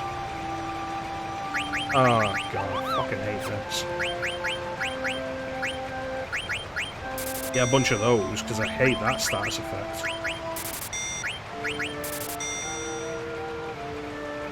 Because, like, the Saturn received ports of, like, Resident Evil and such. I think the thing is, like, the Saturn could handle it, but it was such an awkward system to develop for. And then when it didn't sell a whole lot, when it didn't sell super well, a lot of third-party publishers and developers decided it wasn't worth the trouble to learn how to develop for it. And it's kind of the opposite of what happened with the PlayStation 2. Because, like, it's well known PlayStation 2 was a nightmare of architecture to work on. Which is a big part of the reason why the PS2 is as difficult to emulate as it is.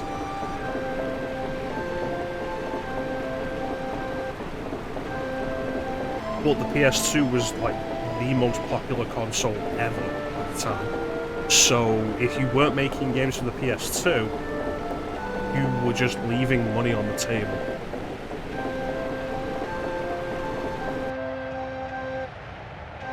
But with the Saturn, if you were developing games for the Saturn, you were spending money that was likely not going to be made back because not enough people own Saturns. So yeah, I think the answer is that it probably could have. The games would have had to be built for the Saturn.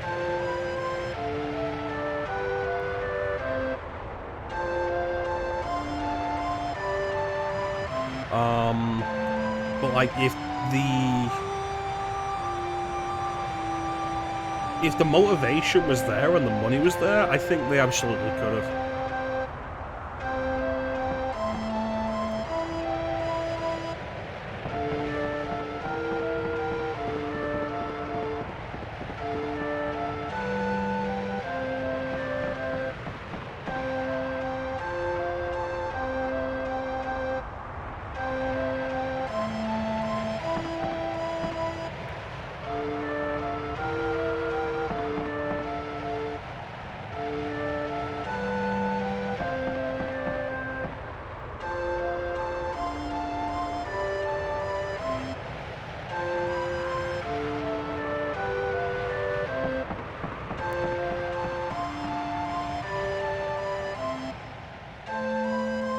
One question to ask is, like, without the threat of the PlayStation, would Sega have released the Saturn as early as they did?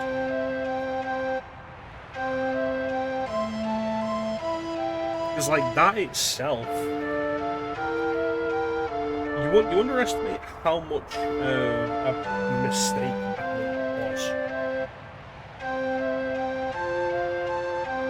But Sega turned around at E3 I think, and like 6.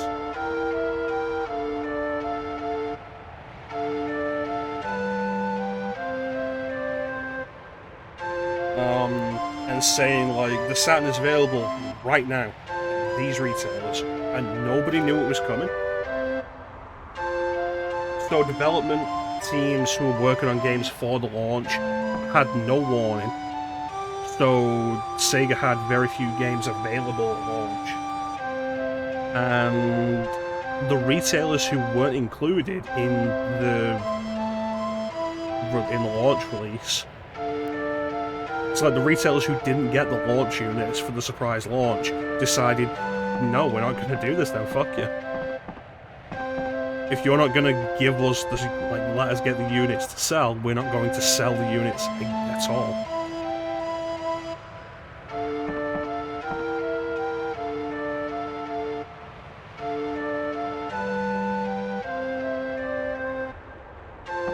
Made a lot of mistakes in the market for them. They did.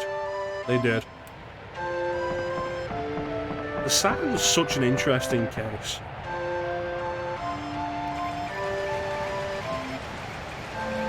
Failure of the Neptune. Sega never got a second handheld out to compete with the Game Boy Color.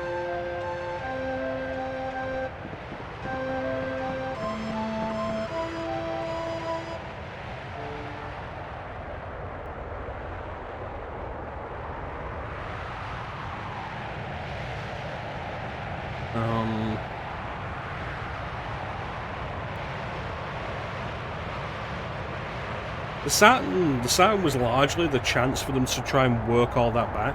Because let's be fair, Nintendo made mistakes.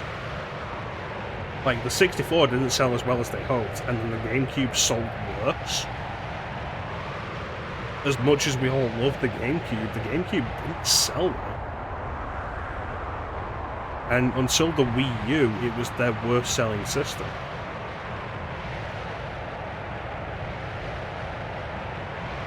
It's like, they made mistakes, but they could have pulled it back. But then, the extent of the mistakes made with the Saturn, like, it's an absolutely fascinating time.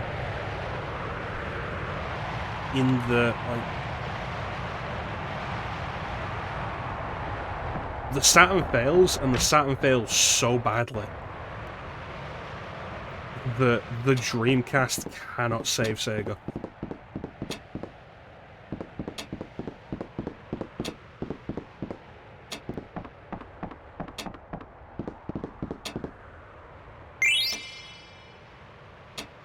Yeah, the dominance of the handheld market, which, to be fair, no competition at that point.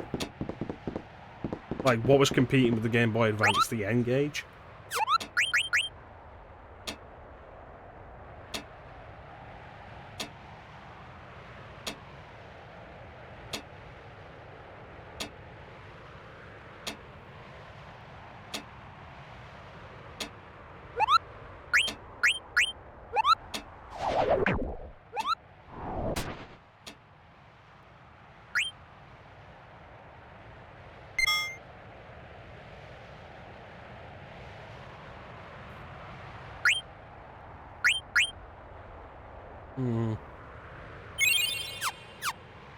You have to remember that I need to take out the Ant Lion when I come back to it.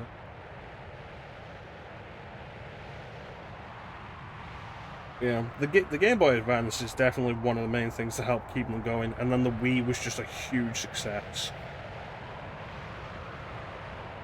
And the DS was also a huge success, though not immediately.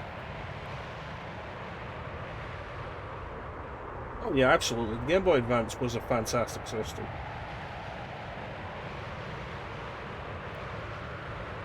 It could be argued Nintendo never made a bad handheld. The Switch, being a handheld console hybrid, kind of excludes it from the argument. But, like, you consider all the handhelds Nintendo made, and you could argue none of them were ever bad. The Game & Watch series were good for the time.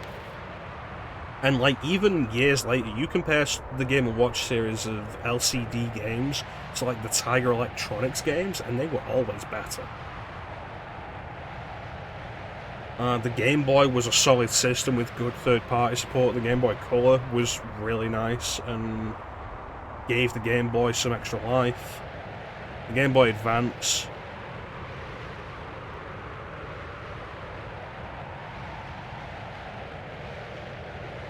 and the Game Boy Advance being a step up into technically 32-bit was really cool. And I've said before, the whole thing of console games on a handheld are so cool.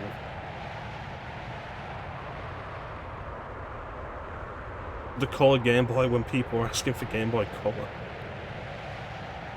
What?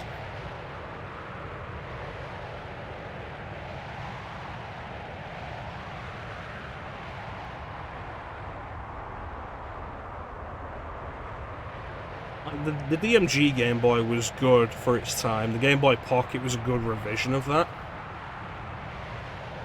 And the sacrifice in battery life was absolutely made up for with the form factor. Oh, okay. I see what you're saying. Instead of giving it a colour screen.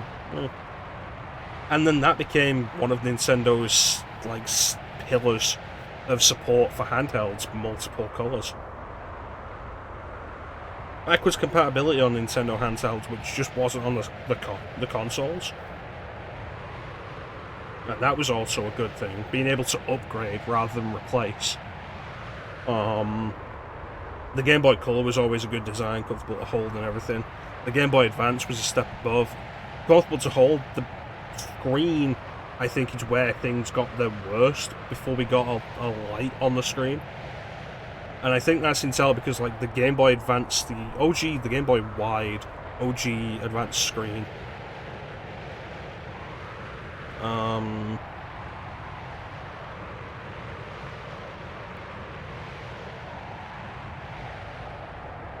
it has, like, a gloss film over it. Like, the screen is very glossy. It reflects light too easily. So you can't just hold it near a light in the same way you could with the Game Boy and the Game Boy Color. Then the SP comes along and, like, the light, and it changed everything, and the rechargeable battery changed everything. The Micro is a great system. I wish it was more comfortable, but, like, the Micro in design and concept is great. I think it's the only metal handheld ever released by one of the big companies. The screen on it's beautiful. The Game Boy Light, yes, but discounted the Game Boy Light because the form factor of it was the same as the Game Boy Pocket.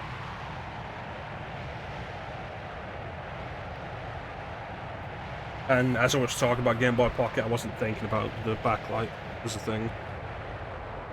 The interesting solution they came up with the Game Boy Light, because it's not a traditional backlight, it's different.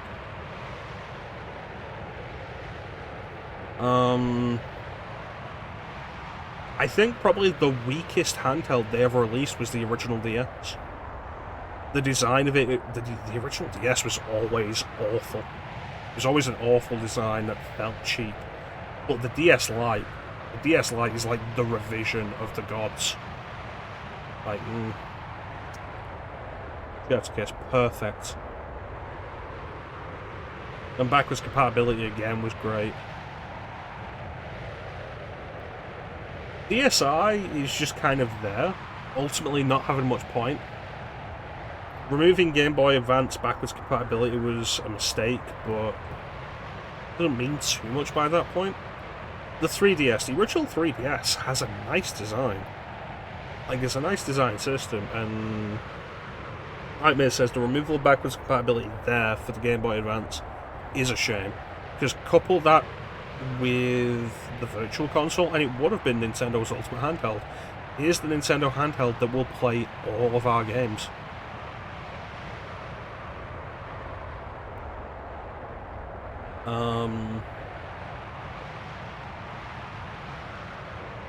The 3DS XL was good. The new 3DS line was good in like most of the aesthetics. The new 2DS XL, I love the look of that, and that it goes back to the clamshell design. Because the new 3DS systems, the new 3DS and new 3DS XL, didn't close into a clamshell. They closed, and there's a gap between the top and the bottom, which is weird. And that's Nintendo handhelds.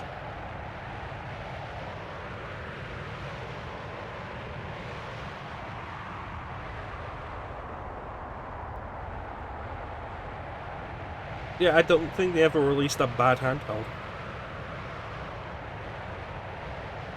Now, Sega's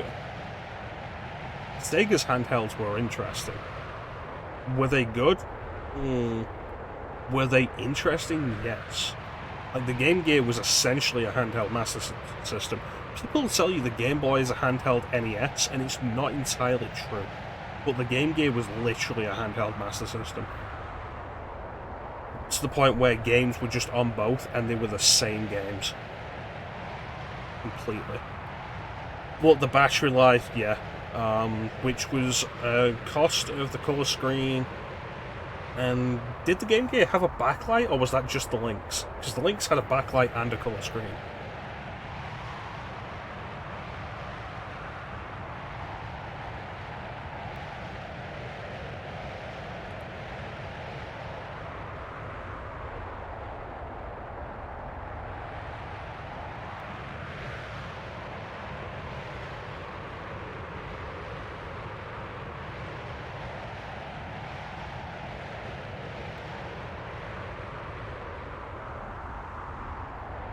But the Game Gear, like I say, it was punching above its weight at the time.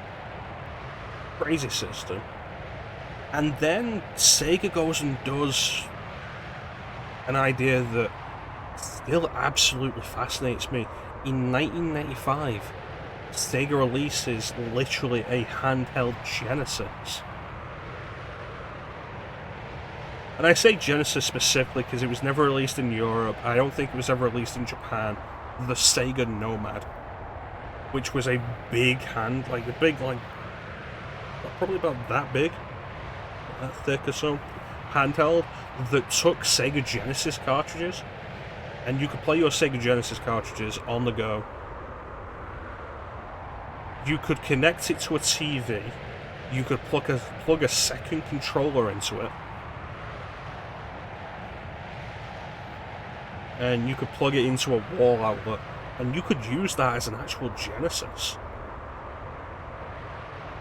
It was like the Switch made with 90s technology. And it's one of those things I find absolutely fascinating about Sega. Doing these ideas in gaming years before they would be popular. And failing mostly because it was years before they would be viable. Like the Game Gear and the Nomad, essentially console-level gaming of the time on the go. Like, imagine the Nintendo 64 comes out, and Nintendo comes out with, like, the Super Boy. Which, like, yeah, the Super Boy isn't an official Nintendo product. Like, imagine that happened. Nintendo comes out with, here's a way to keep playing your Super Nintendo games on the go. So don't get rid of your Super Nintendo library, you can now use them as a handheld. And that's what the Nomad was, it was crazy. Or like when the PS2 came out, imagine if the PSP had come out in like 2000, like exclusively to play PlayStation games.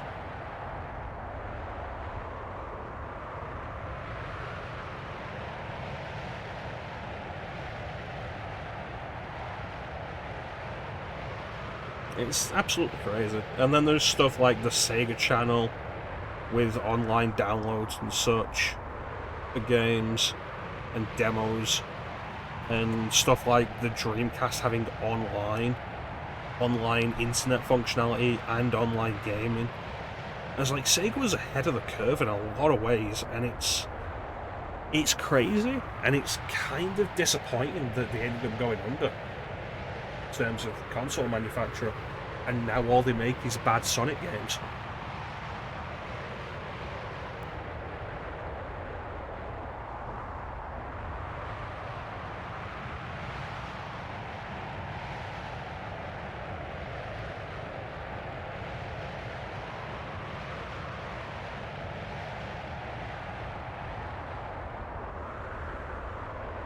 Really did shoot for the stars.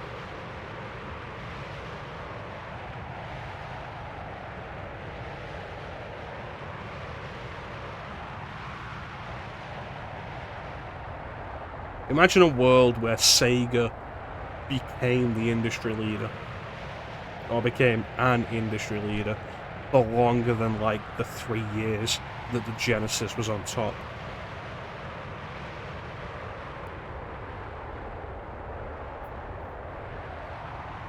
Absolutely insane. And incredibly cool.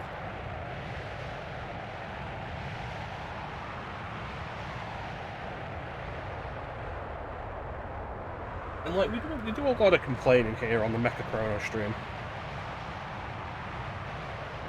And so it's really nice to just be genuinely in awe of like these good ideas that were just out of their time. Because it is super cool. I also said we'd take a look, if I remembered, at the ROM lists I've got.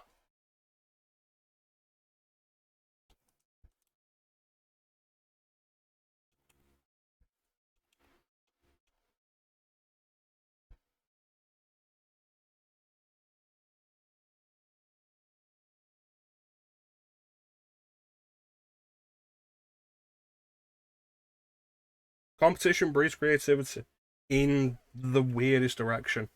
Consider the creativity Nintendo had versus the creativity that Sega had.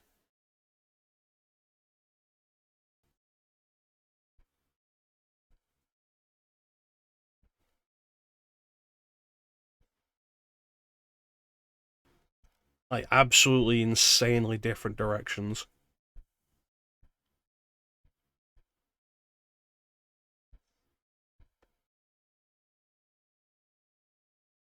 It's probably why it's kind of a shame that Nintendo doesn't actually compete anymore. Like, the last time they properly tried to compete was with the GameCube, and that didn't work out for them. And then the Wii massively worked out for them, and they clearly weren't trying to compete. And so they tried to get that lightning strike again with the Wii U, and it didn't. But then it did with the Switch, and the Switch's rampant runaway success, I feel, has really just made the point that Nintendo doesn't have competition.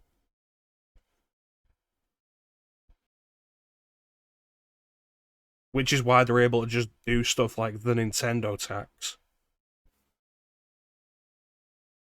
Because the people who own a Switch, there's no real competition in there. So I don't have any 32X games on this because I don't consider them worth it. I have them on my external hard drive and I don't give a shit, honestly. These are the ones I have for Sega CD.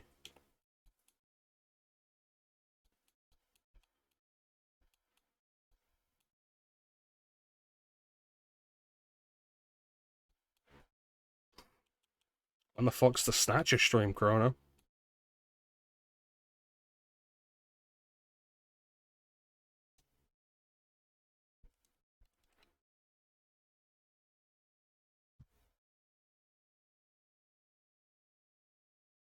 Nintendo was sat on a mountain of first party IPs that they do almost nothing with. It's like, oh, Tears of the Kingdom came out, cool. And Pikmin 4 finally came out, or is coming out, and it's like, that's cool. Mario Kart 8 is getting love again, which is nice. That game was on the system for 5 years before they decided to add DLC to it.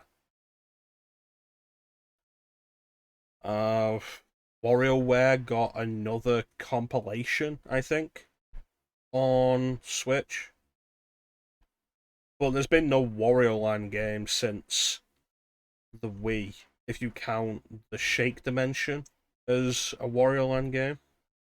Custom Robo has been dead since the DS. There's been no F-Zero game since the Game Boy Advance. Every time they keep trying to revive Star Fox, they either do it wrong or they try and remake Star Fox 64 and do it wrong. Like, Star Fox Zero is a remake of Star Fox 64 again. And it's like, why?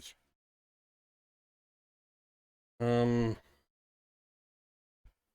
Chibi Robo is basically dead. They haven't done a game for that since the DS.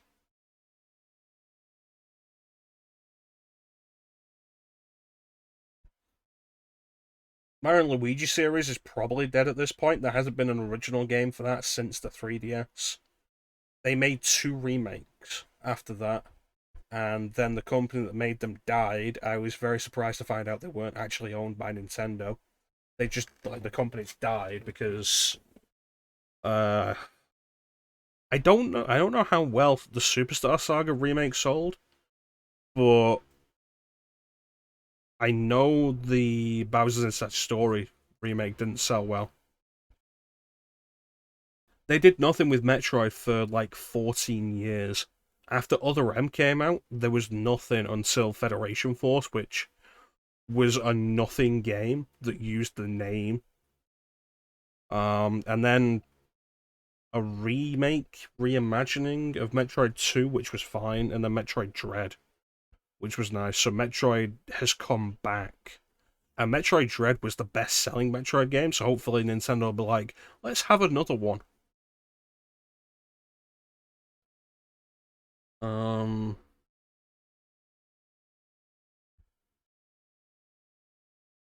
Fire Emblem's doing really well, which is nice.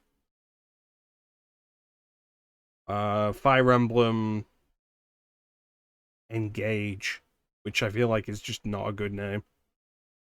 I don't know, that game concerns me because I feel like that game is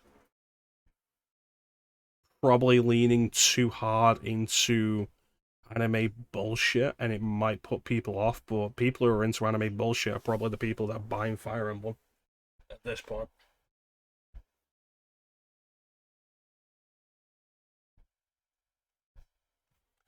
Advance Wars, they delayed the Advance Wars remake. The Advance Wars 1 and 2 remake. Was it 1 and 2 or just 1? I think it was 1 and 2. They delayed that for like a year.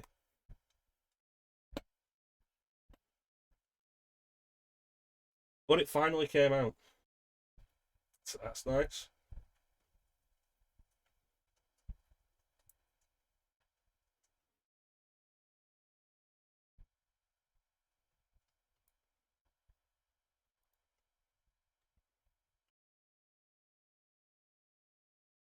Maybe we'll see more Advance Wars.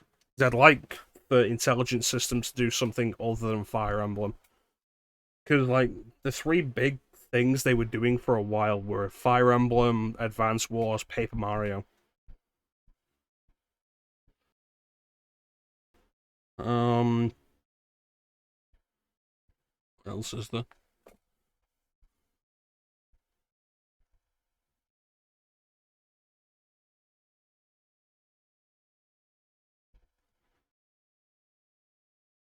Like, there's a lot of IPs that Nintendo has that are doing nothing with. Custom Robo, like I say, nothing since the DS. Um,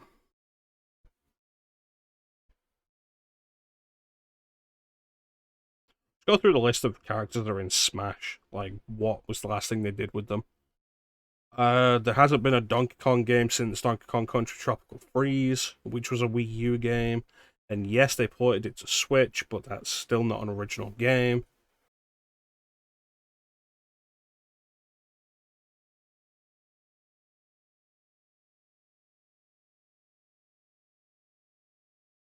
Kirby, like, finally getting a big 3D adventure on Switch was nice. I haven't played it, I don't even know if it was any good. But, like, getting a big 3D adventure is nice for Kirby. Um,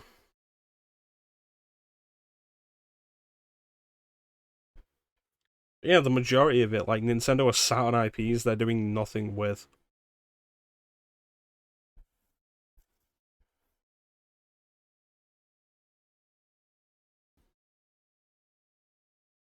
Make another Wario Land game. Wario Land 5.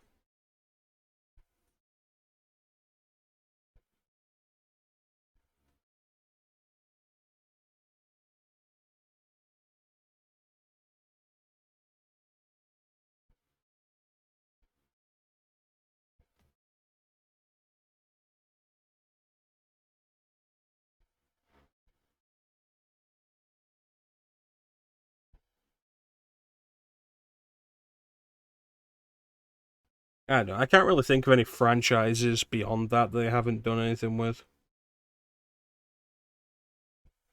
I can't really think of any other Nintendo franchises.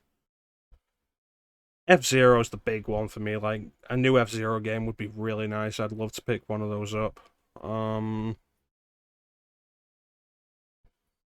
There is not a Wario Land collection. They might have put the Wario Land games on Switch Online. But Nintendo doesn't do collections anymore. They do subscription services that give you access to old games. And then they'll drip feed new games into those collections to keep you subscribed.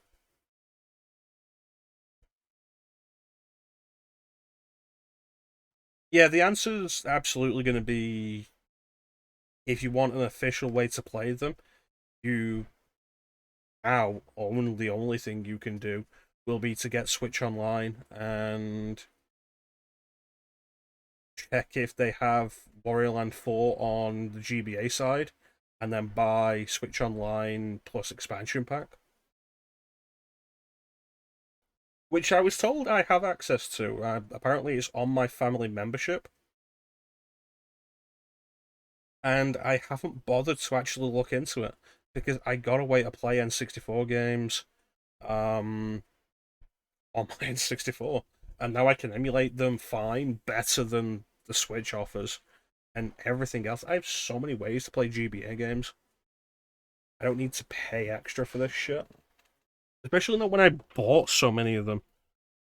I bought a load of them on Wii U for Virtual Console. Yeah, play them on Game Boy, you have the original cards. And if you want to play them on something that isn't at this point, 34-year-old piece of hardware, the only thing Nintendo offers you is a subscription service. Can't just buy these things anymore.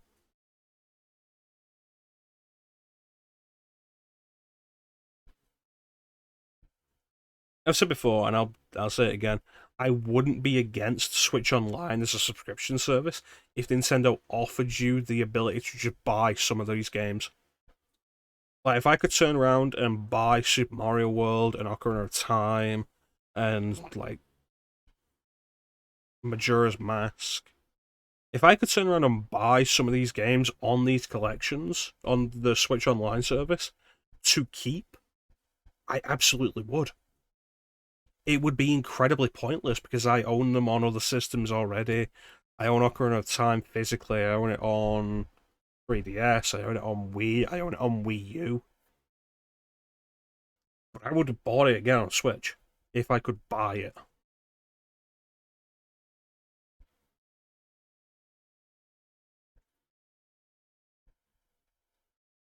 A couple of games a month is perfect, and when the games are mostly shit. And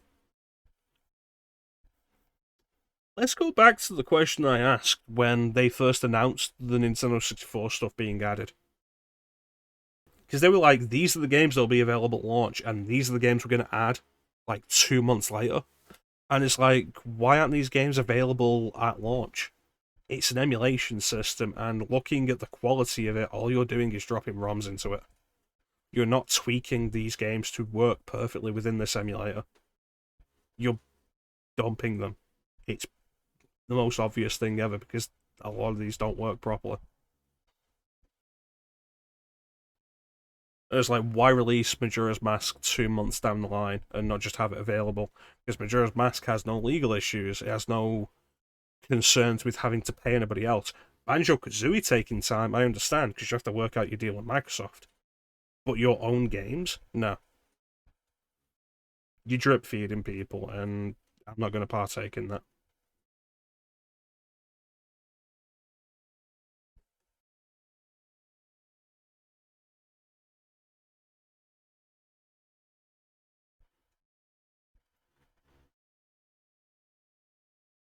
No partaking in that at all. We don't deal with that nonsense. And so I will continue with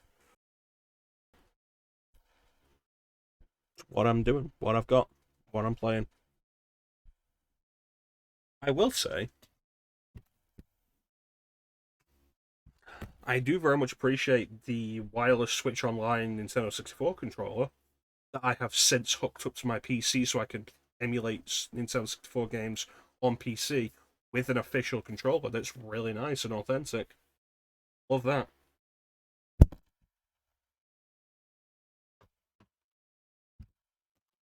If you can pick one of those up off the Nintendo store where like they're not awfully priced, absolutely do it. So it doesn't pull an Ubisoft when it comes to accounts, yeah.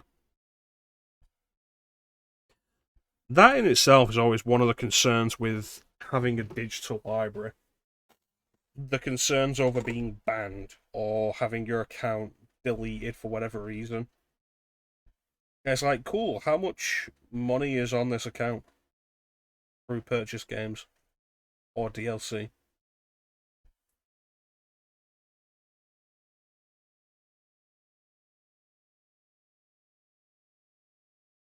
That's frustrating.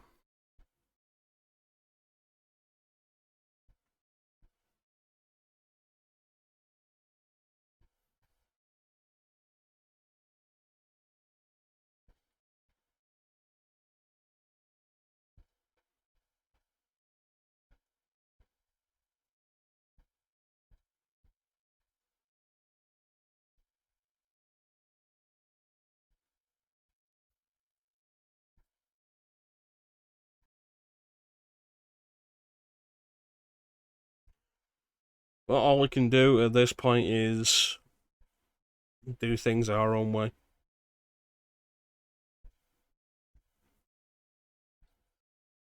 But I said it earlier today in the Assassin's Creed stream. I'll say it again now, and I'll say it as often as it needs to be said. If these companies would just offer us a way to buy these older games, then we'd do it. We've done it before. How many games do I own multiple times for the sake of playing them on a more modern system for the convenience of not having to switch out all my systems? Like, I'm looking forward to the the Metal Gear Solid Master Collection. Is that what they call it? Master Collection coming out, because it'll mean great. I have the HD versions of MGS 2 and 3 on PC. I won't have to hook up my Xbox for it. And then Volume 2 coming with MGS4, like, great. I won't have to hook up my PS3 for it. It'll be on one system.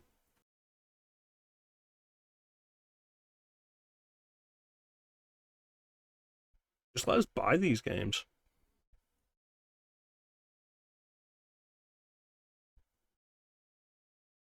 Also, if Ubisoft could just let me launch my games through Steam instead of selling them on Steam and using the Steam launcher to launch the Ubisoft launcher to launch the game, that would be nice.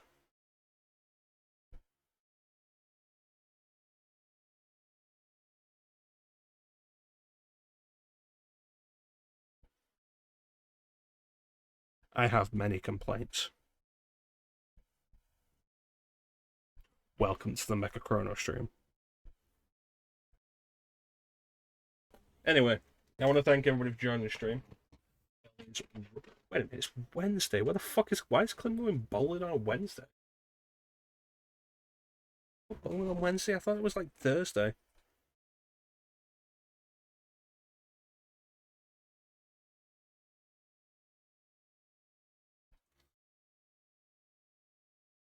If I wasn't committed to the idea of like doing my proper farewell and thank yous for people joining the stream, I would absolutely have just ended it there as like a comedy bit. Yeah, I want to thank everybody for joining the stream. I always really appreciate the support. Big special thank you to everybody in chat. Chat is always the best part of the stream. Bane, Clem, Teak, Mia, Nelson, Lino, Sina.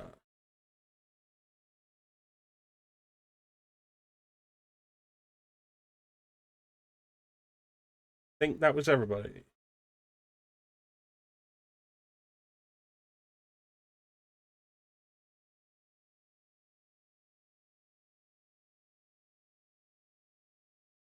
I try, Nelson.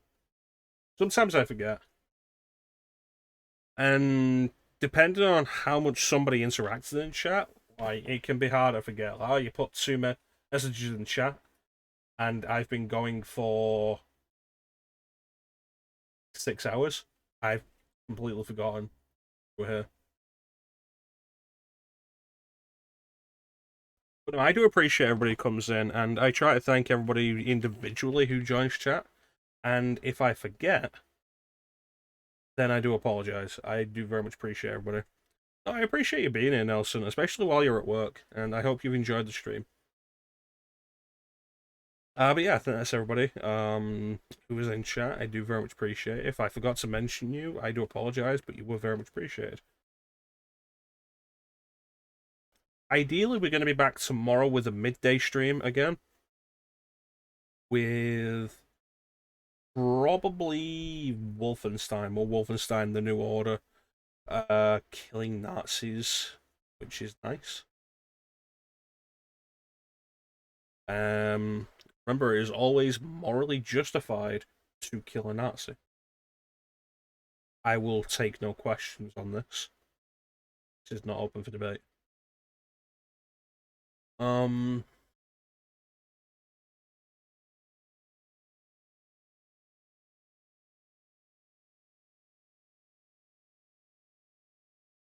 yes.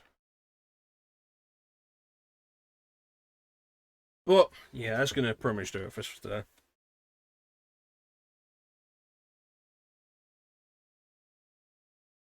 I hope everybody enjoyed Final Fantasy 9. And I hope we'll get back to this sooner than we did this time. Maybe Saturday. I don't know what my schedule is like for next week yet, so I don't know. But maybe Saturday, unless I'm doing Crisis Core on Saturday. We will see. But we're going to make our way through both games, and we're going to finish both of them. And then I will have finished one more Final Fantasy game on stream than Clem. Or two. I forget. I had the track, and then I lost the track. Clem's done 7, 9, 10, 5, 7. I've done 7, 8, 9, 13, 6, 7. I've forgotten one. What have I forgotten? 5, 7, 9, 10, 7.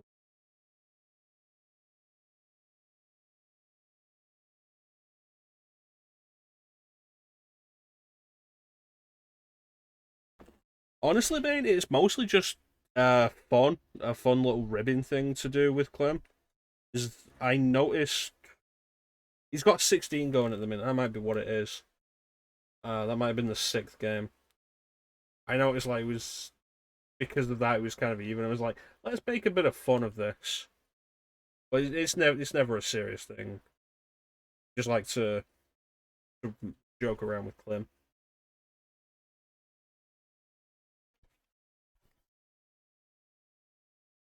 And it was mostly just I was in the mood to do Final Fantasy 9, and I wanted to do Crisis Core because I've been talking about doing Crisis Core for.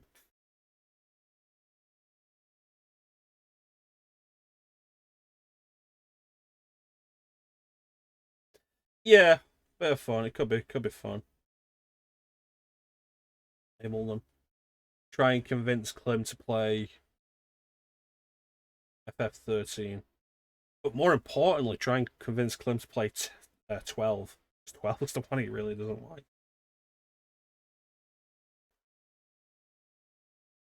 We'll see what I jump into after this. At the minute, I want to do like 13.2 and 10.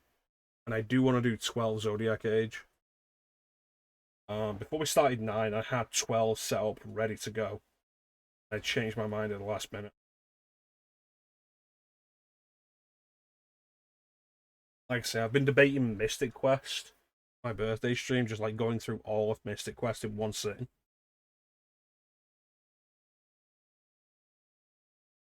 Probably like at least 15 hours. But by the time I finish these games, I'll probably be in the mood for something else or something. Like maybe that playthrough of Dragon Quest 3 I've been debating. Comes and goes with the tides. But anyway, there's not really anything else to say.